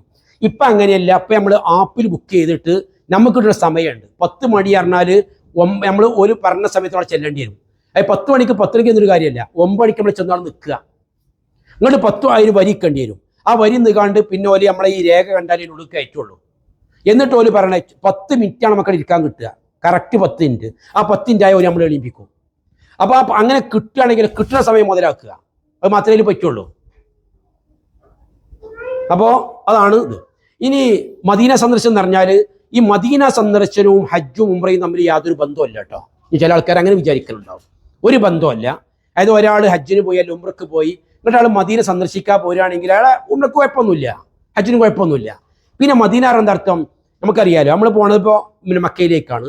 കഅബയിലുള്ള നേരത്തെ നിസ്കാരം എന്ന് പറഞ്ഞാൽ മറ്റു പള്ളിയിൽ സംസ്കരിക്കുന്നതിനേക്കാളേറെ 1,00,000 ശ്രേഷ്ഠതയാണ്. പുളിക്കത്തെ പള്ളിയിൽ നിന്ന് നിസ്കരിക്കുന്നതിനേക്കാളേറെ 1,00,000 ശ്രേഷ്ഠതയാണ് ഒരു നിസ്കാരത്തിന് അവിടെ കിട്ടുന്നത്, അവിടെ മക്കത്ത് കിട്ടുന്നത്. എന്നാൽ മദീനത്ത് പറഞ്ഞാൽ എന്താണ്? മദീനയാണ് ഭൂമിയിലോകത്തെ ഏറ്റവും ശ്രേഷ്ഠമായ സ്ഥലം, മക്കല്ല. മക്കക്കുള്ള ശ്രേഷ്ഠത പറഞ്ഞാൽ ഈ കഅബ ഉണ്ട് എന്നുള്ളത് മാത്രമാണ്. അത് കഴിഞ്ഞാൽ അതിൻ്റെ കഴിഞ്ഞ് ഭൂമിയിലോകത്ത് സ്വർഗ്ഗ നിവസനം പറഞ്ഞത് ഈ മദീനത്ത് മാത്രമാണ്. അത് മദീനത്തെ പള്ളിൻ്റെ ഉള്ളിലാണ്. നബിൻ്റെ വീടിൻ്റെ ഇതിനാണ്. നമ്മൾ പറഞ്ഞല്ലോ നബിൻ്റെ വീട് എന്ന് പറഞ്ഞാൽ ഇൻഷാ അല്ലാഹ് ഞങ്ങളെ കൂടെ ഉണ്ടാവും. നബിൻ്റെ വീട് പറഞ്ഞിട്ടുണ്ടെങ്കിൽ ആയിഷ റളിയല്ലാഹു തആലയുടെ വീട്ടിലാണ് നബി, അല്ലേ? നബിമാരെ എവിടെയാണ് മരിക്കണം അവരെ അവിടെ മറവിയെന്നാണ്. നബിമാരെ എവിടെയാണ് മരിക്കാൻ ആഗ്രഹിക്കുക അവിടുന്നാണല്ലോ റൂഹിനെ പിടിക്കുന്നതാണ്. അപ്പോൾ അവിടുന്നാണ് നബിസാനുമാർ. അങ്ങനെ നബി കടന്നീനെ ആ കട്ടിലിൻ്റെ ചോട്ടിലാണ് നബിക്ക് കബർ കുത്തിയത്. കബറല്ല, ലഹിദാണ്. ലഹിദ് പറഞ്ഞാൽ കബർ കണ്ടിട്ടില്ലേ? ഇങ്ങനെ കുത്തിക്കാണ്ട് ചെറുതിൽ ഇതല്ലേ, അതിലാണ് നമ്മൾ കിടക്കുക അല്ലേ? നമ്മളെ മണിയറ അതാണ്. എന്നാൽ ലഹിദ് പറഞ്ഞിട്ടുണ്ടെങ്കിൽ ഇങ്ങനെ കുത്തിയിട്ട് സൈഡിക്ക് തുരക്കുക, എന്നിട്ട് ഐക്ക് മയ്യത്തിനെ വെക്കുക, എന്നിട്ട് ഇവിടെ ഫില്ല് ചെയ്യുക. അതാണ് ലഹിദ് പറഞ്ഞാൽ. നബി ലഹിദിലാണ്. മക്കത്തൊക്കെ മരിക്കുകയാണെങ്കിൽ അങ്ങനെയാണ് കൊണ്ടുവയ്ക്കുക. അപ്പോൾ ആ ലഹിദിലാണ്. അത് നബീനെ ചെയ്തിരിക്കുന്നത് അവിടെയാണ്. നബിമാർ എവിടെയാണോ പിന്നെ മരിക്കാൻ ആഗ്രഹിക്കുക അവിടുന്നാണ്. അപ്പോൾ അവിടെ തന്നെ എന്ത് ചെയ്തു? നബീനെ മറയത്. ആ ആയിഷ റളിയല്ലാഹുവിൻ്റെ വീട്ടിലായിരുന്നത്. അത് സഹാബാക്കളെ കാലത്തൊന്നും മദീനത്തെ പള്ളിക്കുള്ളിൽ വന്നില്ല. കാരണം ഖബറുള്ള പള്ളി നിസ്കരിക്കാൻ പാടില്ല. അപ്പോൾ ഖബർ പള്ളിനുള്ളിലേക്ക് വരാൻ പാടില്ല. പക്ഷേ സഹാബാക്കൾ കഴിഞ്ഞു. ഖുലഫാഉർ റാഷിദീങ്ങൾ ഭരണം കഴിഞ്ഞ ശേഷം പിന്നീട് ഭരണം നടത്തിയത് ബനൂ ഉമയ്യക്കാളാണ്. ബനൂ ഉമയ്യ രാജവംശത്തിൻ്റെ കാലത്താണ് ഇതിനുള്ളിലേക്ക് വരുന്നത്, പള്ളിക്കുള്ളിൽ വരുന്നത്. അപ്പോൾ ഇപ്പോൾ സൗദി ഗവൺമെൻറ് എന്താ ചെയ്തിട്ടുണ്ടെങ്കിൽ 5 കോണുള്ളൊരു മദിനന് ചുറ്റുണ്ടാക്കി. 5 കോണ്. അപ്പോൾ കിബിലയിലേക്ക് നിസ്കരിക്കുകയാണെങ്കിൽ ഖബർ കിട്ടൂല, ഖബർ നിസ്കരിക്കുകയാണെങ്കിലോ കിബിലയും കിട്ടൂല. മനസ്സിലായില്ലേ? അപ്പോൾ അതാണ് ആ പിന്നെ നബിൻ്റെ ആയിഷ റളിയല്ലാഹു വീടാണ്. ഇനി അതിൻ്റെ തൊട്ട് ബാക്കിൽ ഒരു സ്ഥലമുണ്ട്. ആയിഷ റളിയല്ലാഹുവിൻ്റെ നബിനെ മറബീദിൻ്റെ തൊട്ട് ബാക്കിൽ ഒരു സ്ഥലമുണ്ട്. ആ സ്ഥലം അഹ്ലു സുഫക്കാർ ഇരുന്നിരുന്ന സ്ഥലമാണ്. ഈ അഹ്ലു സുഫ പറഞ്ഞാൽ നബിൻ്റെ സഹാബാക്കളിൽ നിന്ന് ഒരു നേരത്തെ ഭക്ഷണത്തിന് പോലും വകുപ്പില്ലാത്ത പാവങ്ങളായ ആൾക്കാർ. ഓരെല്ലാവരും കൂടി പള്ളീൻ്റെ ഒരു മൂലക്കലിരിക്കുക. അതെന്തിനാണ്? പെരിയിൽ എന്തെങ്കിലും ഭക്ഷണം കഴിച്ചുകൊണ്ട് ബാക്കിയുള്ളത് കൊണ്ടുവന്ന് കണ്ട് അതിലേക്ക് കൊടുക്കാൻ വേണ്ടിയിട്ടാണ്. അവരൊക്കെ സ്ഥലത്തിരിക്കാൻ അവിടെ കൊണ്ട് നിർത്താൻ മതിയല്ലോ. ഒരാൾ അവിടെ ആകുമ്പോൾ കൊടുക്കാൻ പറ്റില്ല. അതും ഇവിടെ കുറച്ച് ഇത്ര ഉയരമുള്ള സ്ഥലമുണ്ട്. ഇൻഷാ അല്ലാഹ് റൗള കാണുമ്പോൾ ആ സ്ഥലം നമ്മൾ കാണും. മദീന നമ്മൾ പിന്നെ ഇത് കാണും. നമ്മൾ എന്താ പറയുക, ഉഹുദിലേക്ക് നമ്മൾ പോകും. അതേപോലെ നബി മദീനയിൽ വന്നിട്ട് ആദ്യമായിട്ട് ഉണ്ടാക്കിയ പള്ളി കുബൈലെ പള്ളിയാണ്. ആ പള്ളി നമ്മൾ കാണും ഇൻഷാ അല്ലാഹ്. ആ പള്ളീൻ്റെ പ്രത്യേകത എന്ന് വെച്ചിട്ടുണ്ടെങ്കിൽ ആരെങ്കിലും ഒരാൾ വീട്ടിൽ നിന്ന് നോക്കി കൊടുത്ത് 2 റക്അത്ത് അവിടെ വെച്ച് നിസ്കരിച്ചിട്ടുണ്ടെങ്കിലും ഒരു ഉംറ ഇതിൻ്റെ കൂലി കിട്ടുന്നതാണ്. അപ്പോൾ നമ്മൾ ഇൻഷാ അല്ലാഹ് റൂമിൽ നിന്നൊക്കെ നമ്മൾ പോകും മിക്കവാറും. ആ റൂമിൽ നമ്മൾ കൊടുക്കും, അവിടെ പോയി നിസ്കരിക്കും, ഇത് കിട്ടും ഇൻഷാല്ലാ. പിന്നെ അതേപോലെ നമ്മൾ ഖിബിലത്തേനി പറഞ്ഞ പള്ളിയുണ്ട്. ഖിബിലത്തേനി പറഞ്ഞ എന്താ അർത്ഥം വെച്ചാൽ ഒരേ സമയത്ത് 2 ഖിബിലയിലേക്ക് നിസ്കരിച്ച പള്ളിയാണ്. അതാകെ ഒരൊറ്റ പള്ളിയാണുള്ളത്. മനസ്സിലായല്ലോ? പള്ളിക്ക് വേറെ സെറ്റൊന്നുമില്ല. അതായത് നബിന്റെ കാലത്ത് കിബില മാറി ആദ്യം നിസ്കരിച്ചിരുന്നത് ഇപ്പോൾ ഉള്ള കാബിന്റെ നേരെ എതിർ ഭാഗത്തേക്കേനി, യമന്റെ ഭാഗത്തേക്കേനി. അങ്ങനെ നിസ്കരിക്കേണ്ട അടിയിൽ എന്ത് വെച്ചാൽ വേറെ കൈബയിലേക്ക് കിബിലേക്ക് കൊണ്ട് മാറി. അപ്പോൾ നബിന്റെ കൂടെ മദീനത്തെ പള്ളി നിസ്കരിച്ച ഒരാൾ ഈ പള്ളിന് മുന്നിൽ കൂടെ പോവുകയാണ്, ഒരു പഴയ കിബിലേക്ക് നിസ്കരിക്കണം.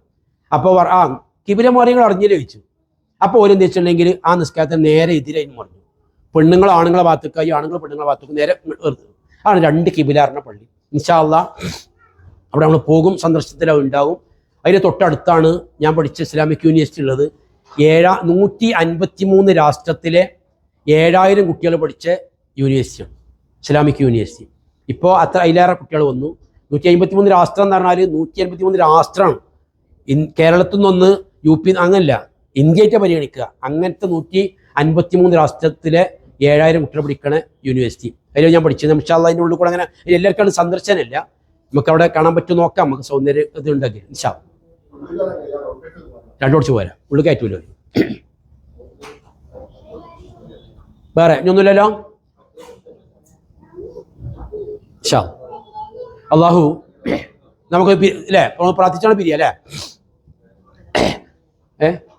പറയും ചോദിച്ചോളി അമ്മേ. ആർക്ക്? നബിക്കോ? നബിക്ക് പിന്നെ നബിക്ക് സലാം പറയണല്ലേ? അതെ, നബിക്ക് സലാം പറയാൻ ലോകത്ത് നബിക്ക് മാത്രമുള്ള പ്രത്യേകത ഉണ്ട്. ആര് എവിടുന്ന് സലാം പറഞ്ഞാലും ആ സലാം മടക്കാൻ അള്ളാഹുത്തല മുഹമ്മദ് നബിക്ക് ആത്മാവിനെ മടക്കി കൊടുക്കും. അപ്പൊ നമ്മൾ ഇവിടുന്ന് സലാം പറഞ്ഞാൽ മതി, ഇന്നത്തേന് എത്തും. മനസ്സിലായല്ലോ? ആ നബിന്റെ പ്രത്യേകത. ഞാനിജിന്റെ ഭാഗം ഒരു നബിക്ക് സലാം പറഞ്ഞിട്ടൊന്ന് പാർസൽ അയക്കേണ്ട ആവശ്യമില്ല. ഇനി മദീനത്ത് എത്തിക്കഴിഞ്ഞാൽ എങ്ങനെ ചെയ്യേണ്ടത്? ഇതാ ഇങ്ങനെയാണ് നബിന്റെയും ആയിച്ചറിന്റെ ഒക്കെ അല്ല, ഒന്ന് നോക്കിയാണ് നിങ്ങൾ. ഇങ്ങനെയാണ് നബിന്റെയും അതേപോലെ അബൂബക്കറിന്റെയും ഉമറിന്റെയും ഖബർ കിടക്കണത്. അതായത് നബിന്റെ ഖബറിന്റെ കാലിന്റെ അവിടുന്ന് അങ്ങോട്ട് അബൂബക്കറിന്റെ തല തുടങ്ങും. അബൂബക്കറിന്റെ പൗതിക്കുന്ന അങ്ങോട്ട് ഉമർ റളിയല്ലാഹു തആലയുടെ തല. ഇങ്ങനെയാണ് 3 ആൾക്കാർ ഖബറിൽ കിടക്കുന്നത്. അത് നമുക്ക് കാണാൻ കഴിയില്ല.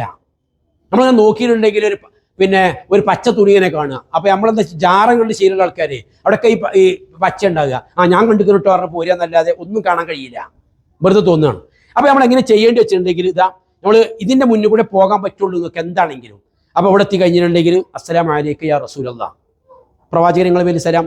ഇങ്ങോട്ട് 2 അടി അടിച്ചിട്ടുണ്ടെങ്കിൽ 2 അടി എടുത്തിട്ടുണ്ടെങ്കിൽ അബൂബക്കർ റളിയല്ലാഹു അസ്സലാമു അലൈക യാ അബൂബക്കർ, 2 അടി കൂടി പോയാൽ അസ്സലാമു അലൈക യാ ഉമർ. ഇതാണ് ഖബറിന് സലാം പറയേണ്ട രൂപം. കാരണം അത് വ്യക്തികളാണ്. പിന്നെ നമ്മൾ ആയിരക്കണക്കിന് സഹാബാക്കൾ മറവ് ചെയ്ത സ്ഥലമാണ് മദീനത്തെ ബഖീ എന്ന് പറയുന്നത്. അവിടെ നമ്മൾ പോകുക, നമുക്ക് സന്ദർശിക്കാൻ പറ്റും ഇൻഷാ അല്ലാഹ്. ഉഹുദ് പോകുമ്പോൾ ഉഹുദിൽ യുദ്ധം ചെയ്ത ആ ഇടങ്ങളിൽ നമ്മൾ കാണും, അവിടെ നമ്മൾ സന്ദർശിക്കാൻ പറ്റും ഇൻഷാ അല്ലാഹ്. ഒക്കെ നമുക്ക് ആ സ്പോട്ട് എന്ന് പറയുമ്പോൾ ഉണ്ടാകുന്ന ഒരു ഇതുണ്ടല്ലോ, ആ കഥ ആയിരിക്കും നമുക്ക് ഏറ്റവും നല്ല ഇൻഷാ അല്ലാഹ്. അപ്പോൾ നമ്മൾ സലാം പറയാം, അവിടുന്ന് നമുക്ക് സലാം പറയാം ഇൻഷാ അല്ലാഹ്.